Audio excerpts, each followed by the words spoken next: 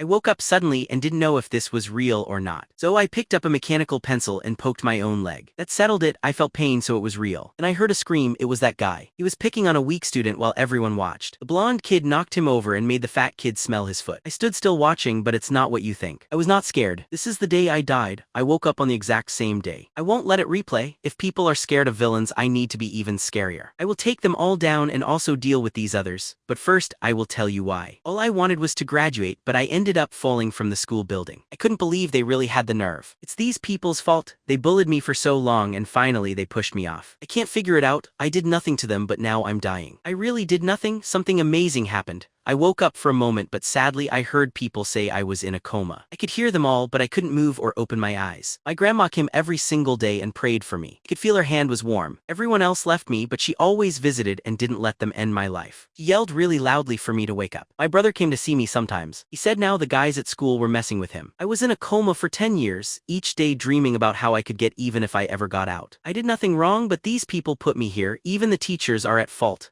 After 10 years of the same thoughts, I felt like my mind would burst. I blew up and died. After that happened, I found myself waking up in the classroom again. Felt just like I had seen it before. When I saw that same guy ahead of me, I got up, walked over and told him stop. Park Mitchell laughed and thought I was kidding. The nerdy, weak student dared to speak to him, so Mitchell asked if I and all the others could really stop him. I didn't wait for him to say more. Before, I did nothing, but now I did. I punched him as hard as I could. Mitchell was in shock. He never believed that I, Hun-sung the loser, would even meet his eyes. All the other students were surprised too. Mitchell just stood with his head to the side. When he turned around like a bully to scare me, I grabbed his hair and pushed his face to the desk. Mitchell was so surprised he couldn't guess what I'd do next, even though he was known for fighting. I also didn't give him any chance to do anything. I kept hitting him quickly and hard again and again. I remembered all 10 years being stuck in bed. The pain and my grandma were in my thoughts. Mitchell stayed down. I hit him again and again. I even pushed my shoe near his nose. Too bad my feet weren't smelly. This bully had never been bullied before and I didn't plan to stop. But then someone threw a chair from the side and I had to stop. Mitchell's friends came and yelled at me to let him go. I coldly responded, "What if I don't want to?" The guys were shocked and wondered if I had lost my mind. Young Minho and the others didn't know me before now, so he couldn't understand why I stayed calm, even though they might attack. Young Minho was careful, but the big guy thinks less than he fights. He was ready for a fight. Kang Chang-seok is the group's toughest. He looked at me with his rough face trying to scare me, but I stood firm. Kid then ran in shouting about the teacher coming, and that helped me. Mikkel didn't have the energy to stand, but he could still tell them to leave so they could finish this later. Kang Chang then said I should have known my time was limited. When they left, they warned me that running away from them would not work. Even after that, I didn't show any fear. Mikkel sat at his desk with his head lowered. Today, he was embarrassed in front of everyone and doesn't even remember why. He wants to do something worse to me than throwing me off the school roof. He looked at me with a deadly glare, while he thought about how he and his friends would handle me. But I stayed focused. I was calm. Everyone thinks I am just a nerd and weak. They have no idea that the old me is gone. In the other classroom, the bullies were counting the seconds for school to finish. Young Minho told the others that I never showed fear even when they appeared. Now they have to make an example of me so no one else tries to fight them. In my room, after the last class finished and the teacher left, Mikkel got up to meet his friends. He didn't notice my kick at all. I made him taste my shoe one more time. His face showed he was close to passing out, but I wouldn't let him faint yet. I want him to feel every second this time. Menchel didn't know me but thought I was a coward. How did I get this brave? I attacked him instead of staying away, and now I did it again even though others kept saying I was in trouble. When the class was over, they quickly came looking for me. They were sure I would hide because I was scared. But when they got to my class, students were standing at the door like watching an event. Young Minho felt uneasy in his stomach. Mitchell's friends rushed and pushed aside the others to see. When they finally did, I was holding the trash bag. Then I paused my cleaning and told them they were late. This guy is now my close friend. Kang Chang-seok rushed forward like a man in heavy armor. In my head, I imagined this happening countless times. I can't win against them with force, but I can do this. I grabbed a metal padlock and hit him with it. Maybe that knocked him out, but I didn't plan on stopping. I kept hitting with all my strength. No matter how strong your body is, I don't see any muscle in your skull. After taking him down, I tossed him aside. I didn't care if he was still conscious or not. The other two were left completely frozen. Now they're probably sure I'm out of my mind. That's better since I'm not very strong, but maybe now they think I'm powerful and crazy too. I went after the toughest one left. If I defeat him too in front of young Minho, he will get even more scared and do nothing. I put all my weight into it. Jo Young-tak passed out from the impact, but I wasn't done. So I landed a series of strong punches to his face. Just the noise of me hitting him must be enough to scare young Minho from coming at me. With his face injured like that, fixing his teeth will cost a lot.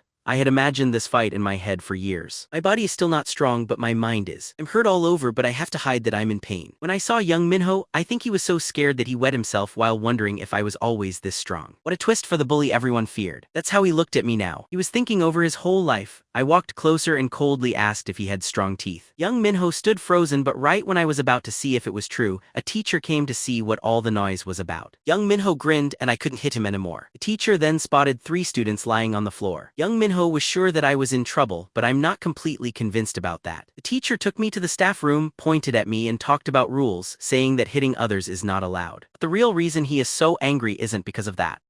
He just wants to avoid getting mixed up in any problems with those people. He said he'd been a teacher for more than 10 years and never saw something like this. The parents of those spoiled rich children won't let this slide. Teacher, there's no reason to make such a big deal. This isn't the first time you've handled something violent, is it, teacher? Aren't you the best at calming situations? Just treat it like usual. Cover this up for me, don't make the issue bigger. The teacher instantly slapped him on the cheek. All the other teachers acted as if nothing happened, which was exactly what Kim Yun thought would happen. His past life's hard luck wasn't only from the bullies. It was also because of these cruel adults who ignored everything, especially the homeroom teacher who did many nasty things behind everyone's back. Kim Yun-sung softly gave a warning. If you keep making problems, I'll have to talk about you taking bribes. I know you're always talking with young Minho's mother. You also hide things with the foreign language teacher, so you should watch yourself, you fake. People often wonder why students who are bullied don't ask teachers for help. Kim Yun-sung had told teachers in his past life, but the teacher just didn't care at all. He only told them you should get along with others. That only made Kim Yun-sung feel even worse. The bullying from those tough kids at school got even worse. He never could get it. As a teacher, if you find out one of your students is being bullied, shouldn't you at least try to fix things? That day, the teacher actually saw the beating himself. Kim Yun-sung thought the teacher would finally do something, but to his surprise, he just turned away and acted like it never happened. He later found out the homeroom teacher took bribes often. Young Minho's parents gave the teacher the most money. Since then, Kim Yun-sung decided to only depend on himself for protection. On that day, his fight with the bullies became worse than ever. Young Minho's parents came to the school themselves and pushed the school.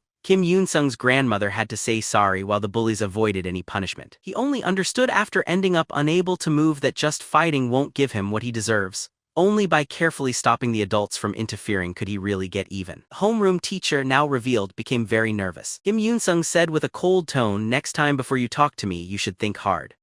Each month you take money from young Minho's parents. You are also in an improper relationship with the English teacher who already has 3 kids. That isn't your only shameful secret. Should I keep mentioning things? If everything is revealed, you will never be able to teach again. Don't think you can just say these are only rumors. Because if you try, I will leave school myself just to make sure your career is destroyed." In the end, the homeroom teacher gave up. "What do you want from me? The way is easy. Just ignore things like you always did. But this time, the one you look out for is me. If you can cover up what happened today, I promise not to bring up your secrets until I graduate." Do you get what I'm saying? The homeroom teacher was now completely under Kim Yun-sung's control, but he was just the first person Kim Yun-sung dealt with. He needed to plan out his next move soon, but first he had something else to finish. Right now, young Minho was making a scene in the classroom. He had to admit that Kim Yun-sung had scared him earlier, but he thought nobody saw it. He had to make sure he was still in charge at school. He could not allow Kim Yun-sung to take his spot at the top. After letting out his anger, a new idea crossed his mind. Kim Yun-sung beating 3 people by himself had to be just luck. If they had a single match, he was sure he would win easily. It was like Kim Yun saw his thoughts and came in at just the right time. We still have to finish what we started, right? Young Minho suddenly started to sweat. Fists swung at him and knocked him down in his chair. The once scary young Minho now looked like he was completely helpless. Kim Yun-sung walked in and kicked him hard in the jaw. Blood and spit flew everywhere. Young Minho began yelling for someone to help. "This guy is an absolute lunatic. Someone please, anybody help me." Then the homeroom teacher showed up. Young Minho thought he was saved, but the teacher just turned away. "I wouldn't expect anyone to help you. Not here. No one will ever defend you." After hitting young Minho, Kim Yun-sung suddenly felt empty inside. The person who had bullied him for years was now shaking with fear after being slapped just a few times. It made him see how powerless he used to be. The other students nearby were so frightened they hardly breathed. To them, Kim Yun-sung seemed like his life was ruined.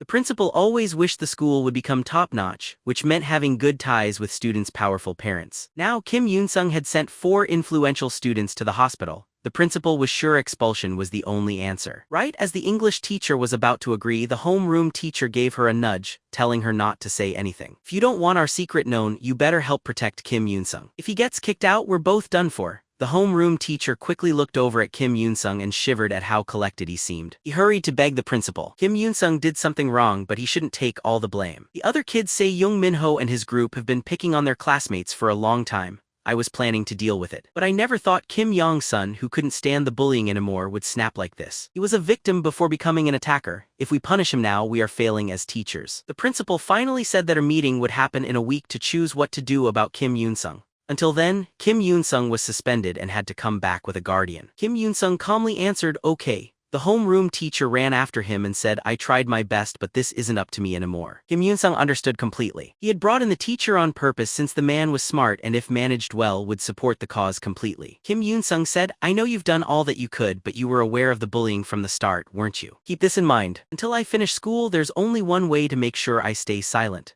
No matter what happens, you must do everything you can for me. If you ever stop being loyal, I'll destroy your life. And you should know I always do what I say." Even though Kim Yoon-sung wanted the teacher to be punished, he knew it was wiser not to give up such a helpful pawn because of anger. Until Kim Yans was sure of his power at school, the teacher still had a purpose for him. In a week, everything the principal expected would turn out to be completely wrong. After 10 years stuck in bed, Kim Yoon-sung was finally able to walk along the familiar path to his home again. His family lived in a shabby apartment building. As a kid, he had always disliked it, but now just seeing it gave him a painful sense of longing for the past.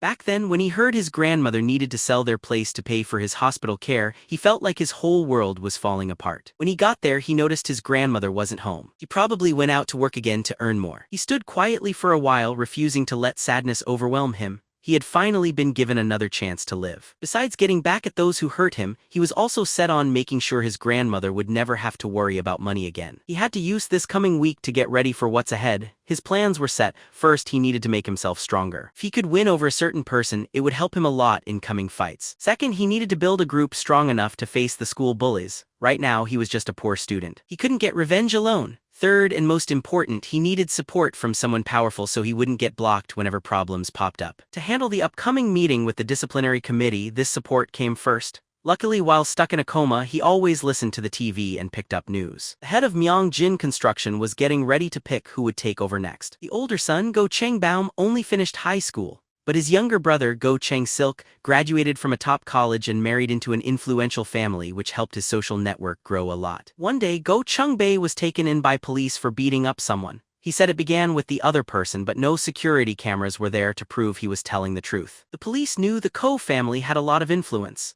Letting Gang Baeum go would surely anger his younger brother, Gangok. Now Gangok's power was even bigger than his siblings. Gang Baeum realized this problem could seriously hurt his chance to be the next leader. He realized he couldn't prove his innocence. While he stood unsure of what to do, a high school-aged boy suddenly showed up next to him. The boy directed his finger at Go Chang-baum. "I'm here as a witness for this man." After the police watched the recording, they finally agreed that Go Chang-baum hadn't caused the fight because there were no cameras at the spot. Kim Yoon-sung had gotten the dash cam video from a car parked nearby.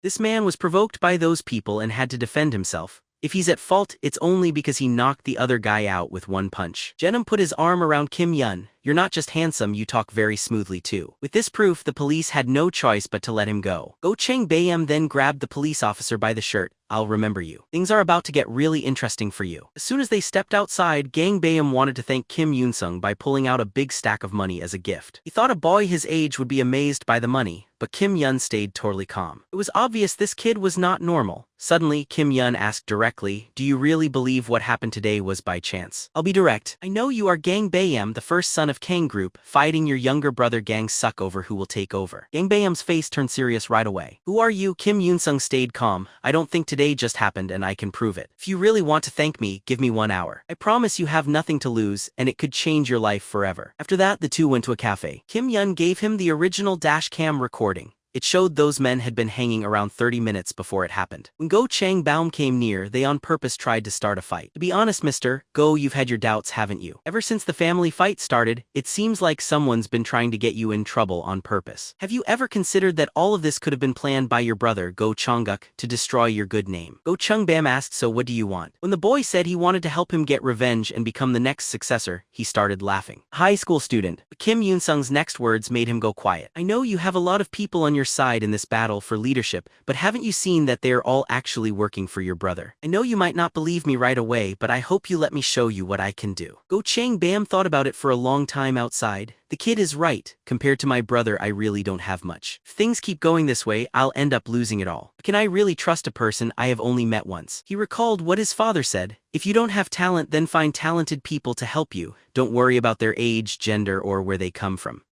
If they can help you, that's good enough. Gang Bayam chose to take a risk. Tell me your idea, I'll hear everything you have to say before I decide. Kim Yoon-sung spoke honestly. Go Chang-suk is the better candidate. He has a great degree, he married into an important family and most people support him. Except for being the oldest, you really don't have an advantage. But even so, I still think you'll be the one picked next. Because even though Ji Chang-suk has better qualifications, there's only one reason your father made you both compete. He's traditional and wants his oldest son to take over the family business. If Gang Suk, who does well in everything, suddenly falls to your level, who do you think your father would choose? There are 3 things you need to succeed. First is who you know. On that you've already lost. Gang Suk married into a powerful group. Second is what people think about you and you're known as bold and wild. Third is skill. While you've been enjoying life, your brother has already started working in the company. Let's go back to the first thing. We need to break his relationships. You need to make Go Chang-suk and his wife fall out. If she stops helping him, your brother will be at the same starting point as you. Soon after, Go Chang-suk got some terrible news. His wife found out about his hidden house. She then went and fought with his mistress. This caused a big problem for the Go family's good name.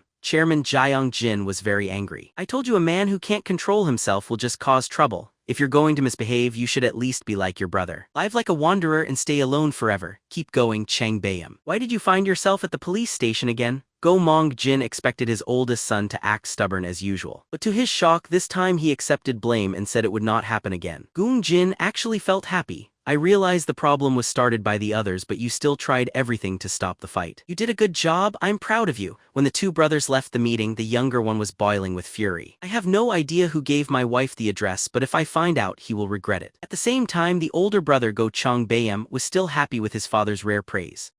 My father normally only scolds me. Today he finally said I did well. I want to keep getting his good opinion. This was all because Kim Yan's coached him. After all that, Gong Bayam really came to admire Kim Yan's. He announced he would listen to him from then on. Kim Yan-sung said, now you have to join the company and start from the very beginning. When he heard he must start from nothing, Gang Bayam looked unhappy but soon changed his mind. I'll do whatever you wish. Then Kim Yan said he had a requirement. I'll support you, but you have to accept my terms as well. Go Chang Bom generously answered, just tell me, Han-sung, I'll do anything for you. A week later, it was almost time for the school disciplinary meeting. Young Minho's mom faced the homeroom teacher and slapped him on the cheek. If you want to work here, you had better make sure my son's attacker is removed from school. The homeroom teacher was trapped. He urged Kim Yan to admit guilt so he would get the smallest punishment. Kim Yan answered, I can see young Minho's mother is pushing you, but you should decide whose side to take. If I suffer, you suffer too. The homeroom teacher lost all hope. Whoever he stood by, things looked hopeless. That changed when he saw Kim Yan's guardian show up. He recognized that face from the city's nightlife. If he was right, it was Go Chang Bayam, the first son of the Kangong group in Daeon City. He was one person everyone avoided getting on bad terms with. Young Minho's parents could not hope to match his strength. But what was he doing here supporting Kim Yan-sung? He didn't have time to question it.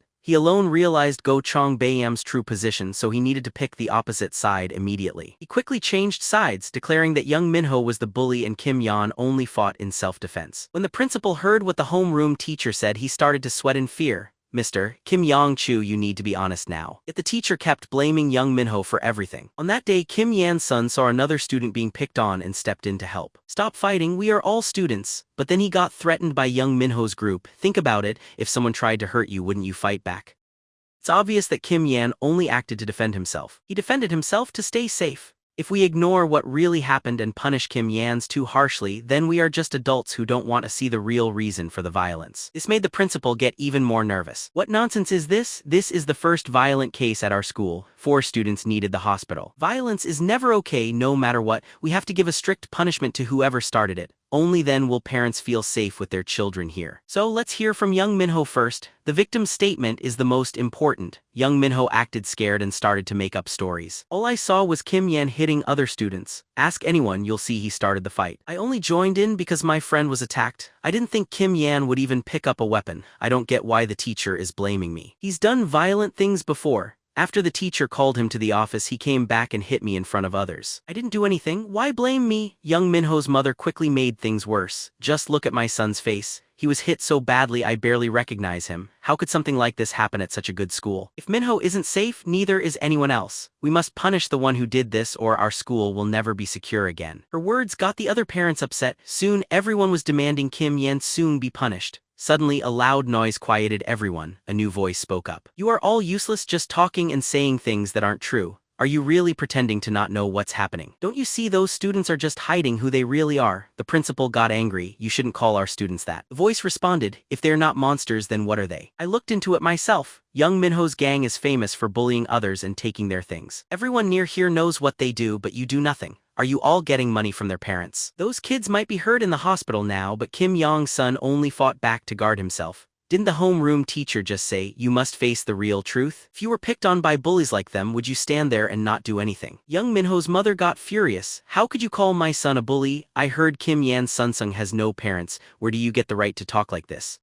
Go Chong Bayam gave a confident smile. At first, Gong Bayam hadn't understood why Kim Yong-sung wanted him to be his guardian. If he only wanted money, he could have just said it openly. Kim Yan had told me to make my plans work. I do need what you have, but what I want most is real power. I'm going to do big things at school and some of them might even break the law. I need you to cover for me if I get into trouble. If you support me, nobody in Decent City will dare bother you, and I promise you'll become the heir. Go Chung Bae agreed right away. No matter what problem you make, I will handle it. Then when young Minho's mother challenged him, he said strongly, I'm Hun-jong's guardian and also the oldest son of Kang Group. Un-young is my most beloved little brother. He would never cause problems for no reason. As soon as I heard he'd been called to this committee, I stopped everything and came here fast. I was even about to give a donation to this school in Kanggong Group's name, but now, I see there's no use. Not only is the place run poorly but the mood is terrible. He was bullied every day. Should he be punished just because he finally defended himself? Why did the school ignore him when he was the one hurt? If you cast him aside because he didn't have money or power, I'll see to it this so-called great school gets destroyed.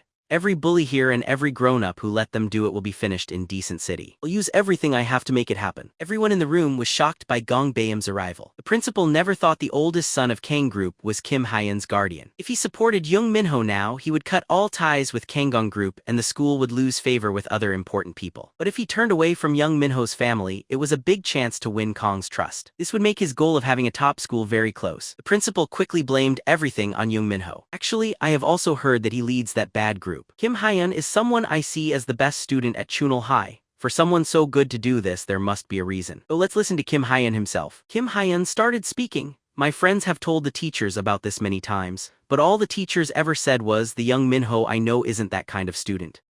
Even when the truth came out, all they did was give a warning with just words. That made young Minho's group even bolder with what they did. Yes, I hit young Minho and I sent the others to the hospital. But how come after I fight back once, I'm brought to face this committee? Is it because it was too harsh? Or is it because you believe I have no influence? If you don't give a proper punishment to the group that's been wrong all this time, I'll make sure everyone outside this school knows what really happens here. There's only one way to make me quiet. Give everyone who was involved the rightful punishment. Young Minho's mother began to panic. I won't let you punish my son. Just wait, all of you. I am calling my husband right now. She called her husband, asking for his help. But when he heard the name Ga Cheng-bae, his voice suddenly changed. He quickly told her off. How could you do something like that in front of the Kanggong Group's eldest son? Do you want our whole family to be ruined by you? Come home now, let Young Minho take whatever punishment he receives. The room became quiet right away. In the end, Kim Yang got 100 hours of community service. Young Minho, however, was kicked out. Not able to accept the results, he rushed at Kim Yan, but a hand stopped him. It was his mother. With a sneaky smile, Kim Yan said, get on your knees and ask me. Young Minho thought he heard wrong. I said, get on your knees and beg. I've already been expelled. Why should I bow to you? Kim Yong-sung answered, you might want to talk to your mom about that. Should you kneel or not? Young Minho's mother turned away and avoided his eyes. Kim Yong-sung went on, try your best to please me. Maybe I'll let it go. At this, Young Minho's mother finally spoke. Minho, get down and plead with him. Young Minho didn't really understand why but had to obey, lowering himself to his knees. I'm sorry, I won't do it again, but Kim Yan didn't let him off. Just wait. There is only more suffering waiting for you. After that, the disciplinary meeting was over. Kim Yan was now one step nearer to the mysterious group that once took his life. At that moment, Park Minchul texted him and asked to meet.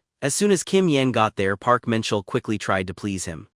Stop messing around and get to the main point. Kim Yong-sung claimed he already knew exactly what Park wanted. Even Young Minho, who had lots of connections, had to kneel. So what chance did someone like Park Minchul with no power have? Park quickly begged Yansung to forgive him, hoping this might save him from being kicked out. From now on, I'll do anything you want. I'll even work very hard for you. Then Park told a surprising secret. Park admitted that someone powerful had told them to pick on Kim Yan's. As Park was slow to say the name, Yansung grabbed him. I already know who is behind all this. While he was in a coma, Yansung had seen a news piece on a student who jumped from a building. That student's note before dying told everyone what really happened. A group called the Golden Circle was behind it, but nobody knew for sure who the main members were. The person who started the Golden Circle created a cruel business to make money from people's pain. They picked out students with a lot of power in different schools and made deals with rich and powerful parents. In return for protection and top grades, those students had to get rid of anyone doing better. To get real revenge, Kim Yan promised to pull every Golden Circle member out and destroy them. Tell me, how did the Golden Circle contact you? Park Menchel was surprised that Yang-sung knew so much. Senior Shiny Young Min talked to us, he said, shaking. Shiny Young Min, the top school bully, ran the whole school. Even if not a main member, Shin Young Min was surely how Golden Circle got into the school. But dealing with him would not be simple. Shin Young Min was soon starting as a pro MMA fighter, and fighting him now would end in getting hurt badly. For now, Kim Yong-sung had to think about what to do with Park Menchel. Since he woke from his coma, Kim's anger at Park was always there. His grandmother had once begged for Park's forgiveness but just got harsh words and shame instead. Let me show you what will happen if you see me from today. Kim Yan hit him hard on the face. In his old life, Park got married and was seen as a good husband, while young Minho and the others enjoyed easy lives. I never trusted that bad people would be punished by someone worse. Only paying back for what was done is the one true rule. I hope all of you have scars that you'll always remember. After young Minho got expelled, Kim Yan was the person everyone talked about at school. People found out that the quiet ones can be the most frightening when they finally lose control. When they finally break, it's like they turn completely dark inside. That moment Kim Yan entered the room, the once loud class became totally quiet. After he took his seat, someone came up from behind and whispered, "Thank you." It was the overweight classmate Yans had rescued from Park Menchel. He showed his thanks to Kim Yans for helping him out and said he'd help him if he ever needed it. Yanung answered coldly, "Before the committee you acted like you didn't know me. You told them you were scared and didn't stand up for me, but now you want to thank me. From now on, whatever happens to you isn't my problem. Leave me alone, I don't wish to see you." At the same time, Shin Young-min was very angry. He used to think that Kim Yong-sun was nobody special. But his guardian turned out to be Mongjin Construction's heir. In Disan, nobody could challenge someone like Kang, but Shin Young-min was still not willing to give up. Now he saw a reason to ask Golden Circle for more money. He called for the first year's best fighter to come and meet him. First-year leader Park Jin-woo soon came to the roof nervously. Shiny young men slapped him and said, "There's someone named Kim Yong in your grade. I want you to take care of him. Don't let him ever walk again." At the same time, Kim Yan-sun was getting ready for what was coming his way. He had to keep his grades high. That was the only way he could trouble a Golden Circle member. He already had a few people in mind, but until he had proof, he had to wait. The main thing now was to get stronger physically, so after classes he went to Young Dutch's gym. Young Dutchel was once Korea's first world MMA champion, but now he was a retired athlete that few remembered. Young asked what kind of training Yang wanted. Yang-sung said, "I want to fight better and beat any school bully." Yang's expression quickly turned serious. "If you only want to learn fighting, I can't teach you." Young Dutch, who'd been the country's first UFL champion, now ran a small gym. His fighting career was over after he failed a drug test after a fight. He never told anyone why, just chose to leave sports behind.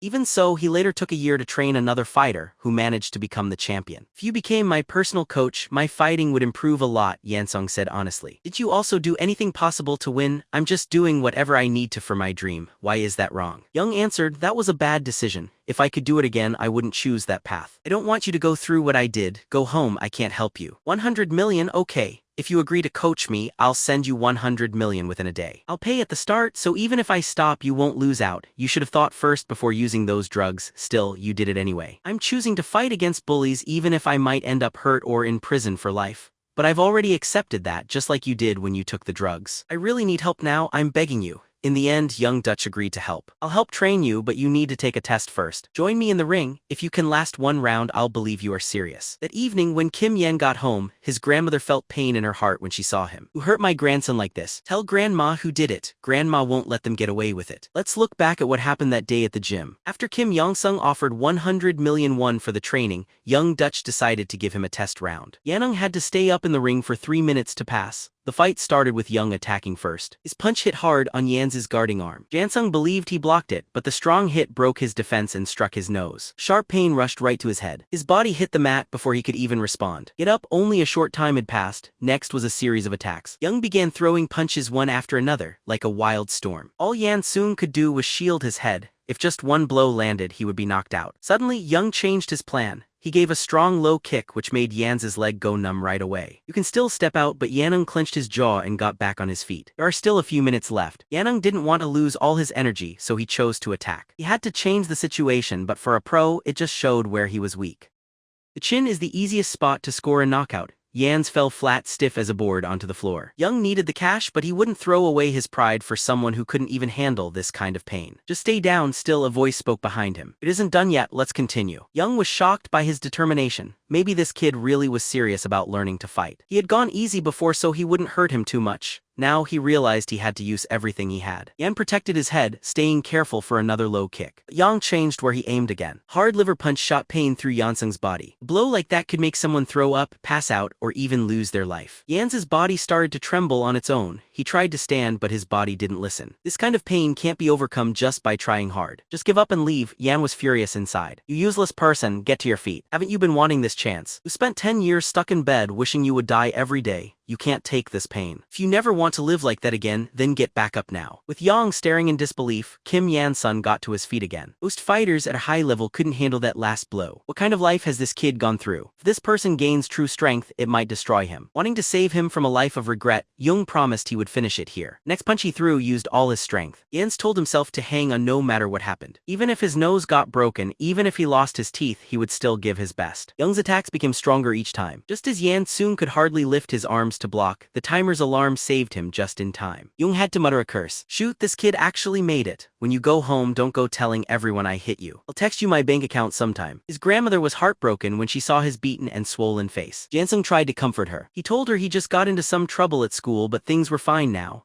At dinner, he asked if she had any bank books. Longjin Construction was offering a new housing development. Go sign up for one. If we get chosen, it should be worth a lot more later. He wanted to just give his grandmother the 100 million, but she would ask where it was from. Doing it this way, she wouldn't be suspicious at all. The next day, school bully Shiny Yang Min called Park Jin-woo up to the roof. He gave Park a pat on the back, admiring his quick work. I only asked and you already fought Kim Yan. I'm impressed. From today, tell others you're my true friend. Park Jin-woo felt lost. He then saw Yan Sung's beaten, bruised face. What happened to that guy? Was he too proud and got beat up outside of school? Shin Young Min seems to think it was me. But if Yan can be beaten like this, maybe he's not as strong as people say. Next, Shiny Yang Min gave orders to his followers. Anyone close to Kim Yan will not get away. With Young Do chose skilled help, Kim Yang started tough, hard training. Young became more proud of his stamina, so he decided to train Kim Yang with special lessons. If you can stay by my side, everyone else will bow down to you. A week after that, Kim Yan was busy studying when his longtime friend Park Jin-woo suddenly appeared. Yan was puzzled when he heard, I don't want to leave you out like everyone else does. Park Jin-woo was shocked. Yan didn't realize he was being left out, so he told him the biggest bully had warned everyone. He said if anyone talked with Yans, they would become the next target. We have been friends for 10 years, so even if it is hard for me, I won't watch you go through this alone. In Yansung's earlier life, Park Jin-woo saw he was being bullied and quickly stepped in to help. But after that, if there is another life, when the bully broke his leg, Park Jin-woo acted like he didn't know Yans. Later, while Yan was unconscious, Park Jin-woo came to say sorry. If there is another life, I will never leave you on your own again. This time, Kim Yan didn't want Park Jin-woo to get hurt because of him. Please don't act like we're friends. Just ignore me like everyone else, I'll take care of it. But Park Jin-woo said, I won't let you go through this alone. I'll come meet you after the class. Yan did not want to get him involved or he would suffer again, except for family. All close connections had to be let go. After class, Kim Yan tried to figure out how to make Park Jin-woo stay away. But time went by and he still didn't show up. Then he heard some classmates say quietly, Park Jin-woo is done for. I just saw Park Jin-woo pull him outside. Yan felt his heart skip a beat.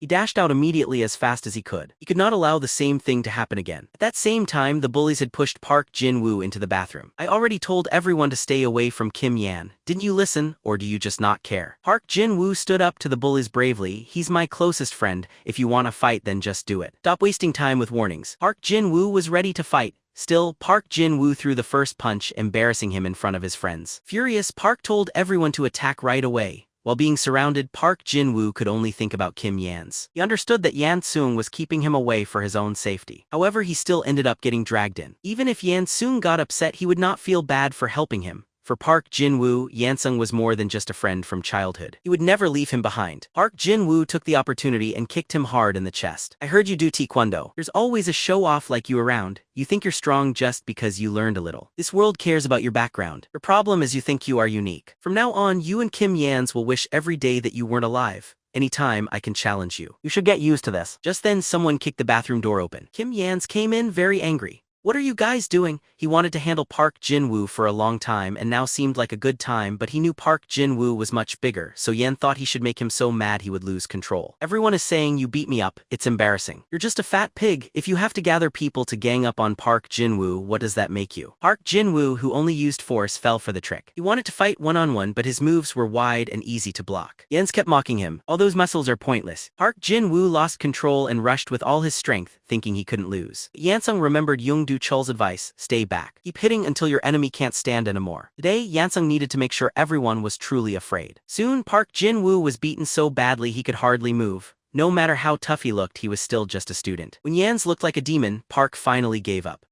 Be honest, were you the one who ambushed me before? Say it so everyone hears you. Park Jin-woo was extremely afraid. He spoke nervously. It was all shiny young men's plan. I couldn't beat you myself. Without him, this never would have happened. Please don't hit me anymore. I won't bother you again. Yan looked at the others and said, don't you dare touch Park Jin-woo again. Then Yansung kicked Park Jin-woo hard in the jaw. If I see you mess with him again, I'll go after all of you. After that, Yan-sung told Park Jin-woo to stay away so he wouldn't get in more trouble. But Park Jin-woo held onto Yan's hand and said, even if it happens again, I'll still have your back. Seeing he couldn't make Park Jin-woo change his mind, Yano explained, do you think these fights happen by chance? I'm starting them, they all have it coming. This is just the start. I plan to stop every bully, even if it costs me everything. I can't tell you everything right now. Just know that I want revenge. If you keep being friends with me, you'll get involved in things like today. If you can't even fight Park Jin-woo, then it's best you stay away from my problems. Let's stop here. You just wouldn't be able to handle it. At that time, Shin Young-min was thinking hard about what to do with all his money. He couldn't believe that bullying a few people had given him hundreds of thousands so easily. Suddenly, the classroom's back door was kicked open. Kim Young-sung walked in. He glared at Shin Young-min with a cold voice. Are you Shin Young-min? Shiny young men had never been insulted like this before. He felt furious, but Kim Yan attacked suddenly with a kick. Shin Young-min quickly used his arms to defend. Who are you? Why do you hit me without even saying your name? Kim Yong-sun didn't answer but kept hitting with his fists. Shin Young-min swore angrily. Who are you? He noticed the other guy could fight a bit, but his punches were light and his attacks easy to predict. But right then, he got hit hard in the stomach. Shiny young men started coughing up blood immediately. You want to know who I am? I'm Kim Yan, the person you've been searching for. Now that the boy finally spoke, Shin Young-min asked why he was there, but Kim Yan stayed silent. Instead, he picked up a chair and smashed it down hard. Shiny young men thought he was nuts for using a chair to fight, but Yans had planned this. He kept up his attack with no pause, afraid to stop or he would lose. Shin Young-min only defended until he finally countered and grabbed Yans's fist. You're not leaving this classroom alive. Yan-sung lifted his arm to defend, but Shin Young-min copied the move and changed his attack quickly. You really think you're the only one who can trick me? Yan unclenched his jaw and told himself to keep trying. He had known from the beginning that he couldn't beat Shiny Young-min. He had not come here thinking he would leave without a scratch. Instead, he waited for one good opportunity and put all his hopes on it. Seeing a chance, Yansung grabbed Shiny Young-min's leg. With all his strength, he tossed them both toward the window. This classroom was at the building's top floor. If they fell out, it would mean death or something worse. Thankfully, Shin Young-min held tightly to the window ledge, hanging on to survive. He was scared out of his mind. Yansung with wild eyes said, either you die today or I do. A student yelled, someone separate that lunatic. Shin Young-min survived, but now he was terrified of Kim Yan. This got worse when Yanung leaned over and whispered a warning. You think this is finished? When you attacked my friend, you sealed your own fate. So just wait and see. If I get another chance, I'll drive a chair leg into your head. I want you to remember this forever. This is what happens if you go against me. A student checked if Shiny Young-min was all right. He tried to act tough. Why ask me that? Didn't you just watch me beat up that guy? The student apologized quickly. I did, but maybe you should go to the hospital for your back. A little later, someone told the homeroom teacher that Yeon's son had gotten into a fight with Park Jin-woo in the bathroom. The teacher felt this would be a huge problem, especially since the principal just said the school should become a national example. But when he arrived at the office, the principal told him to leave it alone. Moungjin Construction's oldest son, Go Chang-bom, agreed to sponsor the school if one specific condition was met. As long as Yans goes to the school, they will hide any problems he makes. So this time we will act like nothing happened. I'm not asking you to do this with no reward. When it comes to bonuses and prizes at the school, you'll be first. And with Kang's housing developments, Go Chang-bam quietly set aside over 12 units for us. Home prices are rising quickly. Shouldn't you get a few for yourself? Just keep doing what you always did to look out for students. Now you only have to look out for Kim Yan. The teacher quickly understood and promised to take care of everything. Noticing how well he agreed, the principal said, "Just call me Big Bro from now on." The teacher gladly agreed. The two of them quickly acted like close brothers. They shared the same purpose: make sure Kim Yong-sung graduates safely and get protection from Myong-jin Construction's power. While they pictured their bright future, someone rushed in shouting, "Kim Yan-sung's been attacked." They both got very angry. Who could have done such a thing? At the same time, Shin Young-min was boiling with anger. Shin Young-min was outraged. Yanung started the fight, but now the young man was being framed as the attacker. The principal and teacher, obviously working together, would not listen to anything he said. "I was nearly pushed off the top floor. Many people saw it." The teacher patted his shoulder. "Maybe, but what matters is if anyone actually trusts those people. Kim Yong-sun is the best student at school. Who do you think everyone will believe?" Shiny Young Min cursed quietly. The teacher grabbed his shirt collar. "How dare you shout at me? Keep acting like this and you'll be punished more." The teacher's open dishonesty felt both normal and wrong. He saw that both adults were as bad as the system they worked for. Trying to go after Kim Yong would be very difficult. In the end, he bowed his head and accepted blame. However, Shin Young Min didn't want to give up. He chose to spend some of his payout to get help from Cho Tai-jun. Tai-jun was the middleman who found enforcers for Golden Circle. If the tough guys he hired messed up, he would take all the blame.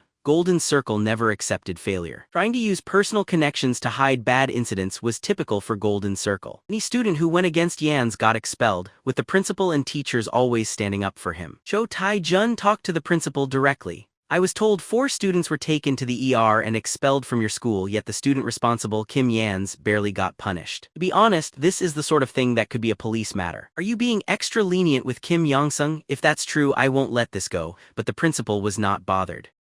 "We just wanted to not ruin the students' futures by involving police. We've already reported everything. Do what you think is right." Cho Tai-jun responded, "I keep my promises." Principal's expression stayed the same. "Dasan, threats like yours don't get you anywhere." Next, Cho Tai-jun went to the police. Instead, the police said Kim Yan was simply defending himself the whole time. Cho Tai-jun, now angry, said he would make the case public. "You know how strong the internet can be, right?" But just like the principal, the officer didn't react. "This is Deus. Even if you make a big deal online, people will move on soon." Now Cho Tai-jun was stuck. He never thought this area would protect people so much. He tried to spend money to find out about Kim Yan's supporters, but nobody played along. All the authorities in public backed Kim Yan's. If he could not think of another plan, he would fail this task for sure. Golden Circle always punished someone if they failed a task. His entire future could be lost. That's why he put all the stress onto Shin Young-min. "We aren't trying to get rid of Kim Yan's, just bring his academic scores down. I don't care what you do, his grades must fall and that's it. If you drop out or don't succeed, we're after more than just Kim Yan's. It'll cost you a lot too." Shiny Young Men muttered quietly. "That jerk said he'd help me, but now he's backing off and leaving everything to me." While he was busy worrying about what to do next, someone hit the back of his head with a brick. A known voice said, "I warned you to watch out, Shin Young Men." He turned quickly, ready to fight, but Kim Yan's words made him stop. "Is that job really more important than your own safety? I heard the client talk to the principal, so I know what's going on with you. But let me remind you, Jin Construction's eldest son protects me. I never thought of selling this with just you. You tried something you shouldn't have. Don't think expulsion is your escape. I'll do everything I can to get you charged with a crime. You'll get a record, and after jail, Maung Jin Construction's people will come after you. They'll make sure you can't live in Dasan. If you want a normal life, you'll have to leave Dasan forever. But even if you run, I won't let you be free.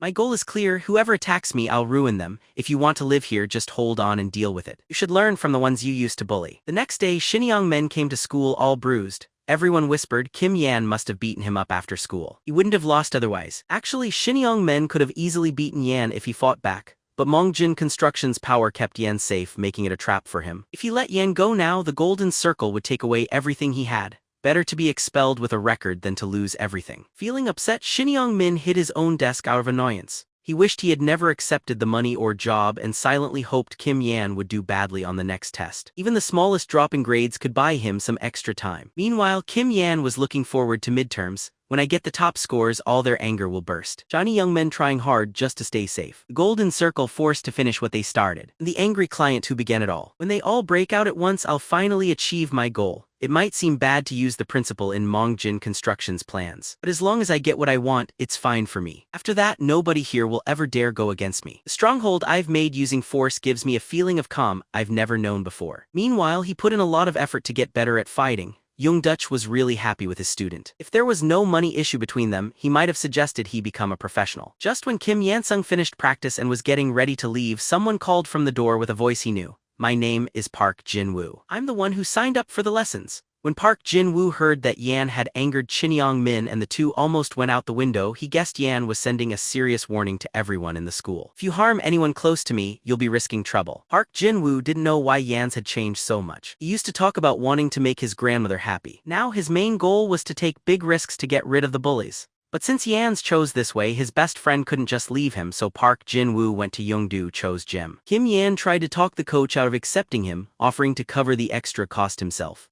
Young had already noticed their friendship. Really, Young-sung needed a friend with him to avoid problems, but Young didn't expect Park Jin-woo to join Young-sung in fighting the bullies. Young was annoyed. Do you think my gym is here to teach people to use violence for fixing their issues? Park Jin-woo pulled off his bandage and showed the bruises on his face. I got these from doing something against the bullies. School violence isn't as easy as adults believe. If Yansung didn't help me, I might have ended up hurt on the bathroom floor. He risked everything to protect me. I won't leave a friend like him. If he is practicing here, I trust his reasons. This is all the money I've got. If it isn't enough, I'll pay the rest by working. Young hit the table in irritation. He couldn't figure out why kids their age had to go through such tough times. What they were facing was really risky. He wasn't sure if telling them not to fight back was right. After much thinking, Young finally agreed. Come to the gym tomorrow, but if you can't keep up, I'll ask you to leave. As soon as Park Jin-woo left the room, a pair of gloves were thrown at him. Kim Yan said, seeing your face, the coach must have allowed you in. But I haven't agreed yet, so you need to show me what you can do. Even if things get as bad for you as they did for me, you have to want to fight your way back. Let's see how much that friendship you talk about can really help you. If you step in, you could be attacked. You might even end up in jail. In the end, you might lose everything. From now on, I don't see you as a friend. But Park Jin-woo just grinned. He understood that Yanung wanted to push him away by showing off his power. But there was something Yan seemed to have overlooked. Park Jin-woo had been a pro athlete before. If he didn't believe in his ability to fight, he wouldn't have stepped up. If he ever had to face a school bully alone, he could have easily beaten him. Now, after Yansung's lessons with Yong Dutch, the situation had changed. Taking a chance, Yansung held Park Jin-woo down and landed punch after punch. While hitting him, Yansung yelled, "Give up." But Park Jin-woo wouldn't quit. The hits got even harder. Yanung tried to crush his spirit by force, but Park Jin-woo stopped fighting back. He just laughed even more. Yanung finally gave up. Why go this far? You've already done a lot for a friend. Yet Park Jin-woo always remembered one thing. As a kid, he was often beaten by other children while his parents ignored it. In that dark time, Yan's son came into his life. Yan's son was the light in his world. You wonder why I do this? You didn't cause any of it. As your friend, I can't turn away now. This is my own life and I choose how to live it. Right then, young Dutch walked towards them. He glanced at the two. Have either of you thought about quitting fights to become athletes with me? I would bet everything to help you both perform on a big stage. Young wasn't just saying this for no reason. He didn't understand why these two brothers kept losing fights against average people. The two were unbeatable. Park Jin-woo had powerful kicks and could judge distances easily. Kim Yong-sung was talented at making plans, always knowing what move to use and never wasting any chances. Because of money matters, Young did not mean to mention this. But after watching their skill, he couldn't stay quiet. He told Yansung to leave school and focus on training. He truly believed the boy could become a champion. But Yan answered that he didn't care about fighting. Every fight is only full of pain. I only fight because I need to. If you keep trying to get me to go pro, then let's stop our agreement here. Don't stand in my way. When Yansung left, Park Jin-woo ran after him. He decided to stand by Yansung no matter what, and to never look back. Yongsung gave 3 rules. First, they must train side by side every day. Second, if they ever faced a fight they couldn't win, or if there might be legal trouble, Sue must not get involved. Third, Mongjin Construction would pay him a set amount every month, no matter what. And he also needed to keep up with his schoolwork. If we ever get out from this place, I want you to have the best life possible. A few weeks later, it was time for second semester midterms. If Yanung didn't come out on top this time, his whole plan would fall apart. He actually didn't need top scores just to get revenge. He could have just gathered proof and exposed Golden Circle, but his main wish was to break them for good. Golden Circle was proud that no one failed, so he wanted to crush their pride all the way, making himself the problem they most wanted gone. Even though Kim Yan had been in a coma for 10 years, after he came back, he still clearly remembered everything from school days. He remembered the answer to each question. Though after finishing exams while class members checked answers, he just waited for his scores. That's when Oh-hai, the prettiest girl in class, came to him and asked why he wasn't checking his answers. Oh-hai wasn't just pretty and liked in his past life. She had confessed to him, but he turned her down, saying love would hurt his grades. He offered to check his answers for him. Yan's let her do it, thinking her fame would help his revenge plan. Soon, everyone in the class was interested because of her shock. Nobody could believe it. Kim Yan's had gotten every answer right in each subject. The next day, he asked his homeroom teacher to meet him on the rooftop. Have you heard of Golden Circle? Kim Yan asked. I want to tell you what Golden Circle really is. Take some time to think about it. After Kim Yan got a perfect score on his midterm, the principal's phone was suddenly flooded with calls from other parents. They all wanted to know if the principal had favored Kim Yan's or if he had been secretly receiving extra tutoring. The homeroom teacher also said this test had been extra hard this time. No one should have been able to get a full score, but the principal answered, I have a lot of hope for him. I can already see Kim Yan's becoming the top scorer in the college entrance exams. He'll enter a famous university with outstanding grades. Our school might have a chance to get national attention at last. With support from Myung Jin Construction and Kim Yong-sung's excellent grades, my lifelong wish could finally happen. But I worry that Kim Yan will again cause trouble that might damage our school's name. So my brother, I want you to watch Kim Yong-sung closely. Make sure he turns into a model student both in attitude and in his studies. Now that your class has the best student, this is a small prize for you. I hope you keep doing well until Kim Yan finishes school. After that, I'll give you an important leadership role at our school. The greedy homeroom teacher quickly said, you can count on me. Later, Kim Yan called the homeroom teacher to the rooftop and shared a secret warning: if something happens to me, you'll get hurt too. The homeroom teacher found out how strong the Golden Circle was, but now he was already connected to Kim Yan's future.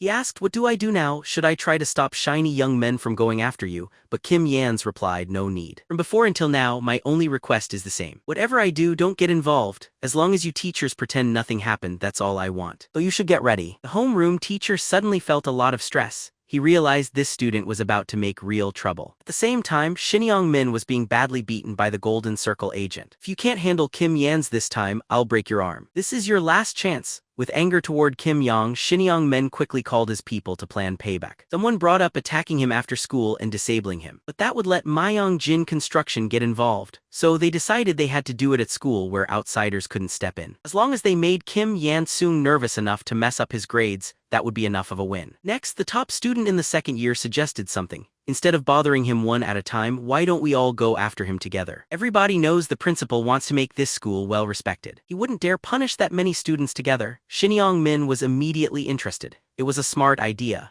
A few days later, Kim Yong-sun found himself surrounded by a group. One of them ran into him on purpose and insulted, "Watch it, idiot." Right away, another student hit him on the head and yelled, "Are you blind or just dumb?" Then all of them walked closer, saying, "You ran into someone and didn't even say sorry. What's wrong with you?" Without saying more, Kim Yanung threw a punch. He had been thinking about why no one had come after him yet, so this was their idea. He was almost hoping for something like this. Bring it on, only then will I really enjoy stepping on your lives. After teaching them a tough lesson, he gave them a threat. Tell your leader to come over here right now and bring everyone. I'll fight all of you together. Soon, the leader of the second years came, along with his group, to face Kim Yan's. Kim Yan said, "There's no point in fighting in the classroom. Let's go somewhere the teachers usually don't go." They ended up at the trash area behind the main school building.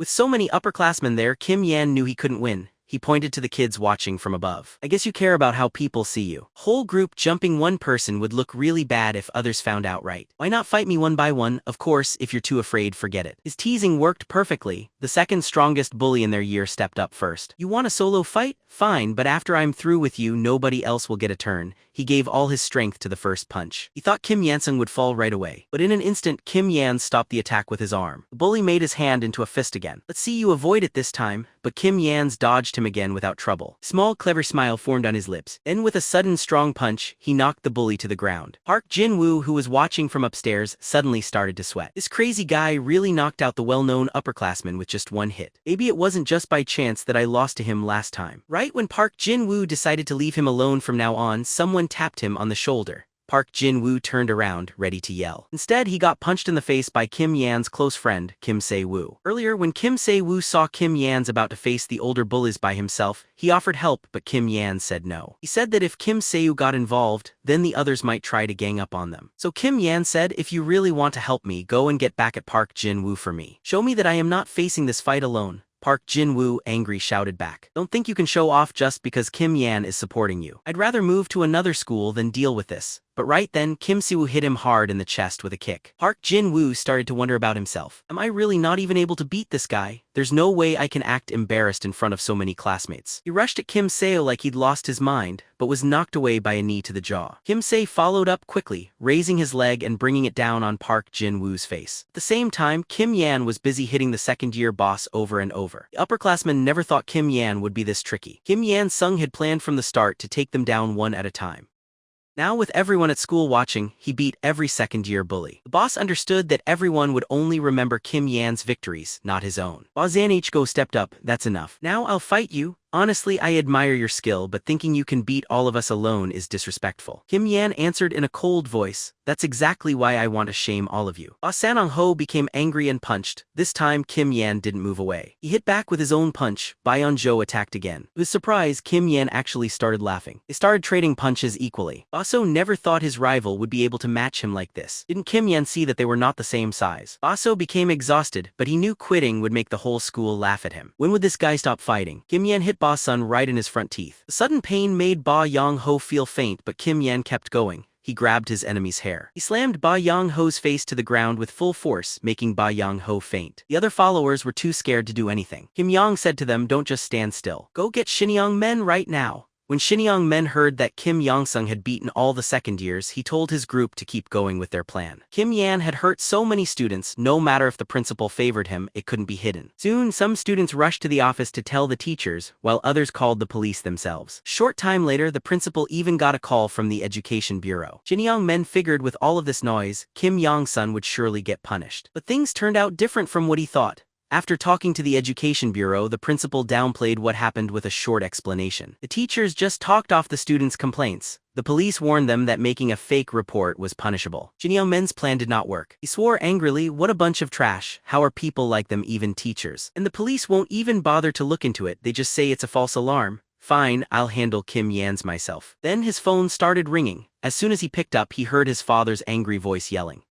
You little brat, are you really planning to fight someone called Kim Yan? Don't lay a hand on him. If you do, our family is ruined. Shin Young-men's father actually owed a lot of money with high interest. Go Chang-bayam found out about the loan, saying Mayong Jin Construction had a few small jobs coming up and wanted them. The loan sharks were excited about working with Myong Jin Construction. Go Chang-bay asked them to give him Shin Young-men's father's loan papers. Shiny Young Men was furious. He knew it must be Kim Yan's, that sneaky fox threatening his dad. Right then, another person started talking on the phone. Hello, Shiny Young Men, this is Go Chang-baum. Listen carefully, your home will soon be taken away and you'll have a lot of debt. All of that debt will be in your name, don't try to refuse your inheritance. The loan sharks won't forgive you. From now on, your life is ruined, don't say I didn't give you a chance. If you let Kim Yong-sung beat you up and make sure nobody knows you allowed it, maybe you'll get a chance. Shin Young-men argued, this is so wrong. Gang Bayam replied sharply, are you dumb? This is a fight. Nothing else counts? The winner sets the rules. Don't forget, I always keep my word. When the students saw Shin Young-min arrive, everyone wanted to see what would happen. Kim Yan-sun smiled slyly, so you finally made it. What are you waiting for? Go ahead, hit me. Boiling with anger and with threats over him, Shin Young-min rushed at him right away. To his shock, Kim Yan's didn't move at all. At the last moment, Shin Young-min stopped his fist. After all, Gang Bayam had warned him. If you so much as bruise Kim Yong-sung, you're done for. Kim Yong teased him, you got my call right? Then he punched Shiny Young Men in the face. Did he also tell you not to get beat? Clearly, but that's not my wish. You have two options, either kneel like a fool and beg or risk your whole life for this. Hold on to your pride and fight me as hard as you can. Kim Yan already knew which one Shin Young Men would pick. If there weren't so many classmates watching, maybe Shin Young Men could have controlled himself. But at his age, with all eyes on him, he couldn't stay calm. Shiny Young Men already made up his mind to give it his all, no matter what happened. Kim Yin-sun, on the other hand, had prepared ahead. He watched all of Shiny Young Men's street fighting videos and went through each move with young Do Jewel. Together they found some signs. If Shin became excited, he would leave his face unguarded. His counter was always with a left hook. When his stepping became big, it meant he was trying to end the fight fast, putting all his power into one punch. That was the right moment to fight back. Kim Yan moved to the side, then hit him hard right in the face. The students watching could hardly believe their eyes. Kim Yan-sun wrapped his legs around Shin Young Men's shoulders, twisted his arms, and pulled upward as hard as he could. The sound of bones breaking and Shin's screams spread through the schoolyard. The crowd became tense and cold with fear, shocked by what Kim Yan did. Still, he showed everyone his power. Both Kim Yan's and his friend Kim Se-woo had defeated the bullies. Yet Kim Seo still worried for Hanung because Hanung had broken Shin Men's arm. Kim Yan did not care about this. Don't be concerned, even though all saw, nobody is going to say anything. This world has no pity for the weak. Just then the homeroom teacher walked by quietly. He secretly cursed Kim Yan's again and again in his mind. This student was out of control. After all that damage, how could he fix this mess? But for now, the only thing he could do was support Kim Yan's. He could not go against Myung Jin Construction or the principal. So he told Shin Min first, your arm was injured because you fell and Kim Yong-sung had nothing to do with it. If anyone tries to blame Han-sung, all your secrets will be revealed to everyone. Shiny young men answered back, how can you do this as a teacher? Shouldn't you think more about students' safety? The homeroom teacher snapped. When I ignored your behavior before, did you remember I was still a teacher? I have not changed, not then, not now, so listen to me, I always do what I say. At the same time, the local Golden Circle boss Kang Chu was being punished. He begged for another chance, promising that he would make it work this time, even if he had to use a knife against Hanung. The middleman replied coldly, don't you know the basics of this group? We use school bullying to please our clients, making sure their identity stays secret. That is the way of the Golden Circle. If you tell others our secret, can you handle what will happen? He also said, this Kim Yan's is impressive, but in the end he's only a nobody. A week later, as soon as Shin Men left the hospital, he got some news. Kim Yan said, if you tell me who really gave you the job, I'll let you go here. Shin Men didn't think Han-sung's revenge would keep going. Hang Taegu had only sent a short message, the job was done. No more than that, Shin Men felt filled with hopelessness. If you are going to punish me, do it now. I'm tired of being scared every day. Both of them made Shin Men very scared. He came home to see everything was a mess. His father, when he saw him, started hitting him right away. Didn't I say to stay away from that Kim Yan's boy? Now our whole family is doomed. It's all your fault. Even if you want to act badly, know when to stop. You ruined everything I worked so hard for. For the first time, Shin Min felt true fear. He couldn't believe this was real. How could just one student tear his family apart? Then his phone rang. It was Kim Yan's son calling him. Soon Shin Min was on his knees, asking to be forgiven. I should not have accepted the Golden Circle assignment. I thought too much of myself. I really want to tell you who hired me, but I don't matter. I really don't know. Please just let me go this time. I'll even follow you if you want. Kim Yan answered, why should I let you go? I already warned you. Don't bother anyone around me. Still, you let your helper act. If you make a wrong move, you will have to face what comes. I do think you don't know who the client is. The Golden Circle would not share that kind of thing with someone like you. Even so, since you are begging so hard, I'll give you one chance. From now on, you need to make it through 1 month. Show me that you mean it and I might forgive you, but I will not say what you must go through. You'll need to see for yourself. The next day, the whole class was laughing at shiny young men. What a shame. After all that, he still came to school and the class whispered, look at him, still calling himself boss. But when Shin Young Men glared at them, everyone quickly went quiet, scared. If this was all Kim Yong's son planned, Shin Young Men thought he could put up with it for a month. After that month, he could get even and fix his reputation. Then he saw even the most timid classmate was staring at him. He thought how things have changed. Even someone like Hang Hong Hun can look me in the eyes now. Shiny young men forced himself to stay calm, just wait. But Hang walked right up to him and poured a whole carton of milk over his head. Shiny young men almost lost his temper. But Hang asked, do you know Kim Yan? He told us we could treat you like this, how does it feel? A few days ago, Kim Yong-sung had gathered the class and told them everything Shin Young Men had done to him over time. If I hadn't beaten him, I wouldn't be here now, so I'll be punishing him for the next month. No matter how much you bother Shiny Young Men, he won't fight back. Of course, I'm not making anyone join me. If none of you want to help, Shiny Young Min will finish school without any problems. But those who were bullied by him will remember it forever. Don't forget, in this world you must fight your own battles. Those words touched Han Mong-hoon deeply. Just making eye contact with Shiny Young Min used to get him in trouble. At school, he had always been treated like something for others to laugh at. He always thought he'd be free after finishing school. But then he wondered, would shiny young men even remember him later? Would he even feel sorry, even for a moment? The answer was clear, he wouldn't. To heal himself, Hanong Hun knew he had to act on his own. Right then he finally trusted Kim Yan's words. As expected, Shin Young Min didn't try to fight back. And Yang Hun smirked, fool, what's it like to be beaten by someone like me? It feels pretty good to me. He spit into shiny young men's bowl. Do you remember, you used to do this to me? Do you remember what you said back then? I will never forget. You made me eat every bite, you jerk. With Hanong Hun starting it, more classmates started to get back at Shin Young Min. Some made fun of him, repeating his old words. Others tripped him at the bathroom door. Shiny young men had done these things to almost everybody before. As soon as he came out of the restroom, someone hit him with a bottle. All the students he used to bully teamed up and surrounded him. He was like a trapped rat and nobody felt bad for him. He wanted to fight back and hurt everyone. But remembering Kim Yoon-sung's scary look made him feel cold with fear. He told himself to hold on, just 1 month, that's all. Wait until Kim Yun lets me free. At the same time, Kim Yun was still trying to find the person behind everything. He had 4 people in mind but couldn't be sure who did it yet. He reminded himself not to hurry. He needed to watch the person right in front of him. For Kim Yun, those who hit Shin Young-min and the teachers who looked the other way were both just as bad. Because of what they did, he could now start his next plan. Not long after, Shin Young-min got a text message. "If you do as I say, you'll never get bullied again." It felt like his only hope. He accepted right away, but Kim Yun only mocked him. "Why would you even think to agree?" That night, Shin Young-min went to a convenience store entrance. After thinking for a while, he put on a mask and a hat. Inside, the store worker was Park Min-chul, who once bullied Kim Yoon-sung and later quit school. Shin Young-min walked in, stayed quiet, grabbed Park Min-chul's hair and slammed his head on the counter. Park Min-ch asked, "Nervous, are you robbing me?" Shin Young-min didn't answer and punched him again. At that time, Park Min-chul felt he had seen the person before. Even with the mask, the hair and eyes could only belong to shiny young men. The other 2 who had quit school after teasing Kim Yoon-sung also got beaten up by him. They did not know why Shin Young-min was now targeting them. One of them wanted to call the police, but Park Min-ch told him not to. "This guy is dangerous. If we bother him, things will only get worse. Let's just think of this as being unlucky. If we see him again, act like we don't know him." At that moment, a voice they knew spoke nearby. "So this is where all the little troublemakers are hanging out. I guess you all know I was the one who hurt you yesterday." Park Min-ch asked, "Why are you doing this? We never did anything to you." Shiny young men said, "Because Kim Yun is making me do this. If I make you guys suffer for a month, he'll leave me alone." "Do you get what that means?" Then shiny young men ran at them. "Sorry guys, if you don't get hurt, I will." As he hit them, he said, "Don't blame me. You did this to yourselves." One of them spoke up, "Why are we the ones getting punished?" That made Shin Young-men really angry. "You still don't understand what you did. If you had stopped him before, I wouldn't be getting bullied now. Now you try to fight back. Did you forget who I am? I'm Shin Young-men, the boss of this school. If I can't be happy, then no one else can be." While Shin Young-men looked like he might really hurt them, Park Min-chul, feeling hopeless, grabbed a knife and stabbed him from behind.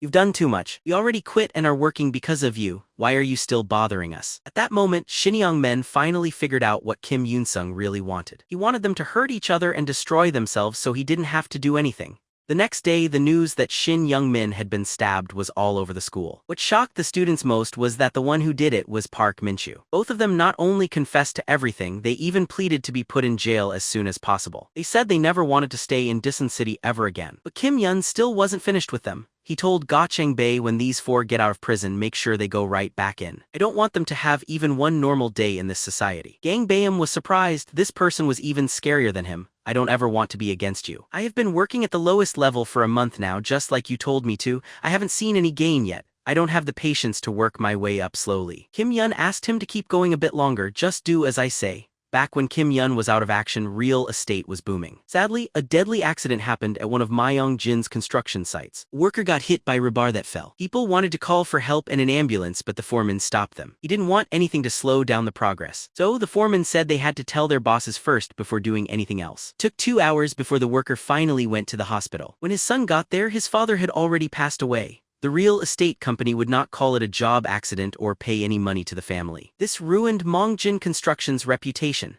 At that moment, Gong Baeum was wandering around the site, not knowing he was about to go through a big change. He felt like going to a bar instead, but he knew Kim Yoon-sung must have sent him here for a reason. After seeing Kim Yoon-sung deal so quickly with those school bullies, Gong Baeum thought about his brother Go Chong-seok and imagined him having the same end. Suddenly, there was a loud noise from outside. Gang Baeum hurried out to see what happened. Part of a concrete pour had collapsed. The foreman said, "At least 5 or 6 people are stuck inside, but don't worry, sir. I'll let the main office know right away and keep it secret so nobody finds out." Gwang Baeum grabbed his shirt. "Do you understand how big this is?" Gang Baeum felt shaken inside. Kim Yoon-sung had told him, if there is a big accident at the bottom level, don't care about small, quick losses. Putting the workers' lives first matters most. Go Chang-boom told him to call an ambulance right away. The foreman said if people find out, there will be holdups and money lost. Who will handle that? Gang Baeum answered firmly, "I'm in charge now. Gather all rescue teams here and do everything possible to save the workers who are stuck. I'll take all the blame if things go wrong." He then asked what caused the accident. A worker with a white helmet stepped up to talk. To make the job go faster, they took out the supports before the concrete had hardened. Because of this, the rebar did not connect and the structure fell down. If we had waited for it to set, none of this would have happened. Gang Baeum said, "Why are you telling me this?" The worker said, "I want to see if you care. Will you take the blame for what happened?" Go Chong Baeum's answer surprised him. "Is there anything more important than a human life? Even if this building has issues later, right now only saving people is important. If you have time to talk, use it to get the rescue team working again. Thanks to the quick response, most of the workers made it out alive. But the company assistant was still very concerned. Some online news sources reported the accident in a negative way. Headquarters couldn't keep the news from spreading anymore. Ji Changbaum, however, wasn't worried. So what should we do now? The assistant stared at him in disbelief. Didn't you have a plan when you went to save the workers? Plan? What plan? I just called in rescues because I didn't want anyone hurt. After that, his father called. The assistant asked why he didn't answer. Go Changbaum said, don't worry about it. Once his father's calls finally stopped, Gong Baeum quickly contacted Kim Yoon-sung for advice on the next steps. As soon as he got home, his younger brother Go Chang-guk started scolding him. Why did you act alone and not tell upper management? Saving lives is important, but you've hurt the company's reputation. Did you think about how much this might cost us? If we can't sell our buildings now, can you take responsibility for that? Their father said, because you called rescue, the journalist got there fast. So how will you fix this? Earlier, Kim Yoon-sung had said on the phone, your father cares a lot about how buildings are made, but now a safety problem happened. What do you think he'll do? He will face the issue and fix it, so you need to do what he does. At that point, Gong Baeum gave an unexpected reply. Let's scrap the whole project and begin again. His father sharply rebuked him. You think banks just give out loans without a price? Every day the interest goes up, not to mention what we already paid in. Developers care most about making money. Do you really believe this is needed? Go Chang-bae answered, it will be very expensive, but nothing is more important than our good name. Lately, there have been many reports of bad construction in the news. Real estate firms earn money, but everyone thinks badly of them. If we only do a quick fix on the fallen building, no one will want to buy it. Go Chang-seuk scoffed, and who caused these problems first? Still, even that is a smaller loss than rebuilding. You're mistaken, Go Chang-baeum said. Money can't be our only concern. We need to rebuild our name by creating good buildings. At present, just one building has fallen down. If we accept the blame and show we really care about quality, people will trust us again one day. This will be the foundation of Myeongjin Construction. Go Changyo mocked him. Are you some sort of dreamer? Our company exists for profit, not dreams. At that moment, their father smiled approvingly. My oldest son has finally understood things. What bothers me most about this situation isn't that the news is out. It's that we made such a simple, shameful error when building. A mistake like that destroys trust in us. Homes are made for people to live in. Safety always comes before anything else. Chung-bae, you did well this time. I thought you would end up only seeking fun, but you're starting to remind me of myself. If you keep going this way, I can trust the family business to you. When he heard this, Gong-guk was so upset that he almost ground his teeth to pieces. Later, Go Chang-bae went to Kim Yan to ask for help. Even though his father told him to keep it up, Gong Baeum still didn't know what to do next. Kim Yan's son advised him first help those harmed by the accident. The first type are the people who already bought houses. Promise them you'll pay their mortgage interest because of the delay and lower the price. Their complaints will stop soon. The next group is the hurt workers. Reach out to them with real care and meet all their needs. Help them feel proud to work for Myeongjin Construction. As Kim Yan's son suggested, Gong Baeum gave them not only generous pay but also promised the injured would get important jobs at headquarters after they got better. The workers' families were deeply touched and cried. From this, Gong Baeum learned a lot. He said to his assistant before, I saw this business only as a way to make money. All I wanted was to build buildings and sell them fast. Now I realize how many people give everything for this work. They want to care for their loved ones and spend everything they save to buy our houses. I used to only think about myself and never cared about this responsibility. I can't keep living like that anymore from now on. The assistant was surprised by how much the young master had changed. It felt a little weird. Suddenly someone yelled, why are you smoking in here? Put it out now. Go Chang-bae immediately went back to how he was before. That ruined my serious mood. Leave now or I'll wreck the whole hospital. With Kim Yan's help, Gong Baeum not only gained his father's respect but also the workers' sincere thanks. Since he was always proud and rough, he found the compliments hard to get used to. It was even more so when one worker's family gave him homemade snacks. Go Chung-bae said it made him feel strange, but he ate a lot anyway. Just then a staff member ran up. Sir, you have a visitor. It's a TV crew and headquarters said it's okay. Go Chung-baeum answered, then show them the site for their filming. But the worker said they want to interview you. This left Go Chang-baeum completely surprised. Did he do something wrong? Right then, Go Chang-baeum's father was watching the news. Myeongjin Construction's choice to rebuild the site surprised everyone. This choice would bring more loss for the company, but it also showed their promise of quality. After that was Go Chang-baeum's interview. We heard you say that life is more important than losing money. Also, you took charge of the accident and ordered a rebuild. Why did you make such a rare decision? Gang Baeum replied, I just did what my father taught me. Ever since I was small, he always told us our company isn't just for money, it's a family business to keep for life. That time his father's phone started ringing. The person on the line praised him for bringing up such a great oldest son and wanted to set up Gang Baeum with their daughter. Then a matchmaking agency called, hoping to set him up with the daughters of judges and prosecutors. His father said no, as when he contacted them before, they turned him down. He told his secretary, "You don't have to answer any more matchmaking calls from now on." Then he asked about how the company was doing. She said, "Now, many firms and agencies want to make contracts with us. These deals include a few office towers for S Group 3000 housing units of redevelopment in Gangnam, along with a new city development in Gangbuk. Even Day City wants to confirm the 5000 home project we talked about, and they wish to share the construction timeline before next year." This is the exact chance the chairman has been hoping for. Soon after, Gangbaeum got surprising news. The chairman made him an executive director at Manhwa Construction. Suddenly, everyone looked at him with admiration. It seemed unreal. Usually these people only saw him as a privileged kid. Most of them had actually supported his brother, Jishio, before this. His father then asked him to join the Dasan City project too.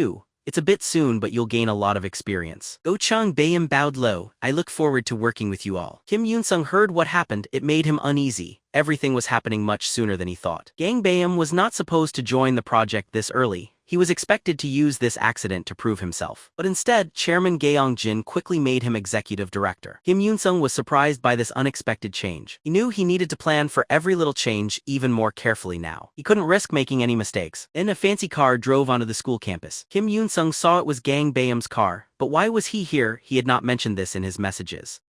Gangbaeum went right to the principal's office. "I'm here to thank you for taking care of my brother these last few months." The principal gave him a genuine smile. "I was just doing my job as a teacher." Go Chung-bae answered, "Even so, I want to show my thanks. As the saying goes, we should return kindness. So I'm giving your school a new gym. It's the latest type and even has an indoor pool." The principal was thrilled. Having a modern gym set the school apart. He started praising Go Chang-bae and promised the school would always support Kim Yun in the future. Then Go Chang-bae said, "Can you bring in one more person? I'd like to speak to Kim Yun's homeroom teacher." Recently, rumors went around the teacher took bribes, all because he disciplined Shin young men publicly. Go Chang-bae told him, "Don't mind what others say. You chose to side with me, so I'll help you move up at this school. I heard you like to unwind at the bar after work. I've already set everything up with the biggest club in the city. Bring your buddies and I'll cover the bill. I've also got a crate of vitamin drink packed with money. Don't forget to take it home. From now on, remember that your supporter is not just a rich parent but the strongest heir in all of Dasan City." After getting everything sorted, Go Chang saw Kim Yoon-sung in person. "If you want me to become chairman, you'll need my strength in the future. So let's help each other and give as much support as possible. If you want anything now, just ask. Whatever it is, I will do it for you." Kim Yoon-sung didn't hesitate, asking openly, "How much are you ready to spend on me?" Not long after, the homeroom teacher shared some big news. Cyrillic letter 456 Manhwa Construction had given the school a huge investment. Because of this, the school would give out a 10 million won scholarship fund. Any student who worked hard in class and showed promise could get a part of it. As soon as students heard about the 10 million won, they looked excited and hopeful. But when the teacher said Kim Yoon-sung was getting the first scholarship, everyone in the room felt let down. Everyone knew Kim Yoon-sung's guardian was Manhwa Construction's oldest son. Lots of students wondered why put on such a show. They might as well just give him the money. People felt this even more after the teacher named Kim Se-woo as the next winner. Now everyone thought something fishy was going on. Sure, Kim Yoon-sung had Manhwa Construction backing him and he led the midterms too. But what did Kim Se-woo bring? Why did he get a scholarship? Was it only because he was Heinz's buddy? Right away, whispers spread about Kim Yoon-sung's tie to Manhwa Construction. Some whispered, "Is he maybe the chairman's secret child?" Student who said this quickly went pale. He tried to walk away, but Kim Yoon-sung was waiting for him close by, having listened to everything. Han-sung motioned for him to come over. The student, whose name was Jo-jin, known for being the school's gossip, started sweating, fearing trouble. But Han-sung did not hit him. Han-sung told Jo-jin, "Don't be afraid. As long as you do something for me, nothing will happen to you. Yes, the way the scholarships are picked isn't fair, but you should know there is no limit to how many people can get one. Anyone could get one, even if their grades are low like yours. So I want you to tell every student this message and add one more thing." The next day, all sorts of gossip went around at school. Some said the Manhwa Construction scholarship only went to people close to Kim Yoon-sung. The rumor was that Kim Se-woo got the scholarship because he was the only one who had helped him before. There was no upper limit to this scholarship. Anyone who supported Kim Yoon-sung could get one. There was talk that he planned to use the school as his headquarters to get rid of every bully in Decent City. People also said he would let any student join him, no matter their history. Most students didn't believe these rumors, but second-year boss Bae-ho took it seriously because he wanted a scholarship like Kim Se-woo. If Kim Yoon-sung needed someone tough, Bae-young-ho was ready to help.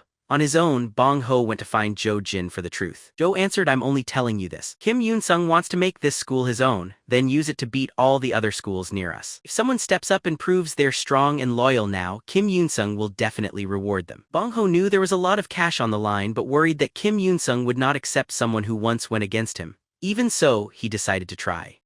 The money was too much to ignore. He went to Kim Yoon-sung nervously. Do you have some time? Kim Yoon-sung said yes right away, making Baeong-ho even more nervous. Ba Zong-ho quickly said sorry for what happened before, but Kim Yoon-sung told him to speak up. Baeong-ho explained he really needed the cash. If you want someone strong who listens, why not choose me? I will not fail you, Kim Yun agreed but told him there would be a test first. Soon after, Baeong-ho gathered the third-year bullies. They thought he wanted to become the new boss instead of Shinyeong men and were ready to beat him. But when Baeong-ho arrived, everyone saw his swollen face. He told them, listen all you third-year students. Starting now, I'm with Kim Yoon-sung. If you don't want to join him, raise your hand. But if you do, I'll hit you so hard you can't care for yourself. What I need now is a loyal follower. Do what I tell you and take any reward I give you. It hurt, but when I saw the money come through, it was all worth it. Kim Yoon-sung told me, if you stay my dog, you'll get another scholarship tomorrow. Be loyal and I'll keep giving you rewards, but if you turn against me, I'll destroy you. Baso wondered if he had lost all of his pride. He was being treated like a dog, but he had no better option. 5 million won was more than he could ever make on his own by fighting. Then Baeong-ho brought all the third-year bullies together. He told them that from now on, everyone had to obey Kim Yun. The third years didn't believe him. Baso fought them until they changed their minds. Don't think I always did as I was told because I was scared of you. The real reason was Shinyeong Min, that monster. Now that he's gone, you better rethink how powerful you are. Keep this in mind. Starting now, Kim Yoon-sung is our god. You have to follow his commands. If anyone disobeys, I'll make sure they suffer. And one last thing, it's true that being close to Kim Yun will get you a scholarship. So from now on, always honor our god without question. He's always generous with rewards. The next day when Park Jin-woo found out about this, he thought Baeong-ho had gone insane. He had crossed Kim Yoon-sung before, yet now he acted like his loyal pet, and it was hard to believe Kim Yun would just give away so much money right away.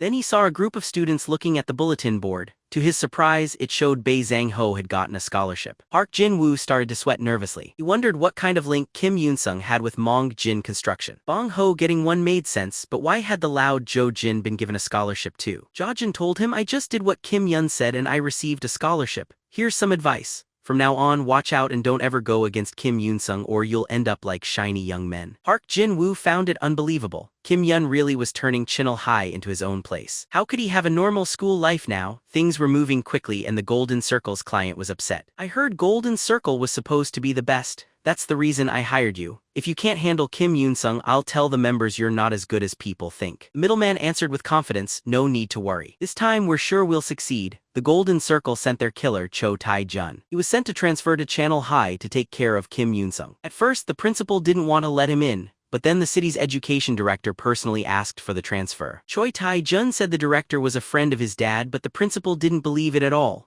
A forced transfer like this could cause big problems if someone found out. So why were they willing to risk trouble? Was Choi Tae-jun really a mercenary from the Golden Circle? The principal decided, even if that's true, I won't let him do whatever he wants here. He warned Cho Tae-jun, Channel High is a top school. If you break any rules, I don't care about your father's friendship with the director. I'll still be strict with you. Kai Tae-jun just smiled at the warning. As soon as he was in his new class, he spotted Park Jin-woo, who he already knew. 6 months before, when Cho Tae-jun joined the Golden Circle, he had tried to make friends but thought Park Jin-woo was worthless. Now he realized he could use Park Jin-woo to get information about the school. Park Jin-woo said the school wasn't really anything special. But he did warn Cho Tae-jun about something. There's a person called Kim Yoon-sung, no matter what, don't go against him.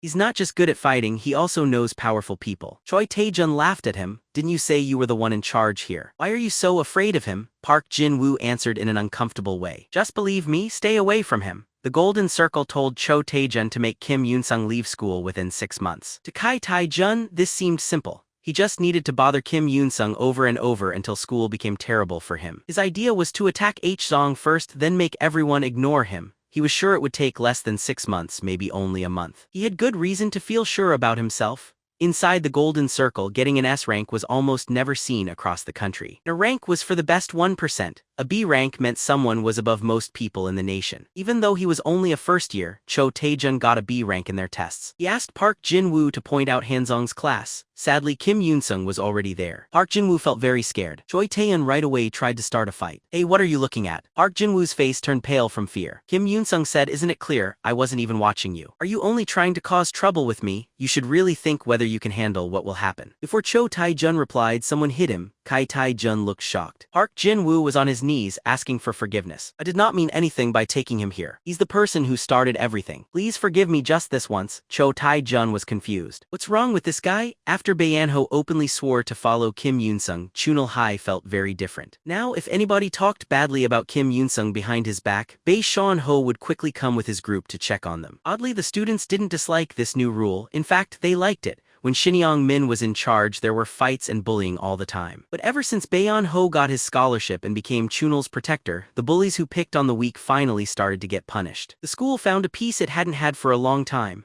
But now, Cho Tae-jun stood up and openly went against the new defender of peace. Park Jin-woo realized trouble was coming and quickly dropped to his knees, pleading with Kim Yun to forgive him.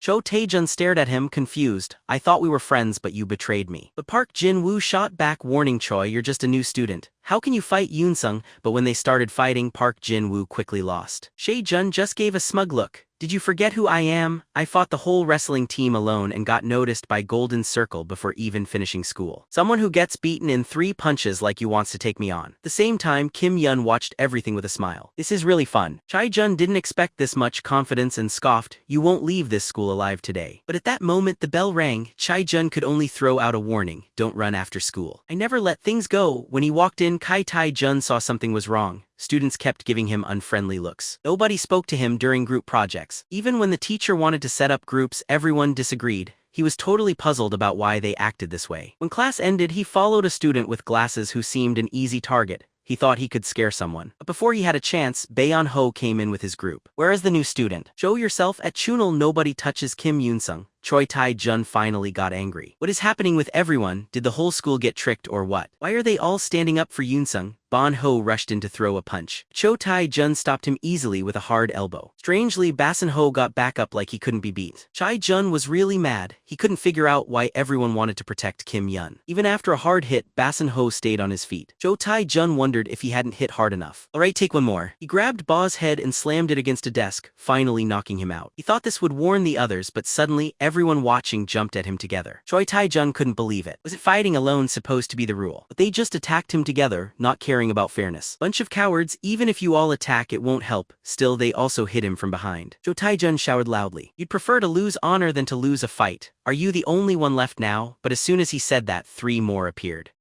Someone yelled, "He beat Bae-ho. We've got to work together or we can't win." Cho Tae-jun gave a mocking smile. "Go ahead, I can handle all of you." At that moment, Bae-ho stood up again. Choi suggested, "Just stay down. Why are you being so loyal to a first year?" Bae-ho replied, "Don't call it loyalty, that's not why." Turns out, after beating third-year bullies, he had gotten a good red envelope from Gang Bam that night. He wondered, if I fight Golden Circle guys, will the prize get even better? Even if he lost, the big boss would not be upset. Bae-ho told everyone he's even scarier than Shin Young-min. "Maybe we can't win, but still, we can't quit. If we give up, Yoon-sung will feel let down." Actually, taking Yoon-sung's hits had already gotten him 5 million won, plus a 10 million won scholarship, and another million won as spending money. With all that money in just a few days, how could he ever betray Yans? Baso brought more years to help him fight, but they still lost against Shae-jun. This huge fight made Shae-jun dislike the school right away. To him, the place was like a cult. Normally, a fight ended when someone lost. But these people kept fighting like they weren't going to stop. If there were other tough guys like this, he'd really be stuck. Cho Tae-jun thought, "This guy has made the school like a stronghold. If things are like this, I'll just have to go all out and push through. If I just break one of Kim Yans's arms, the middleman can report that we succeeded to his boss." As Choi Tae-eun left the classroom, someone purposely bumped into him. It turned out to be Kim Yans's homeroom teacher. It seemed he wanted to take care of Cho Tae-jun himself. The teacher had already heard about it from Park Jin-woo. He asked, "Did Kim Yan tell you what to do next?" Park Jin-woo answered he said we could handle it however we wanted. The homeroom teacher felt stuck, but he knew he couldn't let Cho Tae-jun go without punishment. Maybe this was his chance to show his value and get closer to him, he thought. He chose to teach Cho Tun a lesson he would remember. He called Choi to his office and slapped him on the face. Choi Tae-jun became very angry. "What makes you think you can do this? Do you believe teachers can just hit anyone?" You will not stay a teacher after this. I'll make sure you get fired, the homeroom teacher smirked. You really don't understand, do you? On your first day you sent students to the hospital, beat up a senior and scared your whole class. And now you threaten a teacher. Go ahead, call that powerful friend of your father's and see if he can sue me. You think you can fire me? Keep dreaming. I've met lots of kids like you. No matter what, nobody will believe you. No one in this office will support you. Without proof, I can do anything I want in here. This punch is for Park Jin-woo. This one is for Base Yang-ho. And this slap is for a second-year student. That night, Choi called the middleman to complain. Everyone at Chunil High has lost their minds. Both teachers and students at the school are crazy. I can't manage this on my own. The middleman didn't expect things to get this bad so fast. If he failed, he would be fired. He tried to calm Choi down and told him to stay quiet while he thought of a plan. Then the middleman quickly went to see Moon Chang-ho, the Education Bureau director. He told him the principal was ignoring him and hoped the higher-ups could put some pressure on him. Moon Chang-ho quickly called the Daesan education supervisor. I heard a teacher at Chunil is giving special treatment to one student. Can you check it out? But the Dan supervisor answered coldly, why are you, a city worker, getting involved with Daesan's matters? You know that's none of your concern, right? Moon Chang-ho replied, don't think I'm unaware of the problems in your education system. If you won't help, I'll report it. The Daesan supervisor then pulled out his best argument. You've heard of Golden Circle, right? If you really want to fight, are you sure you'll come out safe? Don't press your luck. If we break ties, neither of us will benefit. It turned out the Daesan supervisor was actually the principal's brother. Even he was feeling a bit uneasy. Golden Circle was serious business. The supervisor said, honestly, I don't think either of us would get away without some trouble. The principal replied, don't stress. The real help is coming from Myeongjin Construction's heir, Go Chong-bae. As for wrongdoing, don't worry about anyone finding out. The student we're backing is much sharper than you think. Your role is secure. The following day, for the first time, Choi Tae-jun learned what it was like to be left out. When the class went to PE, no one included him. Everywhere he walked, others whispered about him. Choi finally snapped. Right away, he messaged his group from the city and asked them to come to Daesan. He also contacted people at other schools, hoping to put pressure on Chunil and freeze out Kim Yang-sung. At lunch, as Choi was eating, Kim Yan suddenly sat down across from him. Choi thought maybe I should just settle this right here. Yanung said, I heard the Daesan education supervisor caused you a hard time. Choi replied with a smirk, so are you in charge in this small place? If you leave here, you're nothing. Suddenly, someone pushed Choi's face into his lunch tray. If you know I'm in charge here, how do you have the nerve to show up? Who made you think you could behave like this in my place? After that, Choi was taken to a quiet spot. Choi yelled, you all need to work together to beat me. Aren't you ashamed? Yanung stayed calm. You're strong, you're a B-rank assassin after all. If we were equally strong, I'd try to beat you fairly, but since I can't, I'll use other ways. Grab him. Yansung gave the order. The underling jumped on Choi. Park Jin-woo shouted, let me get in. Let me try. Choi's back almost gave out. Before he could move, Baeon-ho's punches landed. No matter how tough Cho Tae-jun was, he couldn't handle a group at once. He considered attacking just one person, but Yanung caught his arm in a cross-arm lock. If you had only one arm left, maybe I could beat you, right? Sharp snap sounded and Choi yelled in pain. You're crazy. Yan held onto him. Now decide between two options. First, finish the Golden Circle task as planned, but I'll hurt your other arm and make your school life miserable. Second, join me, pretend to finish Golden Circle's job and spy for me. But Choi did not give up that quickly. You want me to turn on Golden Circle? No way. Just then Yanung glanced at Bae-shan-ho. If I gave you H100 red million, would you stab him? If not, I'll just ask someone else. I don't mean kill him, I'll call an ambulance right after. Just hurt him a bit, that's enough. The room became tense right away. Everyone was stunned as Yan's voice turned cold. Think about it. How long would it take to earn H100 red million through part-time jobs? I can give you the money right now. Plus, we're just students. If anything happens, we can say it was a prank that went wrong. Nobody in Daeong will trust his story. At last, Bae-shan-ho wanted the deal. Didn't you say you'd pay me when I did what you wanted? Yanung answered calmly, it's just business. Ba agreed, hold him still so I hit the right spot. Right when things were getting intense, Choi Tae-jun got nervous. I'll choose the second choice. Yanung stopped Banho just in time. That was a wise choice. I'll give you a reward you don't have to worry about today. Then Yansung quickly gave Cho Tae-jun's address and talked about his younger sister. Just so you know, I'm a lot tougher than you think. If anyone gets in my way, I will spend my life making sure their life falls apart. One last chance, what will you do? Stay with Golden Circle or become my dog? Last, Cho Tae-jun felt real fear and lowered his head. I'll be your dog. Yanung softly patted his head as if calming an animal. Good decision. Ba-ho felt a bit uneasy. Is it truly safe to let him go so easily? Yanung smiled widely. If he breaks our promise, he'll pay the price. Look at your account after class. I'll send you your reward and bring Jo Hai-jin here, but be sure no one finds out. The following day, Jo Hai-jin, also known as the loudspeaker, shared the news that Kim Yan and Bae-on-ho were no longer friends. Now, even if people insulted Kim Yan's, Bae-on-ho wouldn't defend him anymore.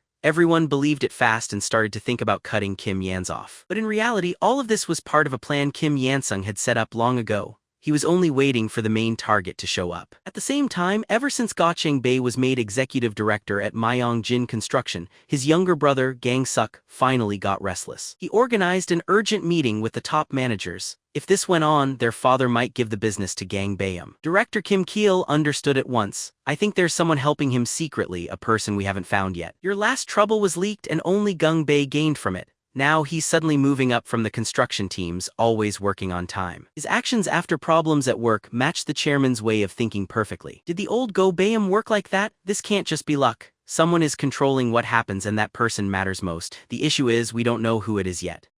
We must use every method to find out who's really helping him. For the next several days, Gang-suk had people watch his brother but they discovered nothing. Go Chang-suk started to feel more and more upset with his staff. All of a sudden, someone spotted strange activity in Ji Chang-bae's account. A lot of money was moving to a school for scholarships, a gym, a swimming pool, and other things. But Gang-suk brushed off the hint, saying that guy always throws money away. 3 years ago, he cleared a bar girl's debt and dad got really mad at him. Don't bother, stop looking into those transfers. Right then, Go Chang-suk got a phone call from a number he didn't know. He ignored the call but a message arrived. I am the person behind Ji Chang-bae. I want to speak with you in private. It turned out Gang-bae already knew someone was following him. He told Kim Yans to watch out. I think you could be in trouble. Chang-suk is likely searching for you. Kim Yans smiled a bit. Do you think Chang-suk is about to offer me even more? Gang-bae became nervous and quickly said no. Yanak asked, do you believe me? If you do, help me get another person's phone number. At the same time, Gang-suk asked Kim Kyan, if we identify who's responsible, what's next? Kim answered, we have 2 choices. We can recruit them to help us deal with Gang-bae, or if they don't agree, we get rid of them. Not long after, Go Chang-suk made contact with Kim Yans, asking him to work together. He said, Go Chang-baum only finished high school but I graduated from a very good university. He used to just spend time at bars but I've gained real work skills. You also know our dad probably won't let him be the heir. That's the reason you messaged me, isn't it?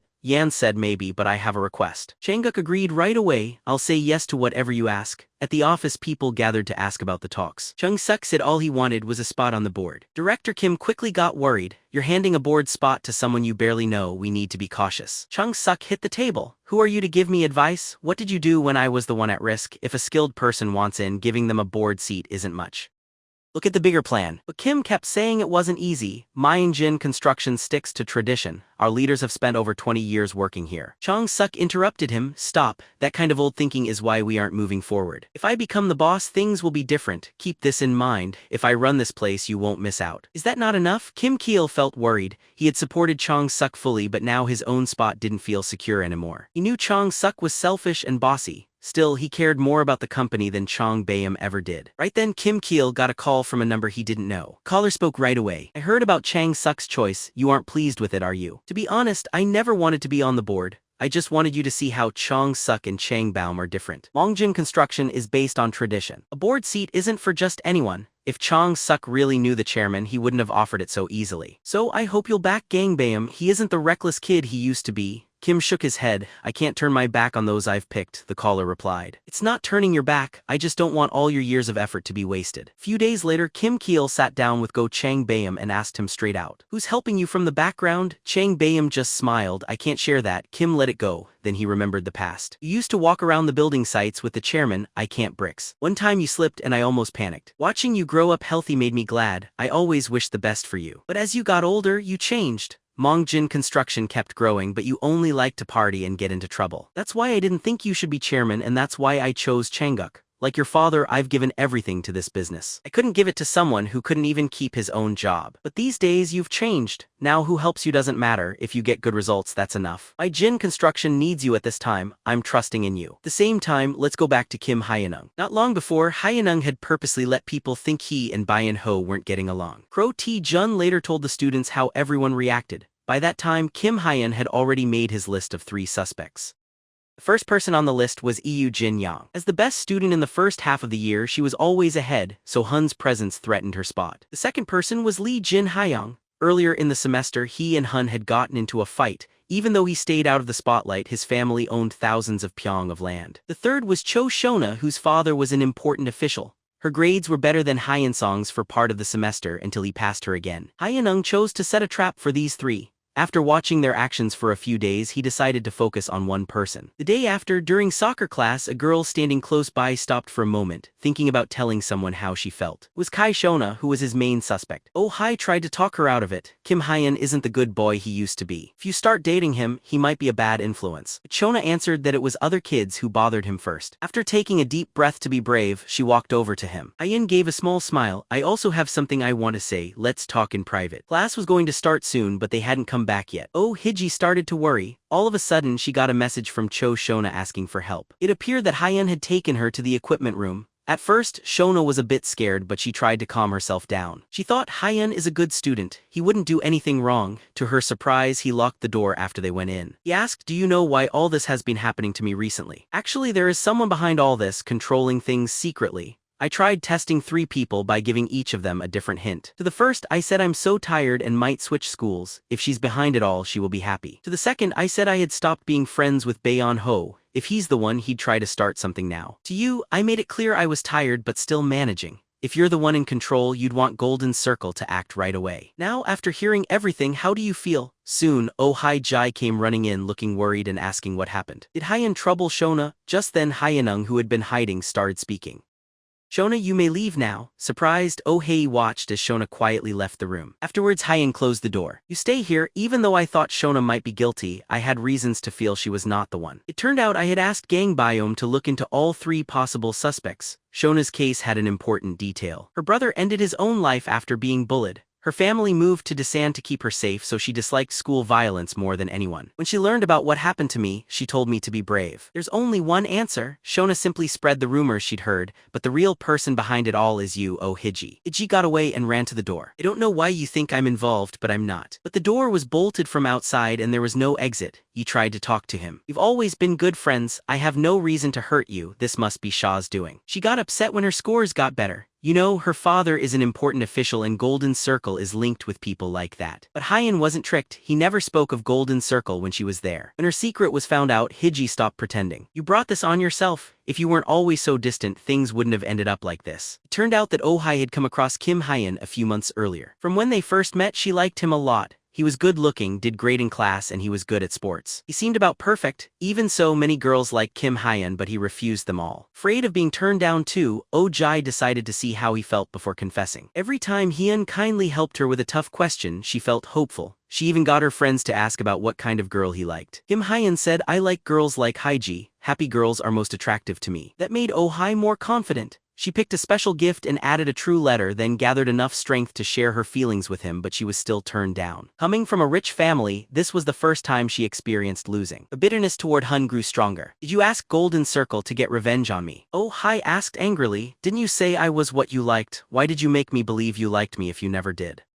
But I didn't think it would go this far. I just wanted you to know how bad heartbreak feels. I promise I will never do something like this again. Please just let me go. Kim Hyunung calmly said, I didn't refuse you because I hated you. I just don't have time for a romance. The snacks and things you bought without thinking, I can't buy those. Even if I liked you, I would still have to refuse. For a second, Oh Hai thought there was a chance. Then why didn't you just say so? If you had told the truth, I wouldn't be like this right now. Can't we just go back to how it was? Suddenly, Kim Hun pulled her hair. His voice was cold as ice. It is too late for that. I'm going to ruin your life bit by bit. You'll never know why I treat you like this. Do you know how I lived without being left helpless? Why my family didn't fall apart? Why I made it through 10 terrible years? Because I kept fighting. People like you are the reason I was pushed into misery. Then you watched like it didn't matter. You should start looking up the best plastic surgeon in the city. Just then the homeroom teacher ran in, shocked by what he saw. Now you're hurting girls too, Hun said flatly. She's the one who hired Golden Circle. The teacher changed attitude immediately. If she really is the one who hired them, maybe you went too far. Still, she should answer for what she did. I'll fix whatever happens next. But Hyun said don't bother. Just send her home. When Oh Hee-hai's father Oh Chunam saw his daughter's bruised face, he got really angry. I'll make you pay for this. Kim Hyun and Chang Baum, I'll get both of you arrested.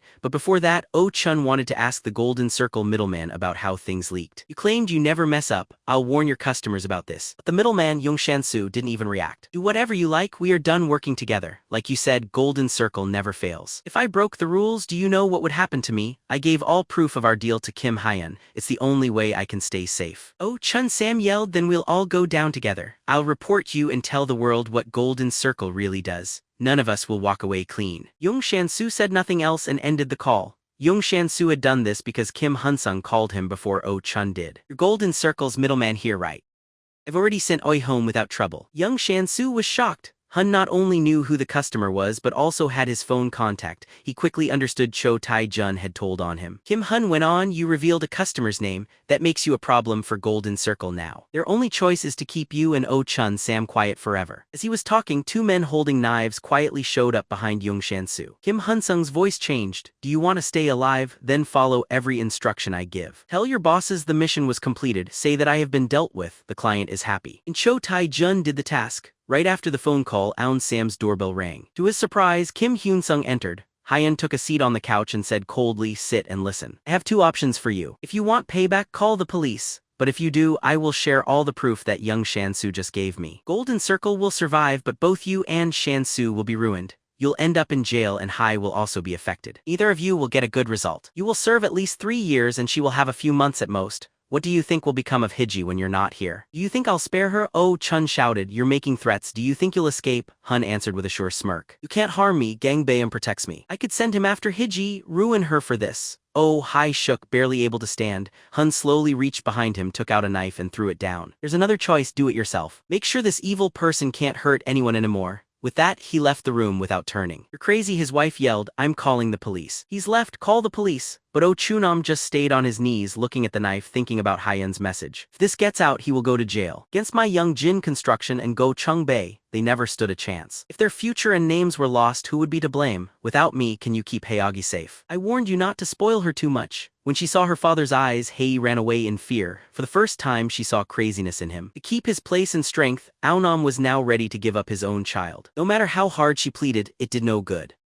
Young Shan-soo asked, even if Ah-chun goes with the second choice, you won't just forget everything, will you? Kim Hun replied in a calm voice, I have proof of all his wrongdoings. If he tries to fight back, I'll accuse him of abuse at home. If that happens, his family will lose it all. She'll end up injured and have no one to help her. Young Shan-soo was shocked by how cold he was, but Golden Circle will learn what happened soon enough. Kim Hyun said, that's why I want us to make a deal. I'll pretend to work for you but really be your spy. You joined Golden Circle for money, didn't you? Team up with me and you'll earn more, young Shan-soo chuckled. Do you really think just my Jin Construction can help you? I agree, I joined Golden Circle to move higher in life since Golden Circle can make that happen. I'm risking my life with you because they scare me too. But you want me to put my trust and my Yang Jin Construction on the line for this? No way. Then Kim Hun just said one thing, top tiers. What if you work only with the top-tier members for the next 2 years? The top tiers were the best clients in Golden Circle, the very richest among Korea's chaebol families. Golden Circle had special agents for these clients and the income was huge.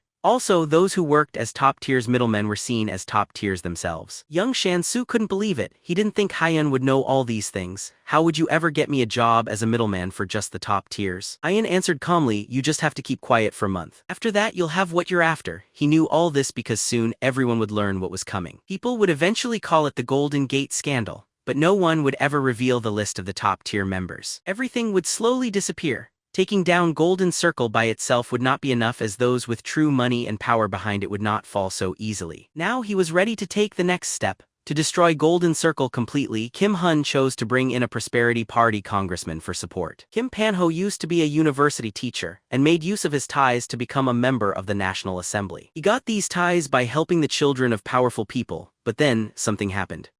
Congressman Jang Hoyle from a rival group suddenly uncovered a bribery case with Kim Pan-ho involved. This gave Kim Hyun the chance he was looking for. At that point, Kim Pan-ho really needed someone else to help him. Kim Hyun told him, Congressman Jen doesn't have anything against you. Exposing you doesn't really help his political career. I think he's just working for somebody else, and that person is your own party's up-and-coming member, Assemblyman Yang Minu. You gained influence very fast and he wants you gone. But since you two are in the same party, acting directly against you would be too dangerous. So he allowed Jang Hoyle to make the first move. Since Jang is from the opposition, his claims seem more believable to the people. Kim Pan-ho responded, even if you're correct, what's your answer to this? Kim Hyun answered, very soon there will be a drug issue connected to international students. The name of one of these students will be revealed publicly. By chance, Jang Hoyle's son is also studying overseas now. If you manage this correctly, you can turn things in your favor. I also have more ideas lined up to help you. If you are ready to believe me, call me. I'll wait for 1 week. Few days passed and the drug scandal happened as Hyun said. Kim Panho looked at him with suspicion. You're still a student? How do you know all this? Hun just smiled. It was all thanks to Go Chang Bom. His group hears every bit of news. Kim Panho complimented him. You're brave and smart. So what else have you set up? Hun replied, before I say anything, are you going to run for president? Honestly, your chance of winning is low. You don't have a story that connects with people. You come from a top family. You've had it easy. As a professor and lawmaker, you're in Korea's richest 0.01%. Most voters can't connect with that. At this, Kim Panho became upset. Are you saying I should give up everything now? Kim Hyun calmly answered, with your personality you would never quit, so let me take care of it.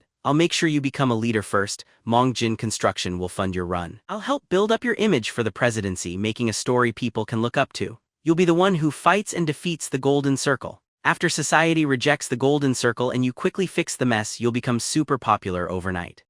I'll deal with everything, including any surprises. You only need to help at the key times. I know you're unsure about trusting a student, but I think you should also look into my background quietly for now. You'll find out I'm not just an ordinary student. I give advice to Go Chong Bayam, and I'm the person that his younger brother has been searching for. Back at school, students talked softly about Oh Hai quitting all of a sudden. A few said she was in the hospital not long ago. She was hurt so badly she couldn't walk. Kim Hyeonung hadn't thought Kim Panho would go that far against his own daughter. Now I just need this power-hungry man to listen to my plan. If he says no, I'll use my other plan. If he learns who I really am, I'll get rid of him and find someone else to support. Maybe I'll end up with a harder rival. The worst is if he joins up with the Golden Circle. Right then, someone shouted to him from the back. A big man threatened, go in by yourself or we'll pull you along. These were men working for Kim Panho. He already figured out that Hyun was Go Chang Bam's hidden advisor. I don't understand, you've never been hurt by the Golden Circle. Why do you dislike them so much? Hyun replied, have you ever felt hopeless, targeted for no reason, with no power to fight back? Maybe someone as strong as you could resist, but the Golden Circle never targets people like you. They choose people who are weak and can't defend themselves. Victims can't even change schools because that would mess up their future. No teachers or adults offer help. The Golden Circle is already inside, adults just ignore the problem. At school you get bullied, after school you're never safe either, you can only put up with it, it's terrible. I'm going to stop this ongoing cycle of violence. Violence might always exist, but the Golden Circle which uses it for gain must be destroyed. Kim Panho stayed silent for a while, then responded. Tell me what you plan, then I'll tell you my answer. The Golden Circle keeps their links to those in charge only because they've never lost. But I've already got a middleman to file a fake report. Next, I'll move to a top high school in Gangnam for my last year and still stay as the top student across the country.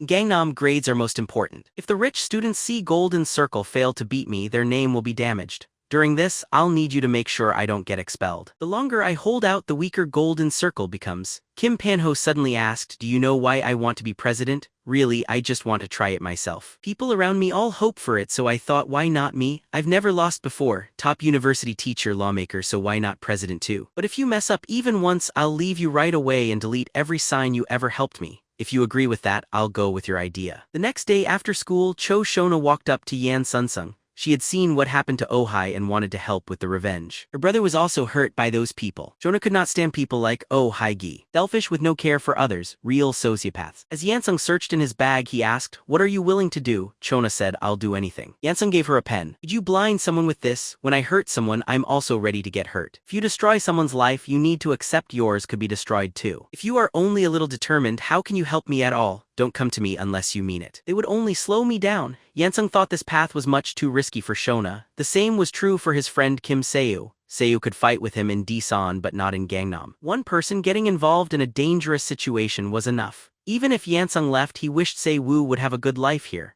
Just then, Kim Seo said, the guy from the CRM school has come back. Lately, every cram school in Daesan has been trying hard to get Kim Yans to join. This mostly happened because the principal really wanted the school to be elite. To make the school more popular, the principal had the news talk about Yansung's perfect mock test scores. The person in front of him made an offer. If Yanung agreed to be their main student, he would get a 3 million won scholarship every month. He did not even need to go to class. He just had to say that he studied there. It sounded good, but Kim Yans refused without thinking twice. The next day, someone new came to the school gate, Lee Miso. She said she was the administrator of the Day Area Skyom Forum. This forum was a place where Daychai area parents shared educational tips, making it a very important information group in local education. Lee Miso wanted Kim Yansung to tutor her and some friends' kids after school. She suggested 4 sessions a month at 2,000,000 per student with all the lessons in Dasan. Since he did not know the forum, Hun-sung said he needed a few days to think. That night he looked up the forum online. He saw that most posts were parents talking about their kids' daily study habits and nothing seemed especially helpful. Then Limmy handed him a premium membership account worth 10,000,000 won in secret. She said it gave access to a private message board only for paid members. Once he logged in, Hun-sung became very interested. In the Golden Gate incident from his last life, the strongest protests did not come from politicians. Instead, it was the parents, very concerned for their children, who were the most upset. They were not angry about Golden Circle being unfair, but because their own kids could not use those resources. Kim Yon-sung quickly understood that this group could be really powerful, so he quickly agreed to Lee Miso's request. The next day, Lee Miso's son and other rich students came to Dasan as planned, but they did not believe in Yan-sung's achievements. They wondered why a student from a small town would be top in the country. Kang Min-woo right away said, "Let's skip class." Some kids worried their parents would stop giving them phones and money, but Kang Min-woo said not to worry. "If all of us skip class, the teacher will just get fired. Even if he is the best student in Korea, he cannot do anything." When it was time for class, no one was in the classroom. The group was taking shelter in a club. Kim Yon-sung found their location quickly. Right when Kang Min-woo was about to get angry, Yanung gave him a hard slap across his face. "Isn't it proper to greet your teacher when they arrive?" Kang Min-woo shouted, "Do you even know who my parents are? Takes one call for you to be done," Kim Yon-sung said calmly. "Then call them now. Tell them on your first real day at cram school the teacher hit you hard like a dog." Yan-sung acted just like a street delinquent. Kang Min-woo couldn't believe someone so smart would act that way. He expected the teacher to act quiet and strict. Kang Min-woo called his mom to complain, but she got mad when she found out he skipped class and got hit. "Didn't I tell you to listen to your teacher and not skip the first day? What will it take for you to learn?" Kim Yan took the phone and put it on speaker. Limo apologized many times. "Please let him off just this time. I swear it won't happen again." Yanung told her, "Don't forget what I said about punishment rules." She agreed right away. "Of course, if Minu does something wrong again, you can punish him any way you want." The other parents agreed as well. Yan-sung told the students, "It's up to you, pay attention or get punished." After class, Kang Minu was still angry. He asked Shin Yumi if Dasan had any well-known tough guys. He wanted to get back at Yanung for being hit like that. Luckily, Shin Yumi knew a guy who claimed he was the boss of the area. Kang Min-woo told her to call him. He wanted to get revenge on Yanung. After being persuaded, the so-called boss said yes right away. Nobody knew the boss would turn out to be Park Jin-woo. He also didn't know the person he'd go up against was Kim Yan-sung. Wanting to impress the girls, he kept boasting. Since Yan-sung was at the gym for training before class, Shin Yumi took everyone there directly. Right when Park Jin-woo walked in, he yelled, "Which one of you is the student? Bring him over, I want to see for myself," he said. Finishing his training, Kim Se-woo saw him and asked, "Why are you here?" Shin Yumi's face lit up seeing Kim Se-woo. "Do you know this good-looking guy?" Park Jin-woo felt better knowing Kim Se-woo wasn't the one. Then Shin Yumi pointed all of a sudden. "He's the one who attacked us." Just then Kim Yanung showed up. Park Jin-woo's face turned pale and he ran off. Shiny Yumi ran after him. "Where are you going?" Park Jin-woo began to sweat, seeing that he almost made trouble. She caught him and held onto him. "Park Jin-woo, the teacher is Kim Yan-sun, the one who hurt us. Aren't you Dan's boss?" Park Jin-woo got scared. "Stop talking and never call me again. If you want to stay safe, do what Yan-sung says." Looking hopeless, he whispered, "I knew this would happen. In the end, nothing is more important than your life." After that, he quietly. During the class, someone started to fall asleep. Yan-sung spoke loudly. "Wake up, I know going to Dasan 3 times a week is tough, but you should try to see things from your parents' view. After my lessons are done, if your grades don't get better, what do you think will happen? You will just end up with even more tutoring. Accept this, but if your grades go up this term, we'll lower it to once a week. I'll even talk to your parents so you can stop other tutoring schools. If you follow my way, your grades will improve and your chance for college will be fine. Would you rather stay at cram school all week or just take my class once a week and have free time?" Half a month later, everyone's scores jumped up by a whole level. Lee Miso was happy and asked Yan-sung to carry on tutoring once a week. "We'll pay you 10,000,000 won per student each month, and if grades get better again, you'll get a bonus." Yanung didn't care about the cash. "If you stand by your promise, I'll do it." She agreed right away. Right before she left, Yan-sung suddenly asked, "What does Minu's father do?" Actually, he had taken this job to get close to Kang Min-woo's dad. These families had money and power, but they had never joined Golden Circle. The reason was clear. Kang Min-woo's dad worked as the deputy chief prosecutor at the Central District Prosecutor's Office. After the finals, winter break started. Yang Sunung and Seo asked Coach Jung to see how good they were now. Jung said Sis is at a professional level in boxing, but his grappling still isn't strong. He can only fight with amateurs. As for you, Yansung, you could go against pro fighters, but only the ones at the bottom since your body isn't fully grown yet. Your true matches are people in their 30s who are at their best. You would lose against them whether you fight with fists or on the ground. The physical difference is just too much. Jansung smiled. In that case, coach, let's get stronger together during the winter break. At 5:00 a.m., they began training with an easy run. After that, they quickly moved on to lifting weights, doing pull-ups and squats. They worked out 3 times a day and ate 5 meals each day. One day, after many tough days running on the treadmill, Hun-sung wonders if he overdid his workouts or if it's because he forced himself to eat more. He was sweating and felt pain in his stomach. If the coach learned about this, he would make the training easier, but since he was growing stronger, he wanted to keep going until he could take on Taeyeon, who is a B rank. This is just the start. He has to keep going because he at last has everything he needs to beat the golden circle. And he can't let all his hard work go to waste. He has to keep in mind all his earlier suffering and the hope he had for another opportunity. As long as he can get his revenge, everything he's been through is worth it, even if he sacrifices his life. Sin-woo watches his friend from a distance. Then he heads to the coach's room, saying he has to stop Hyun before things get worse. But the coach answers, I noticed that, but Hun doesn't want to stop. As a coach, that's not something he should ever do, but his choice remains the same. He doesn't know what happened to Hun, but he knows Hun will never give up. If I try to make him stop, he'll look for a more risky way. If that's true, I'd rather watch over the boy myself. I'm just letting him make his own choices because it's not my right to decide for him. In the 5th week of training, Hyun hits the punching bag with a right cross. He steps forward again and lands a straight punch on the bag. Then he calls for the coach and asks, how good am I now? His coach says, your muscles grew fast. They're not completely solid yet, but you could fight a pro now. The main character asks what if the coach was his opponent. Coach grins, calling him a kid. After that, he says to enter the ring and check by himself. They greet each other and Hun tells him, don't take it easy on me. His coach judges, you're quick to react. He was doing well and focusing better until the coach finds a weakness and hits the main character's knee. Since his self-confidence is high, it's easy for him to think he's better than he really is. Because of that, the coach needs to remind him of his real position. He hits him in the face with his glove to stop him from doing something risky because he's in a rush. But Hun-sung manages to hit him in the stomach. The coach moves back quickly and the protagonist thinks, I need to make chances myself and not miss them because no matter who the opponent is or what happens, he has to win, no matter what. If he keeps coming up with excuses that they are stronger or that he is outnumbered, the coach comes in fast and aims for his face.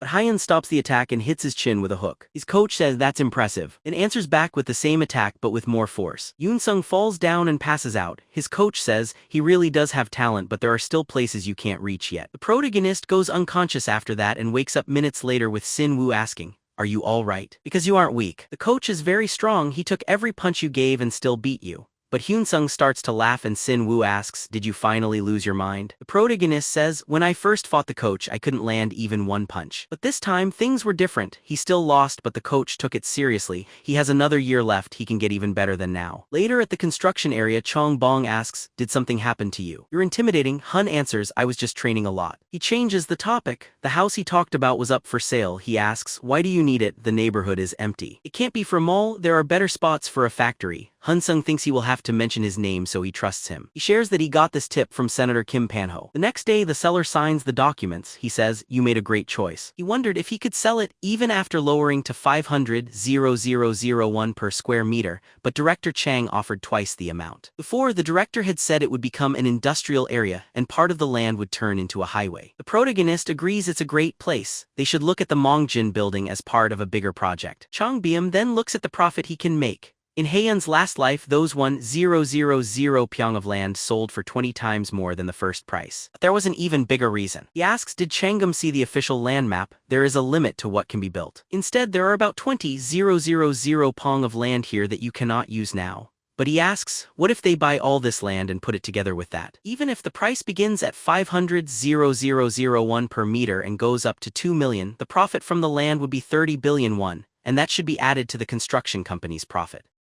This success would not be only his own, it would give him a chance to prove he is a good CEO. Back in the present, Chong Bom asks, do you know who owns that land? The main character walks down the halls at school. He thinks, hard training helps my skills a lot and I already get perfect help from Chong Bom and Pan-ho, but there may be problems I can't fix alone. I'll need classmates like Chan Su and Xiang Hu in my second year. There is still a lot to do, but I'll keep making plans calmly because spring is here. It's now March and he will be going back to school. Somewhere in the school, students say second-year Kim Hyun is tough. He defeated the Shin young men. A friend asks, didn't he just leave reform school? A boy with a big nose jokes with them for believing what they heard. Jang Hukjin says, Shin Young is the best fighter I have ever battled. But someone walks up, they tell him, put out your cigarette. The big-nosed boy turns to find out who said it. His friends grab Hukjin quickly. They tell him to relax and ask, please go easy on him, senior, because he needs to look at Yun-sung's name tag. Hukjin starts to feel afraid. He says, I'm sorry, I'll put out the cigarette. Up on the roof, the main character says he found out about D-Sun's ranking and the deal to keep their area safe without fights. He also doesn't like bullies such as the shiny young group, so he made the high school safe, and he planned to keep this going for the next 6 months. His followers are amazed. Siho says this isn't just talk. If anyone picks a fight, the whole high school will be against them. Regular students have already heard about the groups, especially those who know of the Golden Circle. Because of this, they were able to support each other. He must get rid of this problem for good. So he says, I'm not forcing anyone to listen to me. I'll pay 500,001 for each school you handle. He asks, do you all think that's fair? Some days later, Hukjin insults a kid. He shoves the kid's head onto the desk and yells, your ugly face hasn't changed since yesterday. He thinks these idiots are in my class. Soon they will do as I say. Un comes into the classroom right after. He asks, were you the one who hit that kid? Soon after, he kicks the delinquent in the stomach. Because of the kick, the troublemaker is sent flying.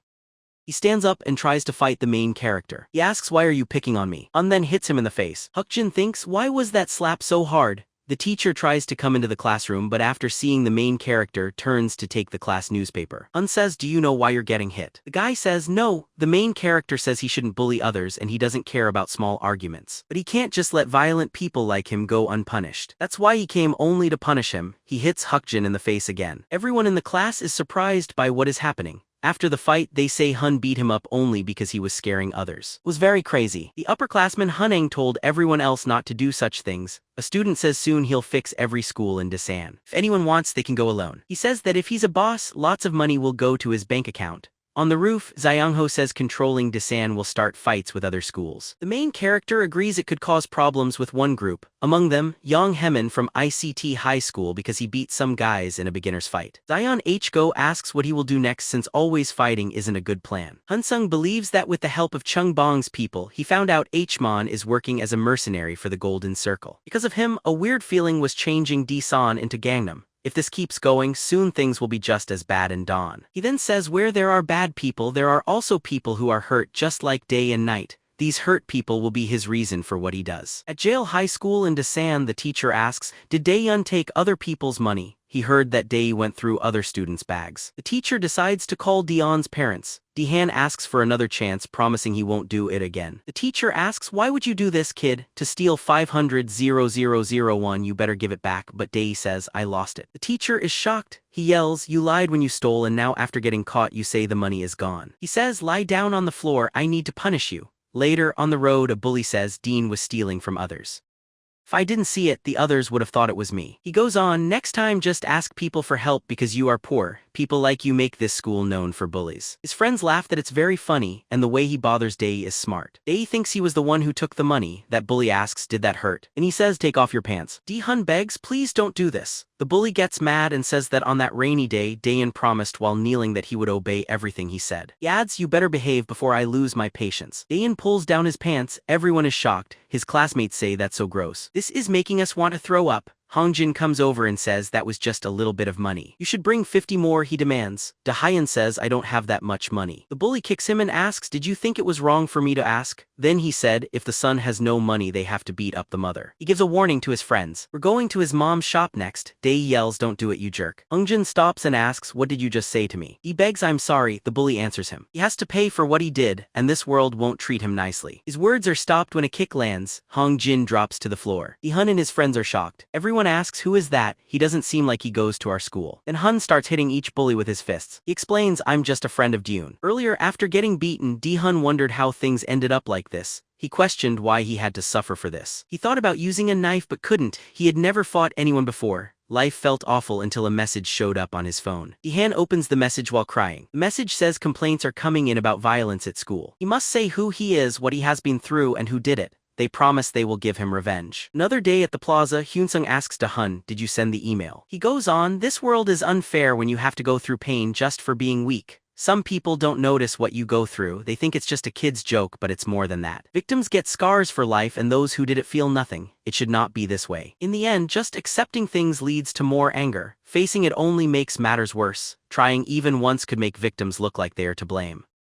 The victims' worries are ignored. That's the reason this page was made, so they need to come to an agreement. The next day at jail school, Hungry opens the door and asks, who is Dae-in? Hungjun points at the boy and says, this loser must have forgotten who my brother is. Hungryl goes to the boy's desk and slaps his face. He tells him, answer me, then he grabs his hair, calling him a jerk. He asks how could this loser make a friend? But Dee-hun asks, why are you hitting me? Hungryl gets angry because he talks back. He says he can't forgive him after hitting his brother. He asks who is this friend of yours. Hun replies that it was his number. After the call, Hyun answers. Hungry tells him his name and asks, were you the one who hit my brother? Hyun tells him to talk straight. He was only taking revenge for his friend. Hong Jin had bullied Dune for 4 years. He even stripped him in front of a girl. He was giving him only one chance. His brother needed to say sorry for what he did. Hungry says it's nonsense. His brother was just having fun with a loser, so he should give his name and school so he can beat him up. Hun-sung asks him to decide. He says he's Hun-sung from KL High School. In the evening, he arrives with his group at the meeting place. Hungryl asks, was it you? Hyun says that's right.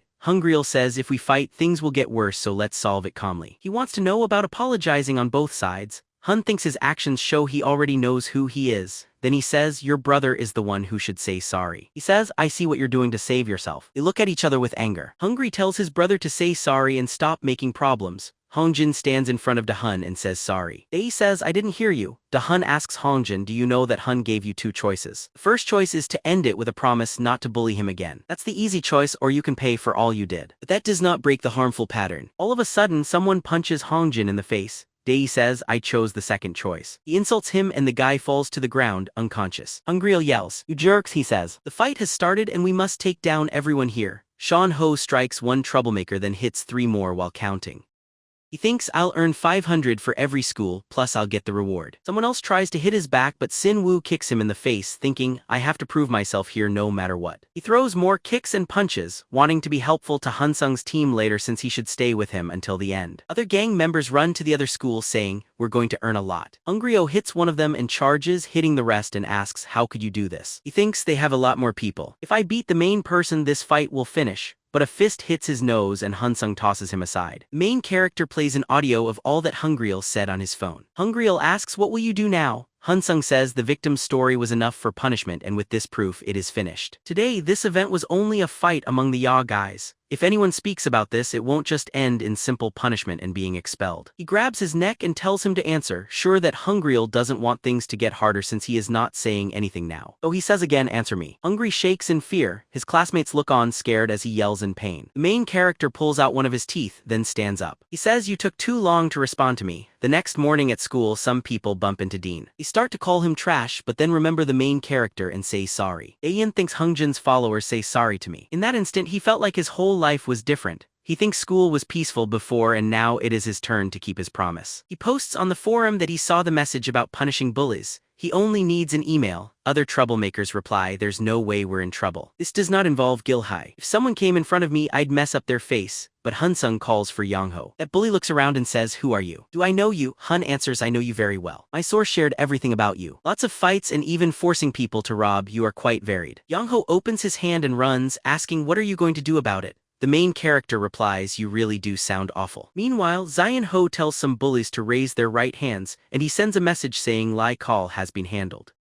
After Dayan's post got many views, there were many emails and Sin Woo announces, I took care of Yang Ju too. The delinquent cries out in pain. Sin Woo asks, does it hurt? But you liked it when you were stealing and hitting others and then hits him in the face. He goes on, but now life will never be the same for people like you. I'll make sure of it, promise. At Dasan ICT High, a boy asks Heyman, what are you going to do about Kim Hun-sung from Kalil High? Because with the way he acts, he'll mess things up for us too. Heyman says that they really did beat younger students, but he should mind his own business instead of stirring things up and trying to run all of Dai's. Then he asks him to call Hungryo and tell him to come over since they are friends and can't keep quiet. After the boy comes, Hmon says he got requests through social media and used the victims as a reason. When he hit Hungry, at least he didn't knock out his teeth, which probably hurt a lot, and asks if he thinks that guy will boldly come for him. Hungryl says, I don't care about that. Hmon says that he should be the first to hit, then asks for help. Tell the teachers he broke your tooth and beat you up badly since according to the rules he'll be punished. Hungryl says no, I can't do it. Heyman holds him and says that even after being beaten he's not thinking clearly. So does that mean you're scared of Haeunung? I'll report it for your own good because I can do that. At Jail High School, a teacher says he got a report saying he made a student from Kaol-il High School attack someone through social media. Kim Hyun will also be punished.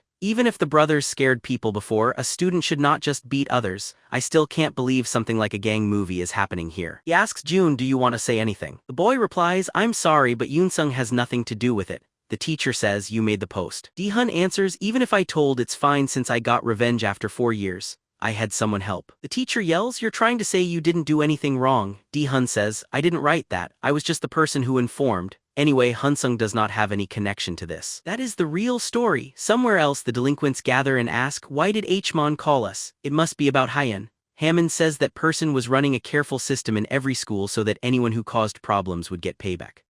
He tried to bother Ya-hai but nothing happened. Kim Hun-sung was trying to take over all of Daesan using the people hurt as his reason. He believes that more than anything he's clearly right, so he will not put up with that person saying more and they won't let some troublemaker ruin all their entertainment. The delinquents ask, so what do we do next? Hammond says it's something really exciting for Kim Hun-sung. It's going to mess him up. In a warehouse, a delinquent asks Ha-jun, do you think it wasn't fair? What you posted turned you into garbage. He was the one who tried to rescue his toy in his first year and threw the first punch, so now he's just facing the results of his own actions. And he gets ready to hit him. You need to be responsible for causing this stress. Just before the punch lands, the main character shows up and says, you must be Ha-jun. And the piece of junk beside you has to be you, Jun Hyeon. Ha-jun turns around and tells the main character, I'm really sorry. I had no options. They threatened to hurt my brother if I didn't go with their plan. But the delinquent hits him and says, be quiet. Delinquents come out from every direction and comment. So it worked out. He introduces himself. He is glad to meet this garbage. With him trying to control Daesan crazily, they were never going to greet him with welcome treats. This is a setup for him. Hun says, there are about 100 of you. Seems like trash here has lots of spare time. He then asks, want to hear a funny story? That is because the one running the page they used for reports is Jo Jin, who saw who wrote each post and comment, and to show the main character this, took part eagerly in making this plan. Yoon-sung says, I am very close to the page manager. He knows who was acting hidden by screens to be unknown. The people who commented about helping Lim-hun were terrible too, not so different from Yun Jong-yun. Those other delinquents ask who those people were. Was it Cheon High School? He asks, why are those delinquents all part of that group? Hyeon asks Ha-jun, do you wish you hadn't gone after Young-yun just to help your friend? From that day you were turned into his toy.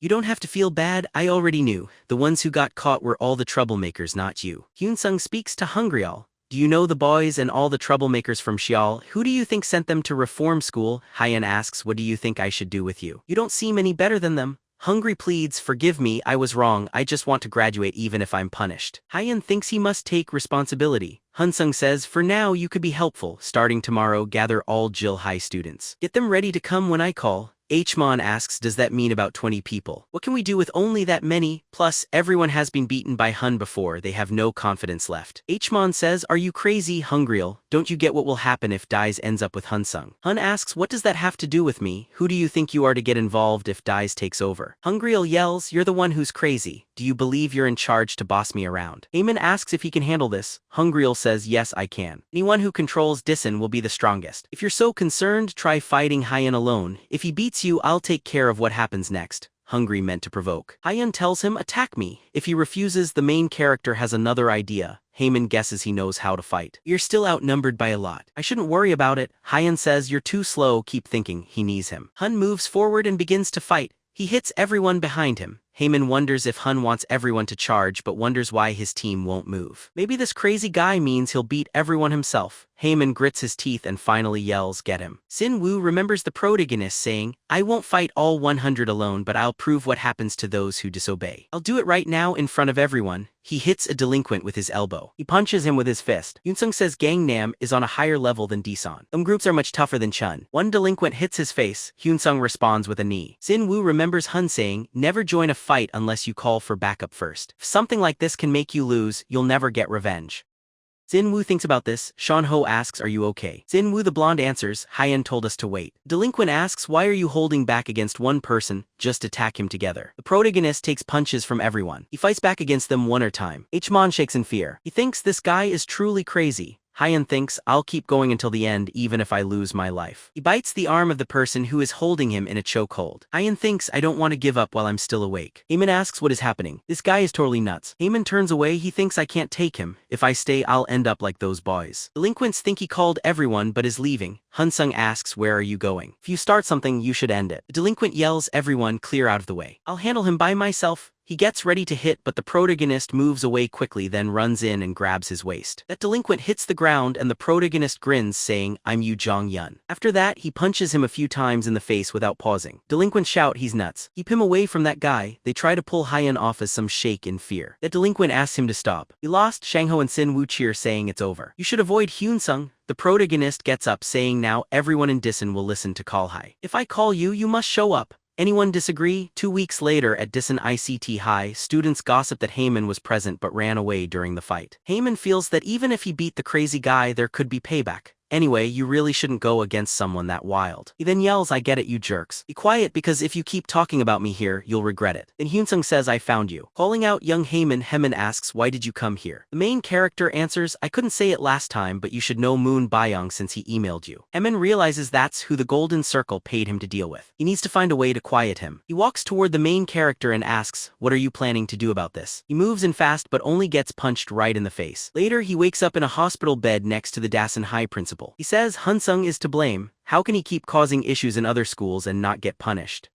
But the principal says, you were the one who started it. Hun-sung only wanted to talk to you, and people call that self-defense. Heyman gets up and asks, what are you talking about? The principal says, everyone else thinks Hmon was wrong. You're known for starting trouble and it all makes sense. Heyman yells, my face is injured. I'll sue, but the principal asks, do you know who Moonong is? Young Hmon didn't realize that when he was knocked out, Odin helped the main character. They had made a secret deal that the Golden Circle wasn't aware of. Kim Hun-sung had already started to ruin Hmon's life. Outside, Hmon thinks this is terrible. I got kicked out of school. On top of that, my dad blames me for getting fired from his job. Young Hmon had no idea that, as usual, Kim Hun-sung was controlling everything. Bunyan calls him and says, it's been a while. I heard about you, you shouldn't feel bad because of this. Dong Jun's family is very troubled too, but he's a bad person who paid the Golden Circle to go after him. Hun would make sure to completely ruin his life along with his clients' lives. Hammond wanted to become a teacher. Jinwoo and Seon-ho show up behind him and say, it's been some time. Bayan says that dream isn't possible now because you can't use your hands anymore. At Dasan Science High, a few students talk about how wild things have been until a boy accidentally runs into a delinquent and quickly says sorry. Blonde guy yells at him, say sorry. But the boy answers, I already said sorry. Yoonjin says, you shouldn't act rude to him since you are the one who ran into him. The blonde delinquent hits his face and says, do you want to die? Last winter, the main character had asked, which high school would you like to attend? Yoonjin answered, Kal-il High. I want to go to the same university as you. His brother believed this time, unlike before, he could protect Hyunjin at Kyeol, but maybe it would be better to choose a new way for him. He advised him to study a lot, suggesting Dasan Science High School. Hyunjin asked, should I enroll there? I'll do what my brother asks. Back in the present, the boy told others what had happened when he was hit. Teacher yelled Byung-gu. Was Byung-gu shouting, even though he was the one who punched? Bayu insisted, Hungin hit me in the shoulder first. I didn't start this. He thought, this man won't believe that lie.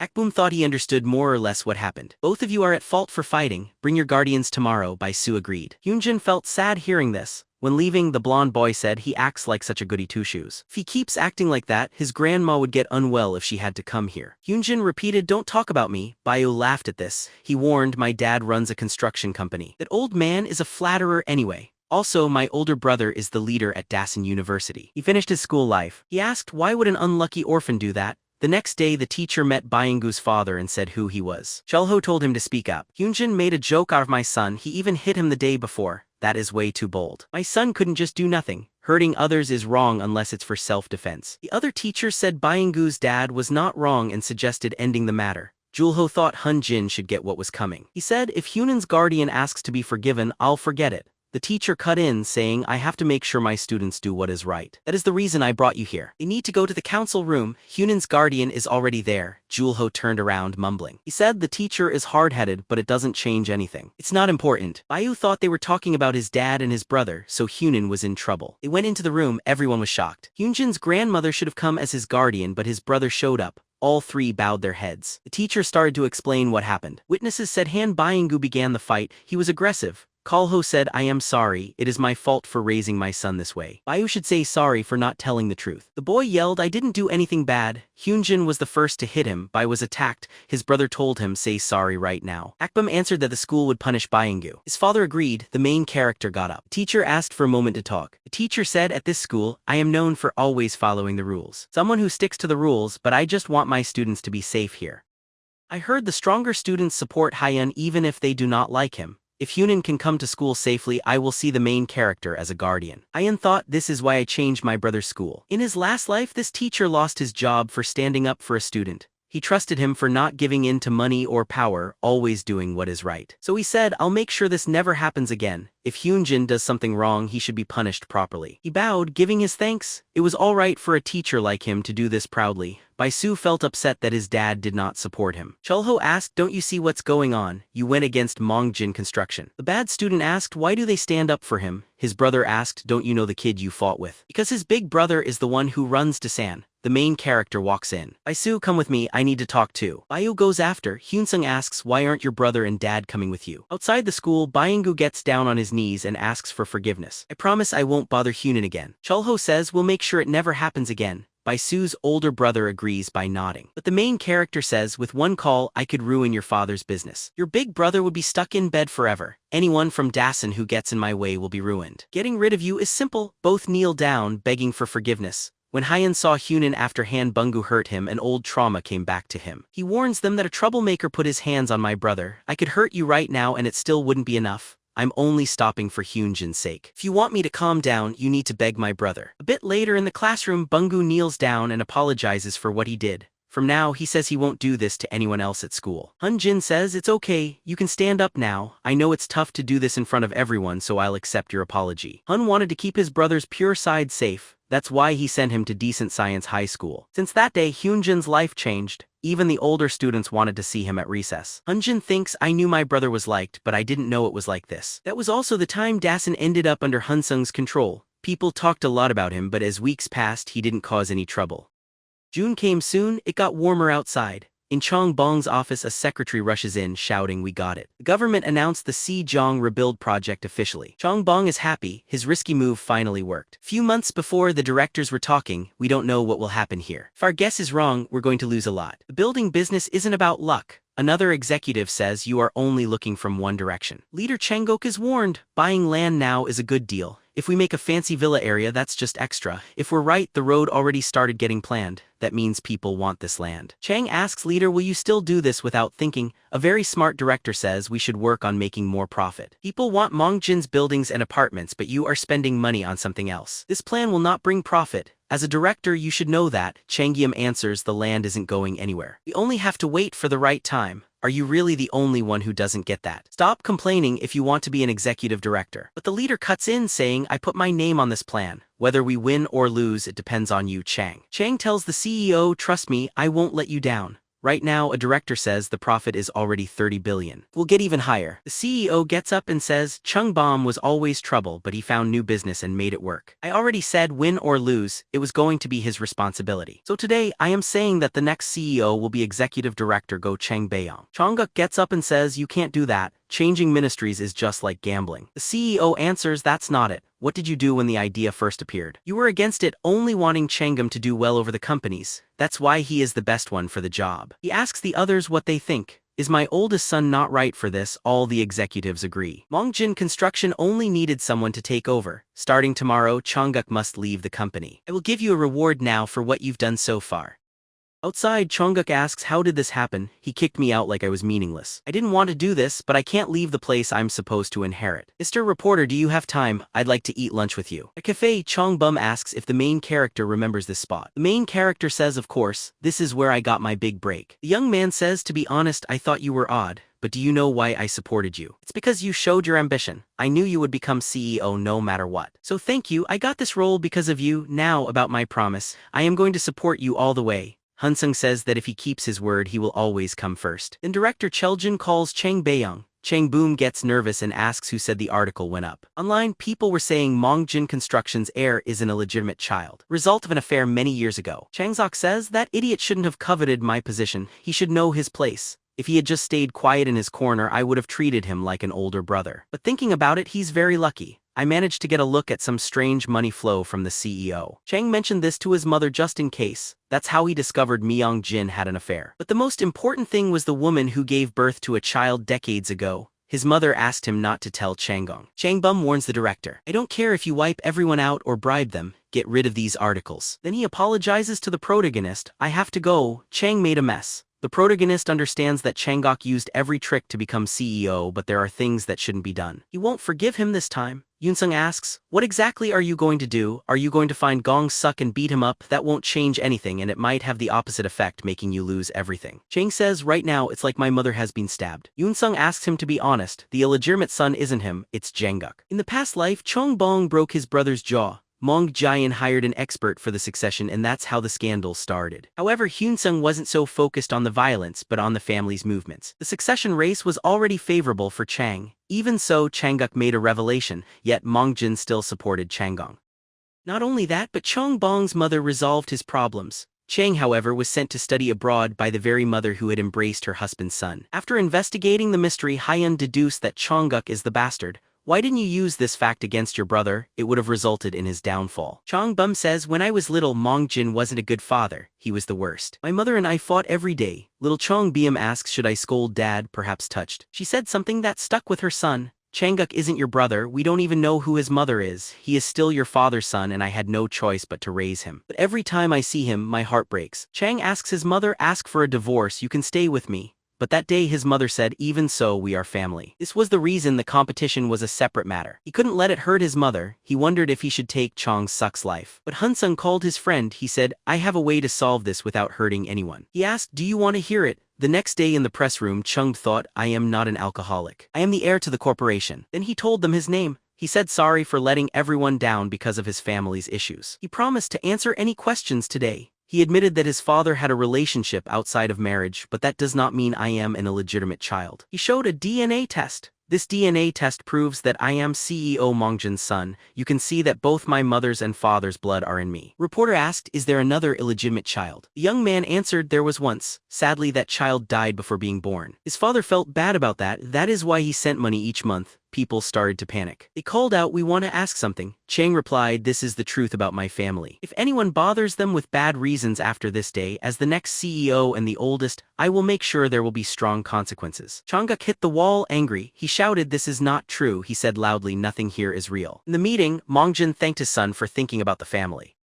The young man said, I only did what I was supposed to do. His father told him, do not worry, be someone you can be proud of as CEO. Then he told Chongbong to wait outside. He wanted to speak with Chong-suk. Myung-jin said, I know you did everything to become CEO. I cannot blame you for that. There was a moment where I thought you were the best person for it. If you became CEO, the family would have treated you well. You would not have suffered as an illegitimate child, but you ruined your own chance. Chang then got down on his knees and begged to be forgiven. Munjin said, it was frightening. Your mother did many cruel things. She kept taking money, but I still thought the boy would be great. Then he said, I will give you some buildings. You do not need to worry about money. But Changguk begged for one more chance. The father yelled, the reason Chang Beiyong kept the secret and never used it in the fight for CEO was because you are one of the family. He did it because he thought of you as his younger brother. Looking back, I could have easily made Chang the CEO, but I gave my illegitimate son a chance to compete. Not just Mongjin, but your mother and Chang too thought of you as family. Chang saw he was wrong. He started to cry sadly. He was the most lucky son. His older brother heard everything from behind the door.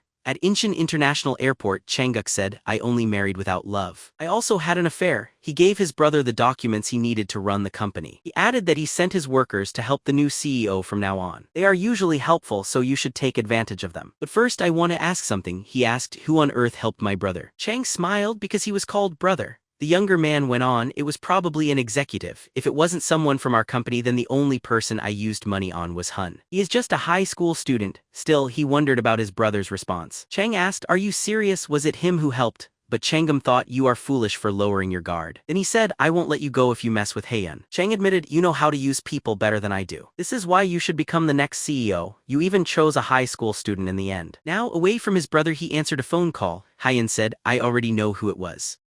Chang asked, do you want to say farewell? The protagonist said, I was just going to give you a warning. I am not like Changgingboom, who always handled things quietly. You may live as part of the royal family, but you really don't have any power, so he shouldn't try anything. But Changguk simply laughs at this. He says his brother wouldn't forgive him if he ever got Hun involved, and he is a little jealous of how loyal they are. He sees that his brother is skilled, so he appreciates that. Being the youngest and for Mayong-jin construction too, Haeun walks on the terrace, happy thinking he fixed something. He only has a few months left. The day he puts his plan to stop the golden circle will come. However, before that, a child under the table asks Hun-sung for help. Young Minho keeps calling him and sending lots of texts, so the protagonist has to handle his issues. In the principal's office, he asks, why do I have the honor of seeing you, Chong-bong? The young man says, it isn't difficult. He shares that Hun-sung will switch to Seoul next year. The principal is shocked because Haeun is famous and brings recognition to their school. Chang says, soon Haeun will finish school. You should think about your connections without relying on him. I wish to keep supporting K-all ill. The principal answers, as a teacher, I care about my students. People like our protagonist should look for greater opportunities than Dasan. Minho keeps sending texts to Hun-sung, who thinks this guy is childish, until Minho gets there and says, "Do you have a moment, protagonist?" After escaping from Dasan, he wanted to begin again in a different city and school. Minho believes his parents paid a lot to hide his history. Now, he will have a totally new start. He understood that if he bought snacks for others and helped them when they asked, he could have a normal student life too. He believes he locked the room and put the key in the teacher's lounge so he can visit the PC cafe until one of them calls Minho, saying, "How about we take you home?" It's right nearby. Minho thinks this person has a bully's look. If he acts foolish, he'll just become an errand runner. Even if they hit him, he knows he must show he's not easy to push around. He replies, "I don't want to." But Park gives him a kick to his stomach. Minho thinks if he surrenders after just one hit, it will be bad for him. He can't show weakness, so he jumps forward and says, "Why are you hitting me?" But Park grabs him and calls him weak. He strikes the young man on the jaw and spits on his head. Then he tells everyone, "Say hi to your new toy." From that day on, Minho's whole world changed. Kids in his classroom kept hitting him. Whenever he tried talking to people, they always ignored him. His life became even harder. Somewhere else, Park says, "So, is it just 50,001? He already knows Minho paid for snacks and hours at the PC cafe. There was nothing he could do, not even tell his parents or fight him with a knife because the boy's friend is from a rich Gyeongo family. Just one short word from his parents is enough to scare even the principal, so even crying is useless. If he tells on them, his friend will get a lawyer. Minho asks, "Why are you doing this to me?" But Park says, "Someone told me to." You should have lived for something better. Kim Hun-sung waited for Minho to start climbing up towards hope from day one. Because the more he rose, the harder his fall would be. Shansu warns him, there's a student named Park Minggu at Young School who is definitely talented. Hun-sung gives 1,000 at first and 5,000 after it's done. He also makes sure everyone sees that no matter what Minho does, he won't win. His friend calls him crazy. Hun takes it as praise. Minho knows the main character hired the Golden Circle and that he still has to run, but he wonders what he can even manage since he'll always be caught. He keeps thinking he should just keep going because that's life and maybe things could improve. On another day, Park says, "I let this special drink sit for 3 days. If you shake it, you can see how thick it got." Park adds, if he drinks this and waits for the next class without using the bathroom, I promise I won't bother him again. Minho asks himself if it's really true. Park answers it's a promise. The young man drinks it. Class starts, but soon he starts feeling odd. He tells himself he just has to wait 1 hour and things will be fine. But after some time, he can't handle it anymore. Suddenly, a noise keeps him from staying in the classroom. Minho rushes out as his classmates say that was crazy. He can't take it now. He shouldn't face it alone. He notices that now there is proof on his clothes. Whatever happens, if anyone sees this, they'll step in to help. In the teacher's office, Park says he's sorry. My prank went too far. I won't let it happen again. Park adds, but you can ask everyone. I'm just Minho's close friend. Outside, Park beats up the young man saying teachers are public workers. They just want to keep to themselves until they retire. You have to pay attention. He slaps his own face. Then Park says now we're both in trouble, but they'll only blame Minho. Park adds, you should hurry and report me. I dared you to prove yourself. Minho thinks he let himself trust a teacher because there was no one else. He lost control after being beaten. Then his classmates ask, is the rumor real? They say you got expelled from a school in Disan for bullying others. Minho thinks this is what he deserves. With this as his last try, he chooses to leave school. Some days later at his home, he goes to open the door. Park kicks him down and says, long time no see. Minho asks, why did you come? Everything is finished. Park says you aren't wrong. Park goes on, but now and then clients ask for different things. They want me to beat you every month. Returning to now, Minho kneels and asks for forgiveness. He will do anything. Hun says you've seen that bad intent can ruin a person. Hun-sung says, but I'm giving you one last shot. For coming this far to see me, you have to take care of Park. Minho asks, how could I do that? Minho, holding his leg, says, I don't have money or power now. The main person replies, you still have yourself. You only have to make a scene that brings in the police. Yanung adds, if you want a new start, you need to show what you can do. Park sits alone thinking, it's dull without my toy around. He thinks the Golden Circle is an excellent business. He can't believe he got 6,000 just for beating Minho and now another 1,000 every month. Suddenly, a police officer walks in and asks, are you Park? You need to follow us without causing trouble. Minho jumped off a building yesterday. The officer adds he's still alive, but he isn't awake. Park says, what does that have to do with me? The detective says, you've got a lot of nerve. He adds, since young Minho put your name in his will, he didn't want to live because of you. The detective says that many people saw him bullying others. There are even security videos of him breaking into people's houses. The detective says they found a lot of evidence very quickly. Park feels it isn't right. He didn't do it by choice, but now they want him to take the blame for it all. So he says he was working for the Golden Circle, but the detective tells him to be quiet. He turns off the cameras and looks away while Park asks, why did you do that? The detective asks, don't you see why they paid you so much? It wasn't about the job. It was for you to take all the blame if something like this happened. You can mention the golden circle but you have no evidence. You can try to find out what happens to you if you want. Or you should accept the blame quickly if you want to live. At Gyeonggi General Hospital, a television says that the bullied student jumped from a building. He survived but Park is blamed for what happened. Understand, he will get arrested. People say people like that belong in jail. Hae-yeon thinks Park took the blame in the end. He thinks he could have ended up like him. So he must keep calm to defeat the golden circle. He will still enjoy his little pleasures as he does this. Minho's mother is surprised when the main character comes in. She tells him, leave right now. Hun says, I just want to talk to Minho. I'm not foolish enough to do anything bad in a hospital. I promised the boy I wouldn't bother him again and I don't know what I'll do if people keep chasing me. Minho's mother warns him, don't even touch a single hair on my son's head. You should remember that because I'll come in if I hear anything. Main character tells her don't worry. He holds Minho's hand and says he prayed on the way there.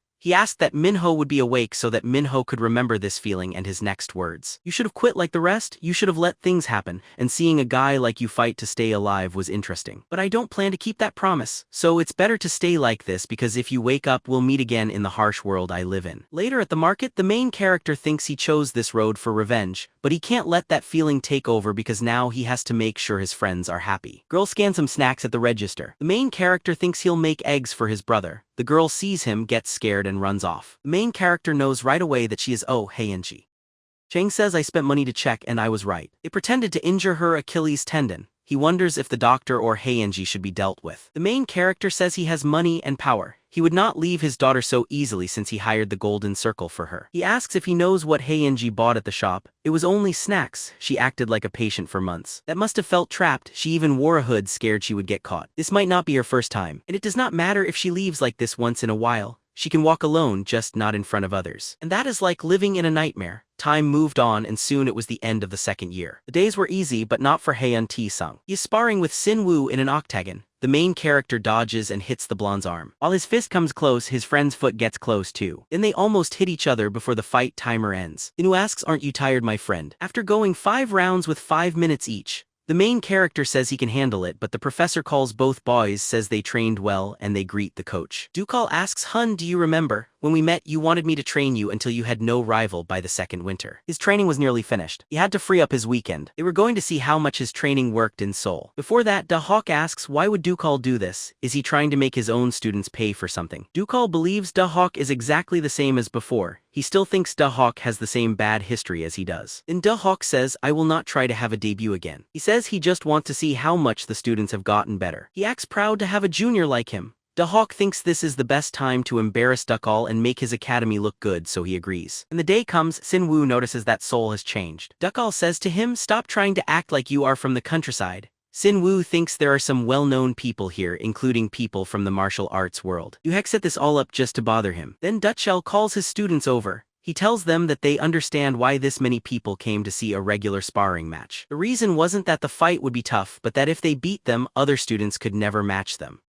Right then, for the first time, Duke saw how passionate he could get because of his students. Coach Doohaek had set up a really tough match. The bald fighter feels bad for hitting a student but says Sin-woo's face just made him annoyed. The match begins. The fighter comes forward ready to hit Sin-woo in the face but Sin-woo kicks his leg. The fighter wonders if he knows kickboxing or taekwondo. He pretended to throw a punch at Sin-woo's face. He also acted like he would kick, but he planned to just block the low kick and hit back. Then his calf is kicked again. Sin-woo kept using a kick to the calf to slow down his opponent. Fighter thinks this guy fights in a really annoying way. Sin-woo kicks him again. The other guy falls back and thinks Sin-woo is looking to try a takedown now, but instead, Sin-woo just kicks lower on purpose. Sin-woo knows he got hit a couple times. He knows his opponent is watching his feet and planning a ground fight. Sin-woo manages to kick the bald fighter's face. He tells himself, I only need to move just half a second faster. With that, Sin-woo knocks out his opponent easily. The referee pauses the match. Sin-woo thinks Hae-young is trying to come to Seoul. I must prove myself here because his job doesn't finish in Disan. Sin-woo tells Da-hawk Seoul is like an endless sea. But this fighter couldn't last even one round. If that's their skill, there's no need to bring Hae-yeon in. I'll handle the next fight. Da-hawk gets upset. He shouts at Sin-woo, you rude child. Didn't you learn respect at your academy? He's speaking out of turn. Dukil should put him in his place. He keeps talking after winning by chance.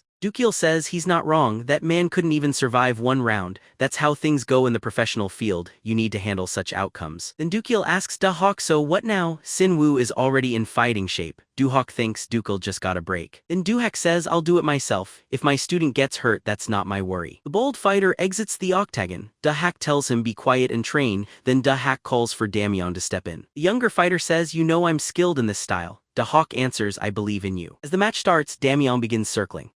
He only throws jabs with his front foot and acts very cautious. The Hawk feels like they have some plan against him. Damian was waiting at first to gauge Sin Woo's distance. Then he quickly moves towards Sin Woo. Dutchiel thinks that kick was lightning fast even from far away. It barely missed hitting the target. Damian manages range well. Dutchiel waits to see what Sin Woo will do now. As he defends the hit, the blonde man thinks his rival is tough, but if he surrenders now, all his effort means nothing. He evades a punch, reminding himself why he endured harsh training, remembering being hit every day until he spots a gap near the jaw. Demong fakes a grappling motion, then lands a cross instead. Sin Woo staggers back from the punch, but it drives him to attack with more energy. He dives forward with his attack. Deong thinks he might be looking for a contest of power. Sin Woo remembers his friend used to be joyful and caring. He wants to find out what changed, but no matter how harsh he seems, he's still the same person on the inside. He does not get why Dame is choosing to handle all the danger by herself. It may take him ages to figure out his feelings because just like when he would reach out during hard times, he would still help his friend. Sin Woo catches Damian in a triangle hold and keeps applying pressure. The young man tells him to tap out. The referee steps in to stop the fight. Then the blonde says, I beat 2 pros even though I am weaker. This will help Hun-sung's plans. He will be my pawn. If he says no, I will just do what I want. Why are you going this far? You seem like a person who lost everything. Hawk asks, what were you talking about? You have to get ready for the next match. Shin Chang-hun still hasn't been beaten. People say Hawk was in trouble. A pro had to give up to a high school kid. The coach thinks if it ends now, his name will get ruined. People will say Dukal is the top fighter and coach, though he says Chong-hun has to fight once. His student replies, I have not even had my debut yet. He was Hawk's best student. He wanted to start his career in a big way and become an MMA star. Chang says, Coach, you owe me for this. Hawk replies, Dutch wants to see if his students are good enough, so let the other student fight Chang. The coach asks what the protagonist wants. Hun remembers in his last life 2 people had a future in fighting. One was Kim Mual and the other was Chong-hun. Of the 2, Chong-hun's flashy debut as Dynamite amazed everyone by reaching the top event. Hyun says he is okay with it, thinking Chong-hun isn't that great yet but really does have skill. Then he says, I will talk to Sin Woo after this. As the fight begins, Dutchol is shocked by how fast the protagonist attacks. Chang thinks he is rushing to his own defeat by himself. If he's going to finish it, it'll happen quickly. So he throws a punch and the protagonist avoids it, then hits Changgun in the stomach. The fighter gets upset, tries to hit again, and the protagonist blocks and hits him back with a cross punch. Chang Hyun and Hun start attacking each other repeatedly. Dukal thinks that does not look like my student's usual style. Hun says, I cannot say how long being all careful will work. Seoul has not been explored yet and I will have to face tough monsters. So that's enough, I must follow my instincts because I can't be perfect in Seoul either. Hun-sung keeps attacking without stopping. Chong-hun is surprised at his sudden change because Chong-hun was trying to trap him, but now he is cornered and about to be defeated by the main attack. Dutchel believed that as a fighter, Hun-sung was flawless and no one was better than him. But the scariest part was that he didn't worry about his own well-being. He wanted to win at any cost. He knocked Chang-hun down with a hook. People cheered for the fighter who lost. Hun called his coach and said, I knew the favor I asked for wasn't important and I know it wasn't simple, but I reached my goal, so I'm very thankful you kept your promise. Dukil said, that was the best I could do for you, take care.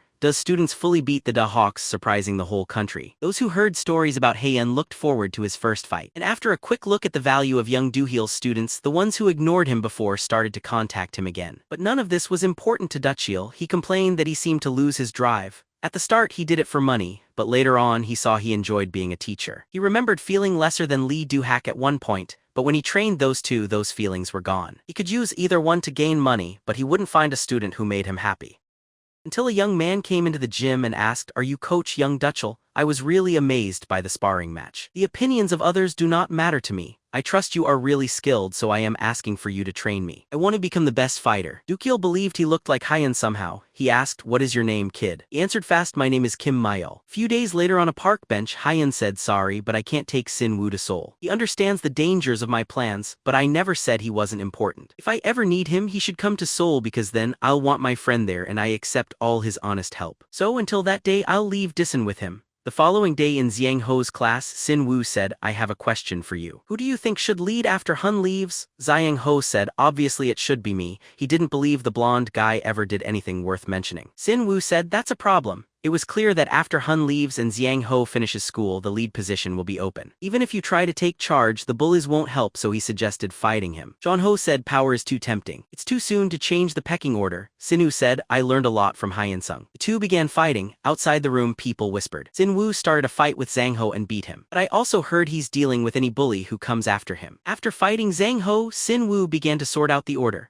Third years went after him first, then second years and some freshmen who fought well, but in the end they all lost. By the window an extra said, if someone is at the top there is always someone in second place. I'm happy with that. His friend said Hyunung is the head. The extra said being third place isn't bad. The order was finally set. Sin Woo became the leader at Channel High School. Then the exams finished and time moved on. Hun thought I got a perfect score again and that's why I prepared. His grades and his presence in Gangnam would get noticed. Both would cause trouble. He believed the golden circle wouldn't be quiet until a chubby student came in and called the main character. Student says he has something to tell and Hun looks at him coldly. The student starts speaking. I knew how rude it was to ignore you after you helped me.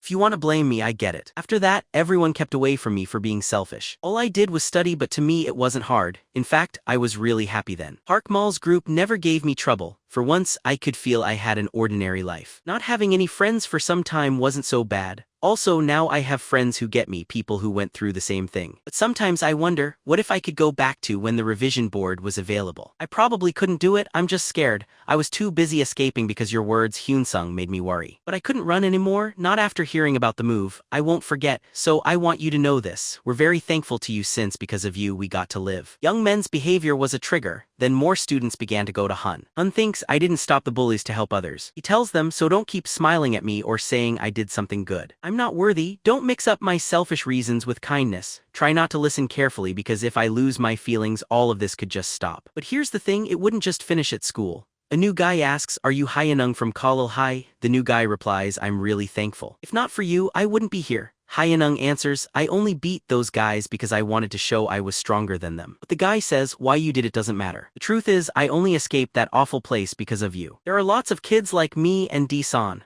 After he beat D-san, that page was used as a message board. People post there and it saves the names of the bullies who were stopped. From reading the posts, kids wish they could join Kalil High. They want to thank Hun-sung for what he's done. Thanks to him, everyone can have a better life. We appreciate that. The protagonist thinks, now more students greet me with smiles. Clear memories fill his thoughts. All those nervous, afraid looks he used to get. He saw now that hate only makes more hate. It must be something bad. Even if it was just twisted justice that didn't matter, he believed he got himself into something wrong. Yet when he removed the problems, people felt better. That can't be evil. It's more like a harsh judgment. No one wants to be the one, but it's needed. And I'll willingly do this because maybe it will let me return to my old life. Winter break came, and after that, Hun-sung's ties to Kalil would be over.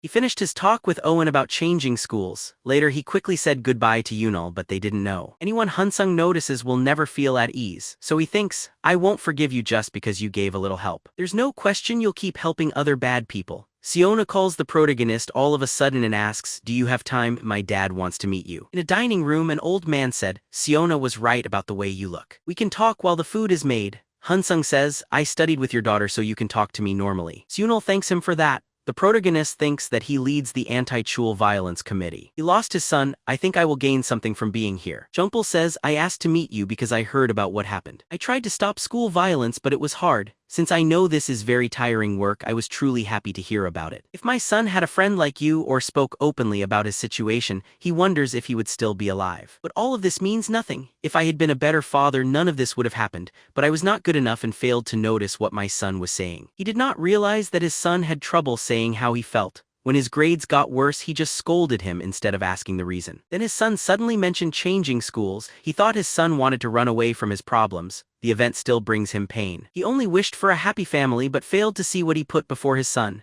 That is why he came to Dan, hoping to at least teach his daughter well. In the end, Hun's method succeeded. He leads the club that punishes wrongdoers. Wanting to go to Seoul means he hopes it will grow. So he has something important to say, since whatever happens in Seoul, I will support you. Stopping you will be difficult. So always remember there is me and many people behind you. The protagonist rises and says, I won't forget today. He gives his thanks. When outside, Siona said she wanted to take revenge on those who hurt her brother, but she didn't actually do anything. She did not feel she could do it. Hyun says, it's not your fault.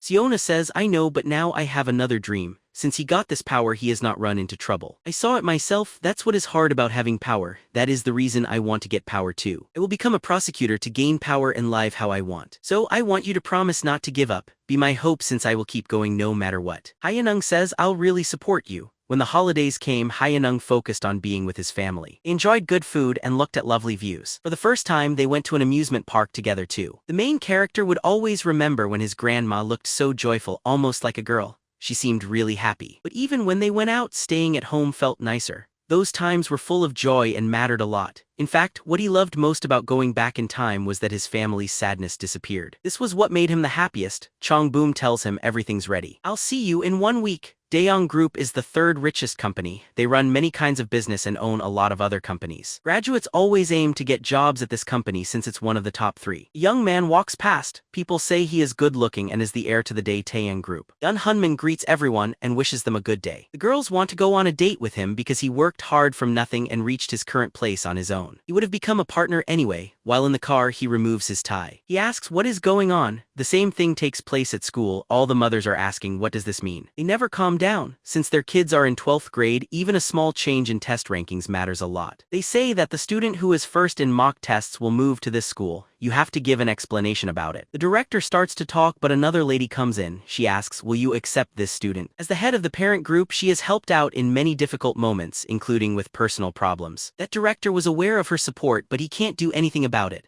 A month earlier, a masked man brought proof of the director's wrongdoings. This is enough to make sure he is punished by law. You need to be more cautious when drinking. It would cause a stir if all this was shared with the public. The director asks, what are you asking of me? The masked man answers, a student with great grades will move to the high school and many parents will protest. Your future is more important than a few high schoolers. The director says, the parents in Gangnam are very influential. I can't deal with it alone. But the man says, you don't have to worry about that. He plans to send someone to assist. Sending a message to Chang Baum, the director waits to see when help will come. Just 5 minutes have gone by and he needs to stall for time. So he says that he did everything possible to stop the transfer, but the student changed addresses. All paperwork was in order. Rejecting the case would just bring more trouble. One mother yells, that's your issue. Our kids will be hurt because of you. How are you going to make this right? The director answers. This can't be solved by yelling. Losing control will only do more harm, but the mothers say this can't be serious. Jo-hai says, I thought you were a reasonable man, director. That was a big misunderstanding on my part. She keeps talking, I'll let everyone know you take bribes. I'll make sure you see how big your mistake is. The director tries to calm her down, but the woman slaps him on the face. She asked, how can I stay calm when her child faces a new challenge in life? She is not simple-minded. She won't just drop this. The director continues trying to settle things. Then another mother shows up. She asks, what is happening here? Jo-hai turns and asks, are you Min-woo's mother? Lee Miso's life changed completely after she met Hun-sung. Her husband's family began to like her more and her reputation grew quickly. Then Hun called. He said he needed a favor. Lee Miso shared the tips he wanted to be posted online. The number of people in the Mother's Sky Cafe grew by more than 30 times in 3 weeks. Because of this, she gained complete control as the moderator of the biggest mothers forum. She says it's hard to believe, even when I see it myself. He goes on, you've done too much. Threatening the director just because a student has high marks. I don't think that is right. Jo-hai says this problem is about your school, Miso answers. In that case, you don't need the information I gave. The mother replies, that's not what I meant. Min-woo is not a student at this school, so it isn't right for you to step in. Lee Miso replies, the new student is a very close friend of my son's. I won't just watch. She adds, of course, you're all free to do what you think is right, but some actions can seem unfriendly. Jo-hai gives a nervous laugh, so they decide to stop there. They felt a little uneasy. The last mother says, we went to these lengths for him. We'll overlook it for Miso. She tells Hun, this is how I settled things. The parents will not get involved anymore. She goes on, since you're helping my Min-woo, call me if you ever need help. The main character says this was just the start. Desai High School was where the Golden Circle was most active. If he, the top student, moved to that school, they would not let it go. At a school where commissions usually happen, it won't be shocking if he is chosen as a target. His background in Disan doesn't matter there. Hyun was even happier. He had now come to the Gangnam he always wanted. Time passed as they hoped, but the world still stayed just as bad. An agent lets Hunman know the main character was once a target. Your agents failed and the task was finished. After looking into it, they found out it was a complete failure. Everyone faced payback. Hunman asks, why didn't anyone tell me about this? His secretary replies, Jung Chan-soo and Tae Jun were taken over by Hun-sung. They quickly chased after Jung Chan-soo, but he had already left. He likely knew what was happening before running away. From this, it seems he stayed in the Golden Circle to reveal information from within. Hun asks, is that what you figured out? The secretary bows down, asking for mercy, but then gets his head stepped on. The blonde man asks, why did it take so long to tell us? He is worried that if this gets out, Golden Circle members will be scared. This could start problems they can't fix. He can't let these people cause him to lose his hold over the members. He needs to keep going for a long time. But Haeun is fascinating. He could have finished school in Disan but chose to come to Seoul instead. So his real aim is surely the Golden Circle. He got close to them while knowing all the details. The police, courts, media, and politicians all obeyed him. So he decides to handle Hun-sung 1 month after classes start, no matter what it takes. Man on the phone says he will explain about the target. Because of how he handled the agents, he thinks Hun-sung already knows about the Golden Circle. He also united every school in Disan. Even if not as strong as Seoul, his power is thought to be between rank A and S. Hun managed to create all these issues because both the principal and teachers backed him. He also got support from the executive director of Mongjin Construction. A parents group tried to stop Hun-sung from moving schools, but they failed because Lee Miso, Dongcho's wife, interfered. He now takes care of the mother's forum. The person speaking thinks she knows the main character. In short, Hun-sung came to Gangnam with a goal in mind. The speaker wants to know if anyone in the meeting has questions. A young man says, what is his link to Vice Chief Prosecutor Dong Kyeol? The speaker answers he won't act for Hun. Another person asks, are politicians involved? The speaker says not at this time. Park Hyung-jin, a leader in the Golden Circle, thinks he's incredible, they can't ignore him. After all, the group never fails. He asks, does the school have anyone helpful? The speaker says there was Kai Mong-hun ranked S+.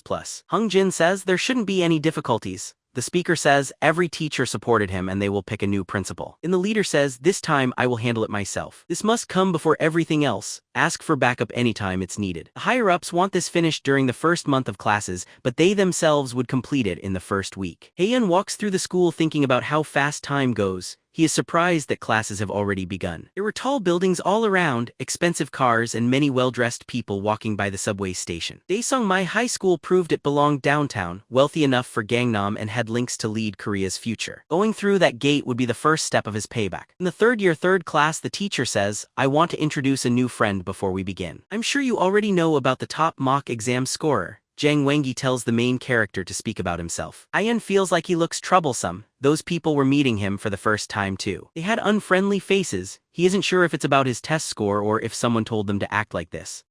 He shares his name thinking that he enjoys confusion. The teacher continues talking. The teacher says March exams will be like the SATs, so students should get ready and focus on last year's problems, but then something distracts him. He says the main character ranked first on the national practice test, and he's also good-looking, so let's see him solve this problem here. Hun-sung thinks, I'm not interested in the attention. The trouble is that all the teachers, even this one, are too careful around him. It almost feels like they are blaming him for possibly lowering their students' test scores. That idea almost made his body freeze. He quickly had to deal with the truth. A student says this is stupid. We need to push back against the #1 spot. It isn't the school's problem, it's the fault of the new student. He questions why he showed up in their grade-focused school and created this issue. It's just being selfish, then he points out we saw it earlier. When the teacher told him to solve a question, he stood up eagerly. His self-belief is above the rest. Hun-sung thinks they have little class. They can't act any way they want, but he pounds the table asking Hun, can you not hear? He demands, why did you decide to come to this school? Ayan says, do I have to tell you? That student seems angry and complains, everyone is upset because of you. Then he says, if that's your attitude, fine. Things will work out the way they should for you. He suddenly punches himself in the face. Hun asks, what are you doing? The student answers, I was just messing with you. Then he drops to his knees, yelling, the new kid hit me. He asks for help while Haeyeon looks at what's happening with dislike. In the teacher's lounge, Wong says he hit your friend to keep him quiet and so he could study. Hun says, I didn't do that. The teacher says, then explain about his face. Then Haeyeon says again, I didn't do anything. Wongi calls in the witnesses and asks, did Hun-sung hit Dong-soo? His friends say Hun started fighting and hit him first. We heard plenty about him. He was considered crazy at his last school. Hun thinks, are they from the Golden Circle or do they just want me gone? No matter why, he's already trapped on his very first day. Things haven't started yet. This shows that the Golden Circle already found out about him, the secret he hid, and why he came to Seoul. There's no way to learn what the Golden Circle will do inside because young Chan-soo is gone, so now it's war. He tells them Dong-soo's friends do not make good witnesses. If I am at fault, I will accept it. But the teacher says the students' testimonies were enough, but this kid won't stop lying. Then he asks, who are you calling? Haeyeon says, I'm calling the police. Someone is trying to start violence at Daesungmai High School. They need to come right away. The teacher asks, what are you doing? Hun says, I have to make sure the truth comes out to solve this properly. And that was the proof he needed. He takes out a pen. He is very careful and also very convincing. Detective says, a student threatened to hurt himself. What a terrible world. He asks, what were you thinking, Dong-soo? The boy answers, I got upset when I heard the top student would transfer. Then the detective says the teacher made a mistake for not hearing everyone's side. Wengi says, I lost control. The detective goes on, Hun must feel awful about this. It was just his first day. A woman says grades don't matter. Gangnam is a place where grades decide many things, so I'm sure the others didn't mean any harm. She adds the older students do what seems right to them, and the teacher believed the student he trusts already. The detective says the complaint has been made. Kyungi responds, we must discipline this student, but a lot is going on right now. We usually don't take transfers, but the director demanded it and we are tied up with meetings, so the detective should know this and not punish the kids heads too hard. We will make sure to give punishment strong enough to make the bullies think about their actions. The detective says if you will do that, Hun should get a real apology and let it be finished. Hun thinks all of this seemed planned out. They were trying to keep each other happy. It feels like the same old story of victims who can't do anything. As Hun thought, from the students, teachers to police, the Gangnam group worked differently than Dasan. It's very obvious this is just how things go in the Golden Circle's headquarters. He says this feels strange. He never agreed to forgive anyone. But the police officer was answering for him, and the vice principal was trying to work out a deal with the police. You can tell from their looks. If he doesn't go along with their plan, he'll look like a fool trying to ruin something everyone wants to hide. Kungi says, I made the suggestion so he doesn't look bad. The detective also says he still has a full school year coming, but the main character thanks them for their care. But as they know he is still young, adults need to talk about this problem. A tall man comes in. He says he is Kim Hun-sung's lawyer Park Jong-soo. Miso was not someone he planned on. Her biggest strength is that her husband is a top deputy prosecutor. His chances get better if he can have her husband support him. But the research shows he's not that sort. Even though he tries hard for fairness and justice, his skills and work record are impressive. He's almost impossible to beat in his area of work. Hyun thinks making a move on someone like that the wrong way would be bad, but this worked out. So now he needs someone who knows the law to help him. Getting a good lawyer is a must. Lee Miso takes the call. She says, I was hearing what the professor said. Back in the present, Jong-soo says, I got the main idea. This is a matter where the people involved need to be taken to court. There was violence and they tried to hide it. I can't get my head around it. The professor says, it is not like that. But the lawyer says, I'm not talking to you at the moment. It would have been better if the school had handled things the right way, but they just let the bully off, saying it's for the students' good. Hyeongi asks, isn't the punishment too much? They are all still very young. Young-soo replies, I'm not the one who decides that. The court does that. Ongu drops to his knees, shouting, I will never do it again. Please forgive me this time. But the lawyer says, a mistake is when something happens without meaning to. When someone does harm on purpose, it is called a crime in court. So he asks what the vice principal will decide. Everyone glances at each other. They reply, we will handle this the way you want. At first, the lawyer thought it was a crazy suggestion. He would stay with him for a year and get $10,000 each time he worked. All of this was meant to settle things without a real court hearing. If things went to court, the payment would be different, and only if the client was found to be a victim. He left his job as a prosecutor for justice. As a defense lawyer, he saw many dirty things, but Hun-sung's case was very tempting.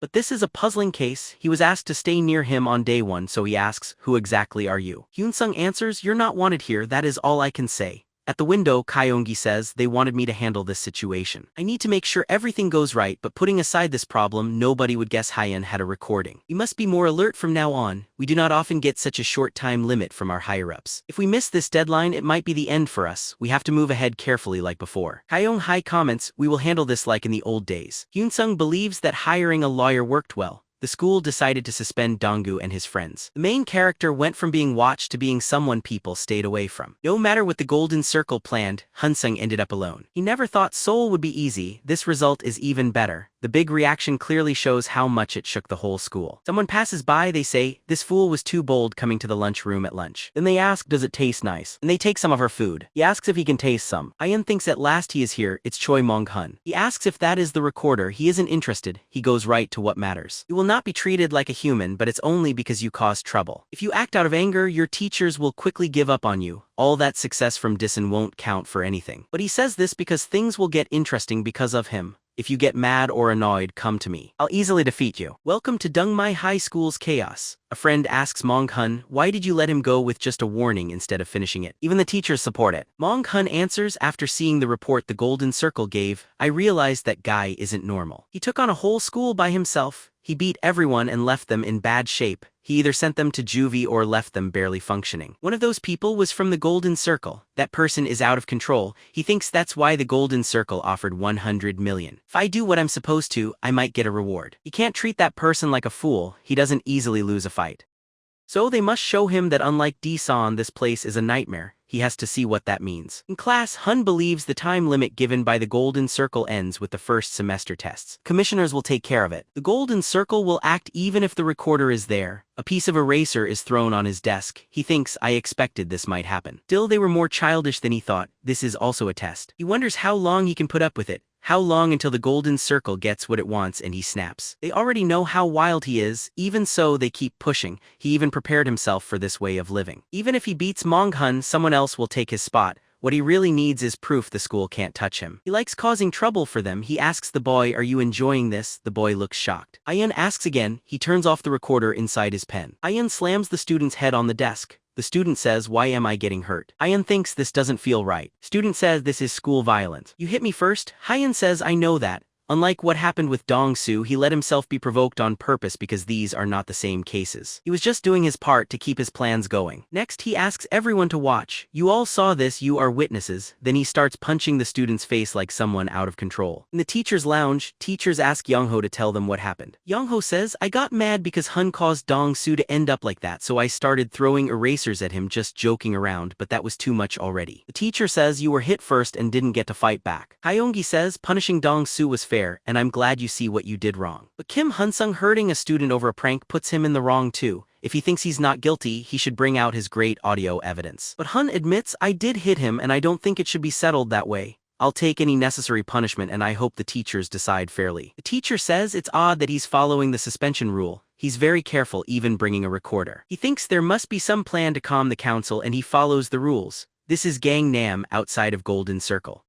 Back up or your connections don't help here. There's no way it will work now. He's making choices as he goes. Everyone should relax since he no longer studies here. Lee Miso happily comes in with snacks for her son. She asks, "How is your homework, dear?" But Min Woo says something serious happened. "Mr. Hun said he can't be my tutor now. There are 7 days before the council." Miso tells other parents that her son's tutor seemed in trouble for beating a student without warning. She says, "Let's get together and back him so he isn't treated unfairly by others. If we really show we care, maybe he'll still tutor for us." Lee Miso speaks to her husband. She says she talked to group members and wants her husband to help a bit. Dongchul says, "I don't use taxpayers' money or have a certain power for things like this for myself." His wife looks sad. The man says, "It's not your fault if Minwoo doesn't get into Korea University. He's been distant for a long time until now." He wipes her tears and says that he will teach his son himself. "I can't help as a prosecutor, but I can help as your husband." 5 days until the council. The lawyer yells, "This isn't what was promised. I can't stand for him at the council. If you want to pay, you have to cancel the contract and get another prosecutor now. There's always someone eager for a deal like this." Then he gets annoyed and sits on the couch. He says, "Honestly, I couldn't sleep after that." He wants to find out what really happened and who is on his side. The innocent student and teachers want to make him look like the villain. He really wants someone to help him, but he won't say it out loud. He thinks that he simply needs to know people's true reasons. Yun says nothing has changed in the deal. "I'll cancel the contract for free if you want to, but you can't take it back." He asks, "Do you want to listen to me?" He wishes for his rival's defeat, meaning he plans to take action instead of doing nothing. On council meeting day, the whole place feels heavy. Kyo Yuang-hai says it looks like everyone's arrived. This means the council will now start talking about Kim Hun-sung and the school violence issue. Couple of days before that, a radio says the teachers would strongly go against him. The main character says, "That's the weakness of the Golden Circle." Hun-sung's response was strong enough to leave Jang-soo with no words.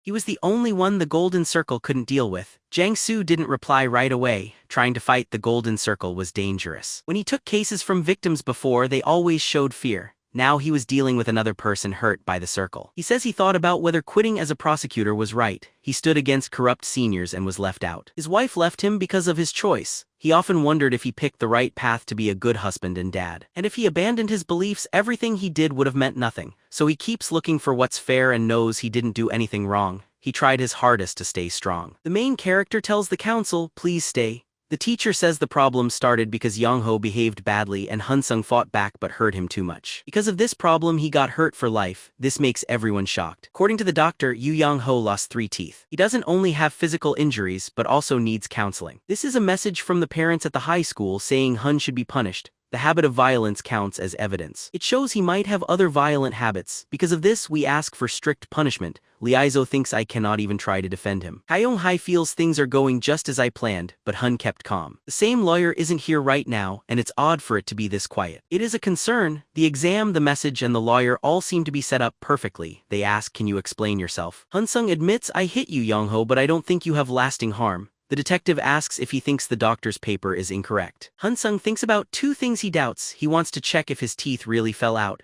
Young-ho didn't act that way during what happened. Also, there was a moment when the school thought he did something wrong. This happened because Dong-soo lied about him. He could have been wrongly punished right after moving schools, so Hun-sung will not believe what is said about this case. The school takes actions without checking things out, and Young-ho made a fake report. The detective gets up and says, there are too many guesses here. The teacher tells Hun-sung that he should feel sorry for what he did. Kyo Young-hai thinks all he wants is to admit to the attack. She still thinks he is worthless. Then she says that he clearly used violence. He has not thought about what he did wrong. Thinking about the many times something happened, she says, student Kim Hun-sung is expelled. Somewhere else, an executive thanks the director for what she did. She expelled Hun-sung even with the dangers. He says he will reward her because of what happened. Now, as director, she can easily take care of everything. The woman says that is good news. Because of that silly director, things are going well. It's the strength of being director with the golden circle behind me. Life felt wonderful. The next day she goes into the classroom. She asks, where is that coward? Do my instructions not matter? He was expelled, but he is still sitting here in class. Yoon-sung answers, I have no reason to accept that decision. The director says, a student cannot just say no like that. Hyun replies, take the document. Talk about the details with my lawyer. I have to get ready for class. The woman becomes annoyed. She asks, what's going on here? Young-soo says the council's choice yesterday has many things that could be argued about. They have asked for pause to make sure if the pause is allowed. Whatever you do, your client does not have to follow. Even if you try to force expulsion to push this case, I will use every option I have. After this, your client will have finished school. If that happens, those people who called the Golden Circle would be really worried. Kyung-hai thinks pausing school discipline is crazy. Instead of saying nonsense, he should have hoped no one found out what he did. Young-soo says no matter how much money you use at court, you cannot be the one to decide verdicts. If an example is there and a silly verdict comes out, the judge could lose the job. Here is proof. It tells how many times the Golden Circle did this to stop school punishments. He puts papers on the desk. He asks, what does this show? If you want to reject the stay, you would have to ignore all of the Golden Circle events. In Hun-sung's previous life, there was an incident. A bullying student was blamed for making another student want to harm himself. A news article mentioned that measures were taken, but they were put on hold after someone asked for a suspension. So that student was able to keep coming to school. Hyun made up with Jang-soo. He found out about the plan used by the Golden Circle. Hyun-sung says they won't stop doing this. I'll make sure they can't reach me ever again. I will use their own cheap tricks. In the present, Jang-soo asks, do you know what links everyone here? They all used the Golden Circle. There were suspension requests for everyone and they all finished school just fine. If the Golden Circle hurts my client, I will use every example from before in court. This will make sure he gets the help he should get. Ungi says he's out of his mind. They'll remove him anyway. Getting rid of a judge means nothing. How dare you fight us with nothing to back you up? You won't get close to our client. Jong-soo says this really is the best time. I know you all dislike showing your faces. If you want to cause even more disorder, just look outside. We've set up a surprise for him. Sunil is yelling and telling everyone his name. Sununpal shouts, anyone can suffer from school bullying, your kids could too. There are clear hints when this happens. They shouldn't miss these signs so their kids can stay safe. He yells, don't live your life full of regret for losing your children like me. Don't repeat my mistake. Jong-soo says money and power are wanted by everyone, but they can't win over that group. The executive concludes, if you mess with him, everyone will find out about the Golden Circle. They really can't do anything else at this school. Hyungi says revealed, fine. The executive agrees, but since it got this far, the best option is to get rid of him, so the teachers should do nothing tomorrow. Also, Hyun wasn't the only person from Daesung Mai High who suffered because of the Golden Circle. Mong-hun was hurting a boy named Jae-wook. He told him, you need to quit school or switch schools if you want to keep living. Boy says, I'm really sorry. But Mong-hun answers, that's not true. You think you can relax this year because you're a senior, but I know you're a loser who hid all year. It's been a long time since I've seen someone like you. Mong-hun says, even if I feel bad, it will be easier if you leave this school now than wait to finish. He grabs Jae-wook's finger. The boy lets out a groan as he feels his finger breaking. Mong-hun commands, don't cry. Few days after Jae-wook ranked first in the first tests of his freshman year, Mong-hun showed up. Even for his parents who came to Gangnam hoping for the best for him, he decided to put up with Mong-hun's threats.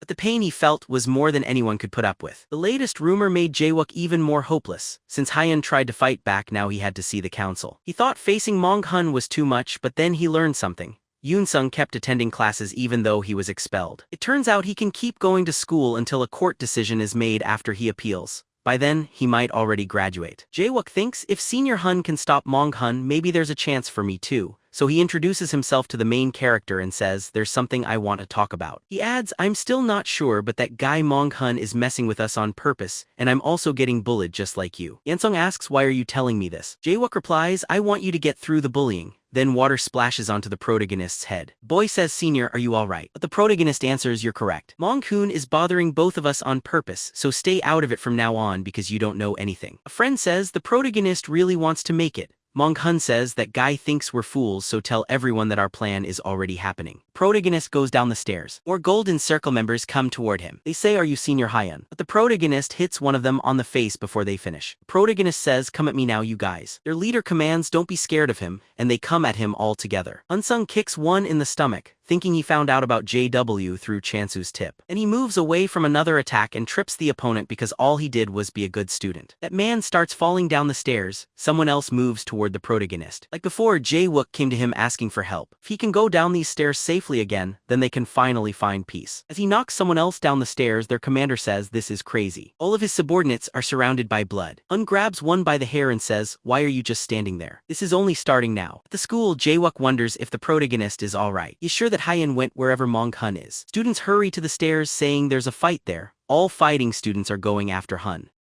Jae-wook thinks this is a gang beating, a trap made by Mayoung-hun. Jae-wook thinks about what to do. He must help the senior. He opens the teacher's lounge door and says something bad is happening. They are beating up Senior Hun in the next building, but the teacher tells him to go out. Teacher repeats the order. "Don't block my way, the teachers are in a big meeting now. If you get it, then leave." Jae-wook wonders how they can allow this to happen but decides to call the police. Taking out his phone and calling the police, he says, "This is Daesung My High School. There's a big group fight, but the officer says we want to send help, but right now we're busy with a car accident and a drunk driver. We must solve that first, then send officers." JW thinks the teachers started a meeting at the last minute. That's too odd, he did not get it. The night before, the executive told Mong-hun, "Dung will be lawless tomorrow. You have to get rid of the target. No one will get involved, see it, or leave evidence." That shows the power of the Golden Circle. Jae-wook thinks maybe he should ignore it. The senior saved him, but it is not really his problem. But he still cares about him. Hun is the first person to take Jae-wook's side, so he cannot be passive now. He snaps a broom, he grabs the stick. Now this is his fight too. He climbs the stairs, hears someone scream, and opens a door, shocked. A Golden Circle member was fighting with the protagonist, but Hun-sung was standing nearby holding a bloody knife, looking nervous. In January this year, before heading to Seoul, the protagonist was practicing. Knowing he was almost out of time, he hit the punching bag one last time. Sin-woo walked over saying, "If you keep going like this, you'll get yourself killed. You've shown what you can do already." Hyunung answered, "The Golden Circle isn't logical. I have no idea what cruel things they might try. I have to get ready for anything."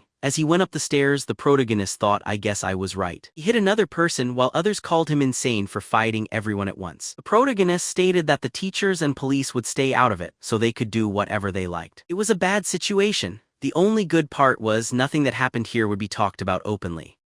On the rooftop, things got noisy. The protagonist kicked the door while holding onto one of Mong-hun's men. Mong-hun started clapping, saying he showed up himself. Mong-hun thought it was amazing. He realized Hyunung was strange, so he set up a believable plan. Hyun-sung had lost his mind, started trouble with them, and slipped by accident. The police would look into it but would say he started it. The result was clear. He would be seen as both the one who started it and the one hurt. A confusing result, Mong-hun asked. "Isn't that just right?" Hyun agreed. He responded someone was going to die anyway. Both of them rushed towards each other, smiling. In the principal's office, the teacher wondered, "Is it really fine for us to go ahead with this?" Hyung-hae answered, "There's no choice. We're with the Golden Circle now. They even have people in the police, courts, and government. They can take care of any problems." The teacher asked, "What if there's a mistake?" The director replied, "Myung-hoon isn't the only S-rank at this school. You should come up with a cover story for what happens." Hyun took a punch. He stepped back and thought, he hit me again. I could have avoided that, but my speed is dropping. He was tired, but nothing was different. From the beginning, this fight was unequal. He had to win or be in trouble. Still, even though Myung-hoon was an S-rank from the Golden Circle, he couldn't match the coach. Unblocked Mong-hun's punch with his forehead. Mong-hoon complained, "That hurt my hand." Hyun threw another punch. Hyun jumped over and kept hitting Hoon in the body. Myung-hoon dodged the final hit. He punched upwards, sending Hyun into the air. Myung-hoon thought, this guy didn't go easy on any of his hits. But still, he can't beat me. He had reached his limit. There was nothing else he could do. Hun-sung was still on his feet after that hit. He said, "That hurt me, but I can still go." They kept fighting, determined to see who would die first. Mong-hun wondered if this fight made sense. He thought he had defeated Hun-sung, but Hun-sung still fought back hard. While stopping a kick, he wondered, does this guy never go down? Is he really losing now? Then he yelled in fear, so his men noticed. One of them hurried over, pulling something out of his jacket. Hyun saw someone move strangely behind him and got cut by a knife. He barely stayed up, then Jae-wook shouted, "Veteran," while Mong-hoon asked, "Why didn't you come faster?"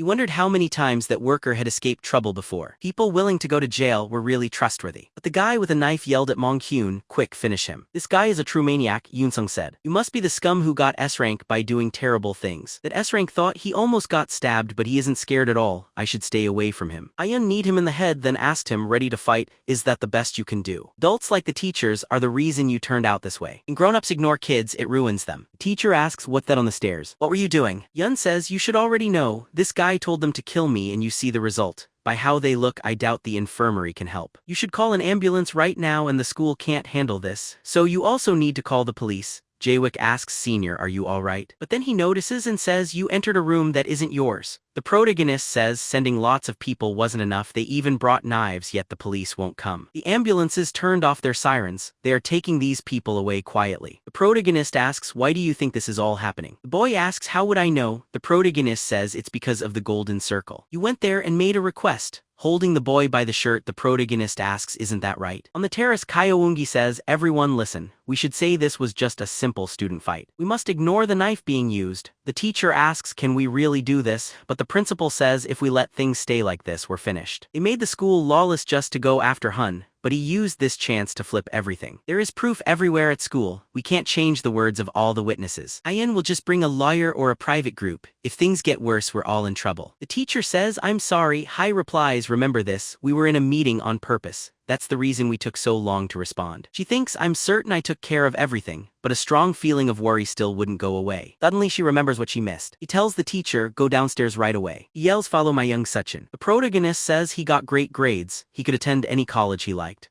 Why would I attack someone like him? Mangacap was unhappy that Jae-wook, who isn't from Gangnam and didn't take private classes, was always number one. Oh, he used a strange plan, the Golden Circle. It is a group paid to bully students until they quit. That's why Jae-wook's scores started falling. That's when bullying became a problem. Jae-wook asks, "How is all of this related?" Jae-wook says, "So you think someone paid that group to hurt me?" The protagonist replies, "Some students must be suspicious, right? I'll show you the proof. I've been here for less than 5 minutes." He wonders, what will the teachers do now? They did nothing when I fought Mong-hun, but now that I beat Mangacap. The teacher comes in right after. He tells the protagonist, "Stop right now," but something felt odd in the classroom. Times like these he had to be strict. He comes closer and asks Hun, "Why are you starting trouble with a student who didn't do anything?" Jae-wook blocks his way. The teacher does not pay attention to Jae-wook, so he yells again. He says, "I told you to go out when we had a meeting. And now you come here telling us to stop." The protagonist says he ignored Senior Hun but hurried over just because that guy got hurt a little. The protagonist says, "Like I said before, they were hired by the Golden Circle." The teacher replies, "I don't understand what you mean. You need to calm down, then we'll talk later." Later, the executive asks, "Did we mess up?" The principal says, "Do you realize how bad things got? Luckily, we managed to stop things from getting worse, so you should handle the aftermath." The executive thinks she just wants to avoid being blamed.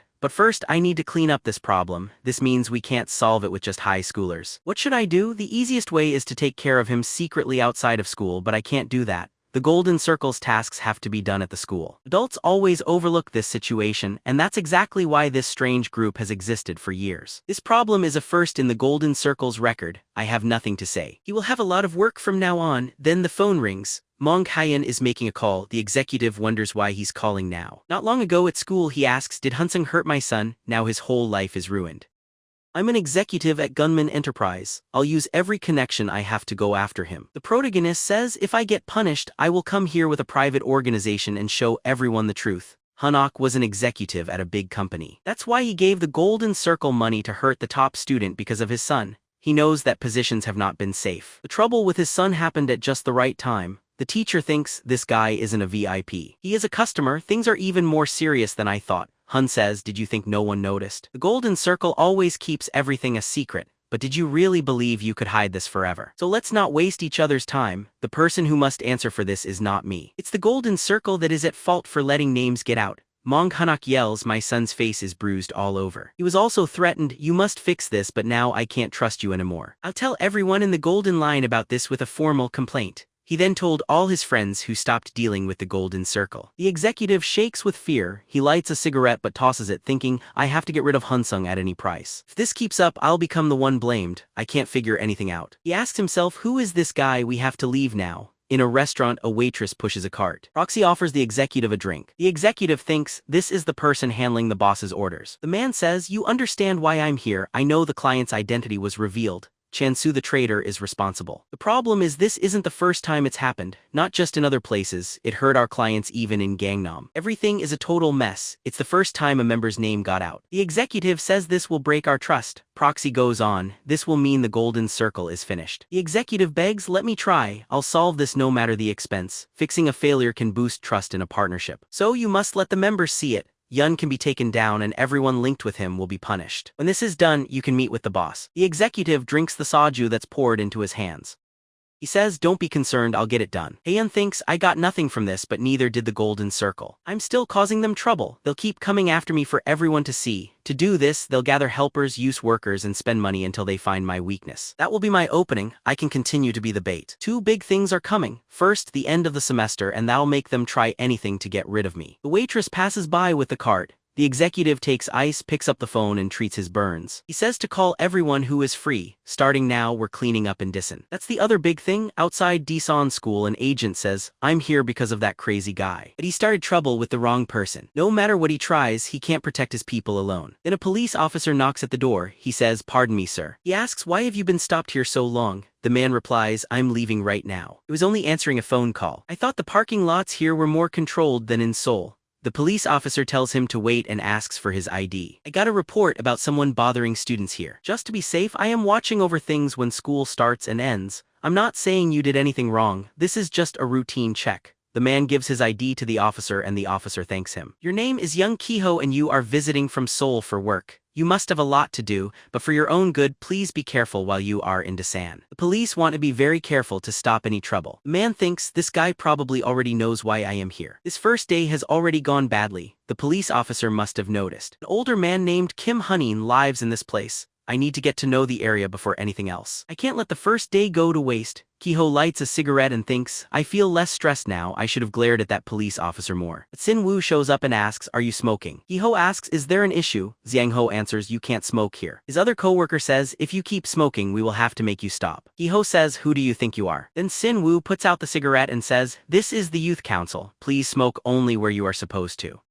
The Golden Circle member says, I was already upset. They are just young people. He punches Sinwa. The other guy dodges without effort and kicks Ko on the head. After that he says, you should pay attention when someone is talking to you. Sean Ho says, if you are up to something you will find us there every time. They start hitting him while a security camera is recording everything. Ko yells, you jerks. The police officer shouts at them. The man says, was it really so bad to smoke in the alley? Should violence be the answer? Also, you should check the video to see what happened. Kiho thinks they are in trouble. They should get a good lawyer because they cannot get away with things. But the police officer calls Mr. Young Ko. Kiho is shocked when he hears his name. The officer goes on, you were seen at the Science High School's gate and at the Sancheon apartments where Kim Hyunjin lives and goes to school. Also, that camera does not work. Plus, the student stopped you because you tried to get into someone's home. This proves you are trespassing. The youth council will witness this, so you should hire a very good lawyer. Ko yells, he calls them jerks. The police should not make fake evidence like that, but the officer says we can. You should have figured it out yourself. You need to come with me quietly. Unless you want to get an extra charge for stopping justice. Later he calls Chang Bayong and says, steps have been taken. The bosses fell for the trick. The director thanks him. If anyone faces a problem, Mongjin Construction Company will be responsible. No matter what, I will always remember your help. Chang thinks this world is really insane. I thought I was overreacting, but these guys tried to trouble Hun's family. So everyone came here to target him. Against people like them, I am nothing, but they can't do as they please in Disan. We are moving to the next step. He tells the workers to get ready. Ko thanks someone on the phone. I managed to get out fast, but over the call someone asks, is Dai's ready now? The executive finishes up. They get nothing by giving him trouble. He isn't the owner from here. But Chong Bong winning the air fight matters the most. Local people like to stick together. Those who have a lot fear losing it, so you have to deal with Chong Biam. As he is needed for other purposes, Ko should stay around. And the young man asks, why don't you deal with them all at once? Just as the Golden Circle always handles things, and the executive agrees. Kiho gets thrilled and says, Hun messed with the wrong guy. He thought he could control the minds of young people, but nobody in Dawn can handle Hun Jin. He claims he's chasing kids in Daesan. If he keeps doing this, he's going to end up hurt. So he has to leave now. His wish for revenge ends before it even started. After some days, a few officials come in and say they are from the tax authority. You need to stop your activities and pack up everything. They remove computers and place them into boxes. Changam says, your tax authority really is something. You cleared out a whole company in just one day. That official tells him to fix what he said. It's only the rotten construction company, thinking Chong Bayam does not know what a tax investigation is. After a little while, they finish up and leave the place. The president asks, was everything alright? Chong Baemong replies, yes, they took all they needed. Then Mong Jin asks, was my son sure of himself? 2 months earlier, he was annoyed to find a record showing Chong Bei used the construction company's name in different ways. Mong Jin tells him, if you want to be president, you must remove Hun-sung. But Changum replies, I can't do that. Changong himself said that people should be treated kindly, so he beat Changok Hun-sung and made an agreement. So even if the construction company goes through trouble, Chang Beiyong would not leave him behind. He says, I've put my father's words deep inside me. It's good this happened because since I am not the president, I could be let go at any time and I want to test myself. He bows and says, if my pride hurts the company, I will take all the blame. Mong Jin says he still sees his son as not fully grown up. Sorry, but as a man you have to be prepared. But this is very risky. It's more than just leaving the job, you will have to give up everything. Mong Jin continues, saying an important person can always be replaced. There's no need to defend them. Chong Bum calls out father, then says, as a businessman I give respect, but I'm not a president who treats people only by believing things. This is the path I picked, and this is the president I wish to be. Myongjin says there were bigger construction companies before, but a simple tax check caused them to collapse. They could not pay the huge fees. The construction company I made is not completely clean. It succeeded further than some others and was not any worse. Once the tax check begins, it's clear that Mong Jin's base will be shaken. And if you wish to save your company, you will offer every bait you can. Even if your own son is the bait, the tax official says the construction company is nothing to worry about. Their management is weak, but they are still among the top, yet they will fall quickly. So the Golden Circle must decide how big their revenge will go. Are you satisfied giving only a warning, or do you wish to bring down Changum too? The executive says he'll call him back later since Chong Bong did well against the Golden Circle despite being a student. Hun-sung left by Chong Boom is nothing now. Since it was all planned, they can now begin to pressure Chong Boom. Still, the executive is unsure why Sun Yang Chong, a top executive from the Golden Circle, is calling now. The executive answers and Song says, stop what you are doing right now. We need to immediately stop the Mongjin construction tax check. Hunjin thinks Song must believe he's great because of his high position. I will not let go of this chance. Hun says, I'm very sorry, but our bosses have given special orders. If it's a problem, you should speak to the boss. But Song warns him, Mongjin construction will be trouble soon. Once home, the main character puts bandages on his hand. He thinks he practiced too much and is lucky not to have hurt his nerves. But he must take better care of this because he'll need his hands to defeat the Golden Circle. It was clear that the Golden Circle was targeting his people. But that's alright, he has already made safety plans for his family. But that is not the only problem. The people supporting him, especially Changum, are being used as bait. They have much at stake. If he wants to break the corporation, using a tax audit is a legal way. For the Golden Circle, this is not a big deal. The real trouble is that fighting back cannot be done. A long time ago, he had told Chong to follow all his orders. Chong Baemong then said he was referring to a tax audit but changed the subject really fast. The main character gives him a USB stick. He tells him it has details on the Golden Circle leaders. Chong Bao has to send money to those people using Mong Jin's name. If they get the money, they will become partners in crime. The tax office destroying the company will turn this into a plan to pull them down too. If they want to keep safe, they will have to step forward. They might protect Mongjin just to catch the traitors. He questions if Chong Bei wasn't pleased to find out who they are and just how strong the Golden Circle leaders really are. Hun shared word about those working with top officials. Once Chong Bum got close to Panho, he used bribery disguised as money. On the surface, Chong Bum's importance went up. People believed they did not face any backlash. Still, the day eventually came for the company to get audited. He calls someone, asking how they can stop the government workers because he might get punished for everything he did wrong. Before then, making connections would keep things normal. He gave those thought to be high-level members a cutoff date. He says that he trusts Hyen since he believes his plan will work. This does not come from his faith alone. As contracts grew, rivals increased too. If they do not get caught, the construction company will become even more successful. This past year was enough for Chong to become a winning businessman. A few days later, an unknown caller contacts the young man. He picks up. The caller is the head of Mongjin Construction. Hungjin offers to meet up. When they sit at a cafe, the leader says he knows what is happening and moves right to the important issue. He tells him, you have to quit Mongjin Construction. If you go further, there's little you can do. Chang Baum replies, this is our first meeting, but you're already talking nonsense and you can't stop the audit. Chang wonders, does this person even realize why I suggested this coffee place? But he does not get a reply. He explains, this is the spot where I first met Hun-sung. He didn't act like a teen who only thought about girls. That guy did not care if he risked his life right then. Chang Bam did not get why, but after meeting him, he understood. This man looked defeated and greed along with spite clearly showed on his face.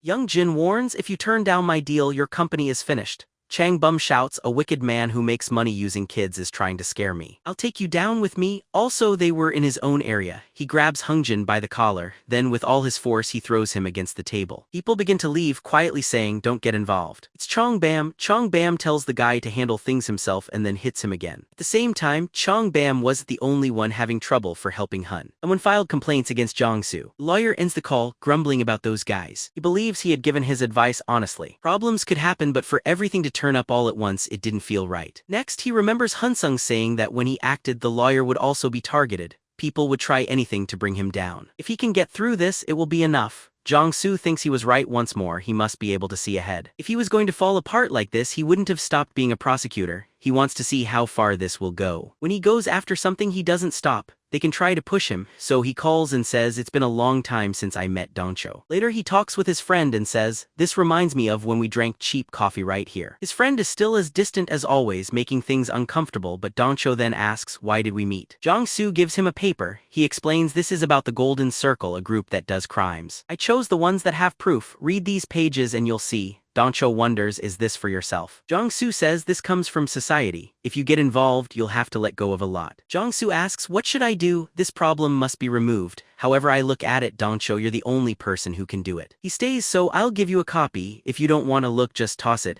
but if you want to help, just contact me. He mentions my client was hurt by the Golden Circle. His name is Kim Hyun. Dongcho sips his coffee while standing. He remembers, I've heard the name Golden Circle before. He isn't sure what sort of group they are. The reports about them keep rising, but that might just be a small part of a bigger story. But because Jong-soo handed him such clear information, it shows that Korea has real problems. Also, this Hun-sung is Minhwa's tutor for his son.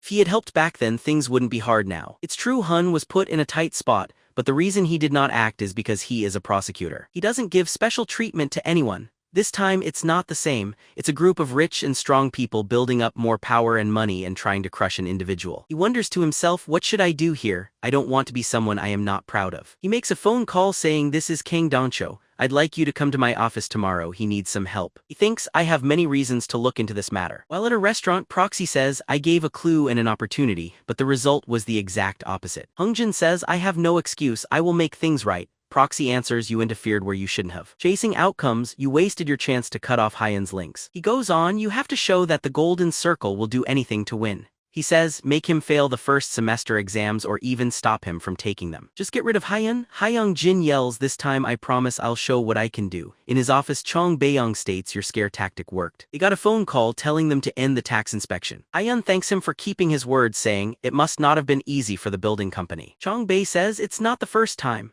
Changong continues, for someone like him to manage a company, he needs a smart person like you by his side, so be careful. Still, Hun-sung wonders, will everything actually be okay? Hun-sung thinks, I can only guess, but just a few top members know who the boss is. If those in power didn't rely on him, the Golden Circle probably wouldn't even be here. That's why the tax check was so serious. Congressman Kung Kaol was an important person in the leading group. Even earlier in life, he was there when the Golden Gate collapsed. His name grew for 20 years, most likely tied to the circle he suspected since the start. Though he used Kim Panho's money as bait, and Kyung Cho quickly reacted. It wasn't just Kyung Cho. Other people like Kim Chae-yong responded too. These top members were shown by Young Chan-soo and Hung Jun's contracts.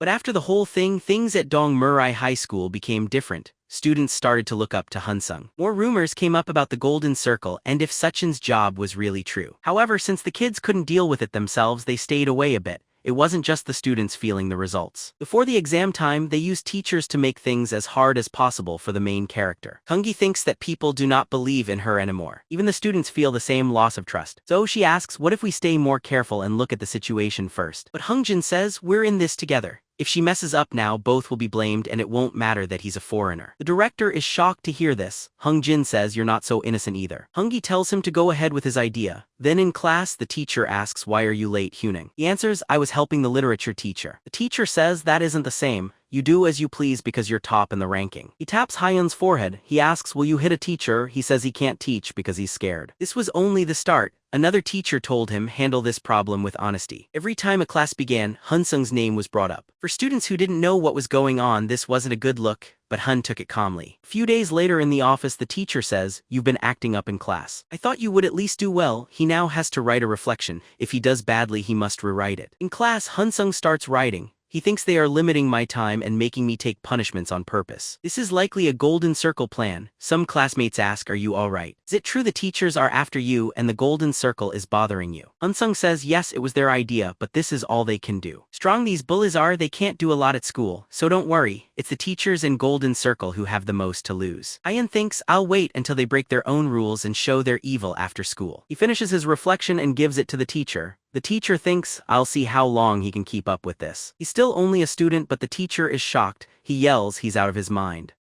He asks, do you really call this a reflection? The writing showed that the teachers had another income, which was corruption. Then Hun asks, what will the golden circle do if the teacher's corruption comes out? It would be interesting to see if they'll risk losing control to come after you or just let you go. So he thinks they should get ready since my reflection is perfect to wrap things up. And I think the Department of Education already got the report. Just as planned, the teacher quickly left the room. He believes they didn't even try to go after their own people. The Golden Circle has to make its customers happy to stay alive. But they cannot stop one student. It's only a matter of time before they fall, because if there's nothing left for them to win, they'll erase the evidence. To them, I am dangerous. The master will try everything to get rid of me, but he won't do anything outside the school, which is good for me. So I need to look more closely. To tell the truth, this sad attempt at sabotage was nothing. The worst thing would be if they changed my exam paper or messed with my grades. I must end this before the tests come. Then they cannot pull their tricks. WGI will tell Kyung-hai about his punishment and she'll get Hungjin to deal with it. But with Hun-sung's plan, it will stop right here. At the Civilian Protection Center, Donch asks, how can a school like Daesungmir have teachers who take money to hurt a student? That manager answers, that's not for us to handle. Donchil commands, check Wang-gi's wealth. How can I be calm? Even the vice director is not honest. Sometimes parents use their being absent or leaving early, and this includes deals.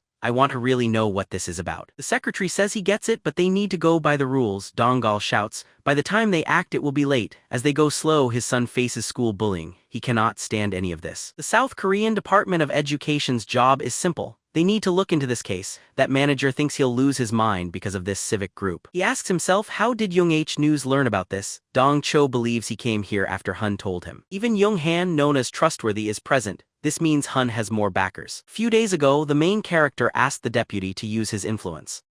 He thinks back to finding high-level members like Cho Young. He also located the Golden Circle's boss. Especially, Kyung Cho was the one he most wanted to take down. Hyun goes on, I set up this situation so you can act. If this issue is solved, it will not be hard for you to run for president. Hanho thinks this is great. Hyun did exactly what he promised. He says that since he made all this happen, he'll enjoy things. He wants to ask, what do you want from me, young man? Hyun tells him to make sure the cheating at Daesungmai keeps showing up in the news. This way, everyone will know he cares about the case. Hanho starts to laugh. If you want my name, you can use it. Right now, because the evidence is clear, the civil group became the main focus of the case. Younghan News published it fast. Even though the article wasn't about the Golden Circle, having it shared in public made the Golden Circle pull back at school. Man says that he represents the Department of Education. You should be truthful about violence. That department noticed the public attention. That's why they put on an act, worried something worse would happen if the students spoke up. This includes Kang Jae-wook, who is trying to figure out what to write. Trying to provoke them won't fix things. The school is unfair. He thinks about what Senior Hun would do. He remembers Hun's advice. Don't let someone hurt you without making them see the result of what they did. So Jae-wook writes that he won't just watch like before, he has to act differently now.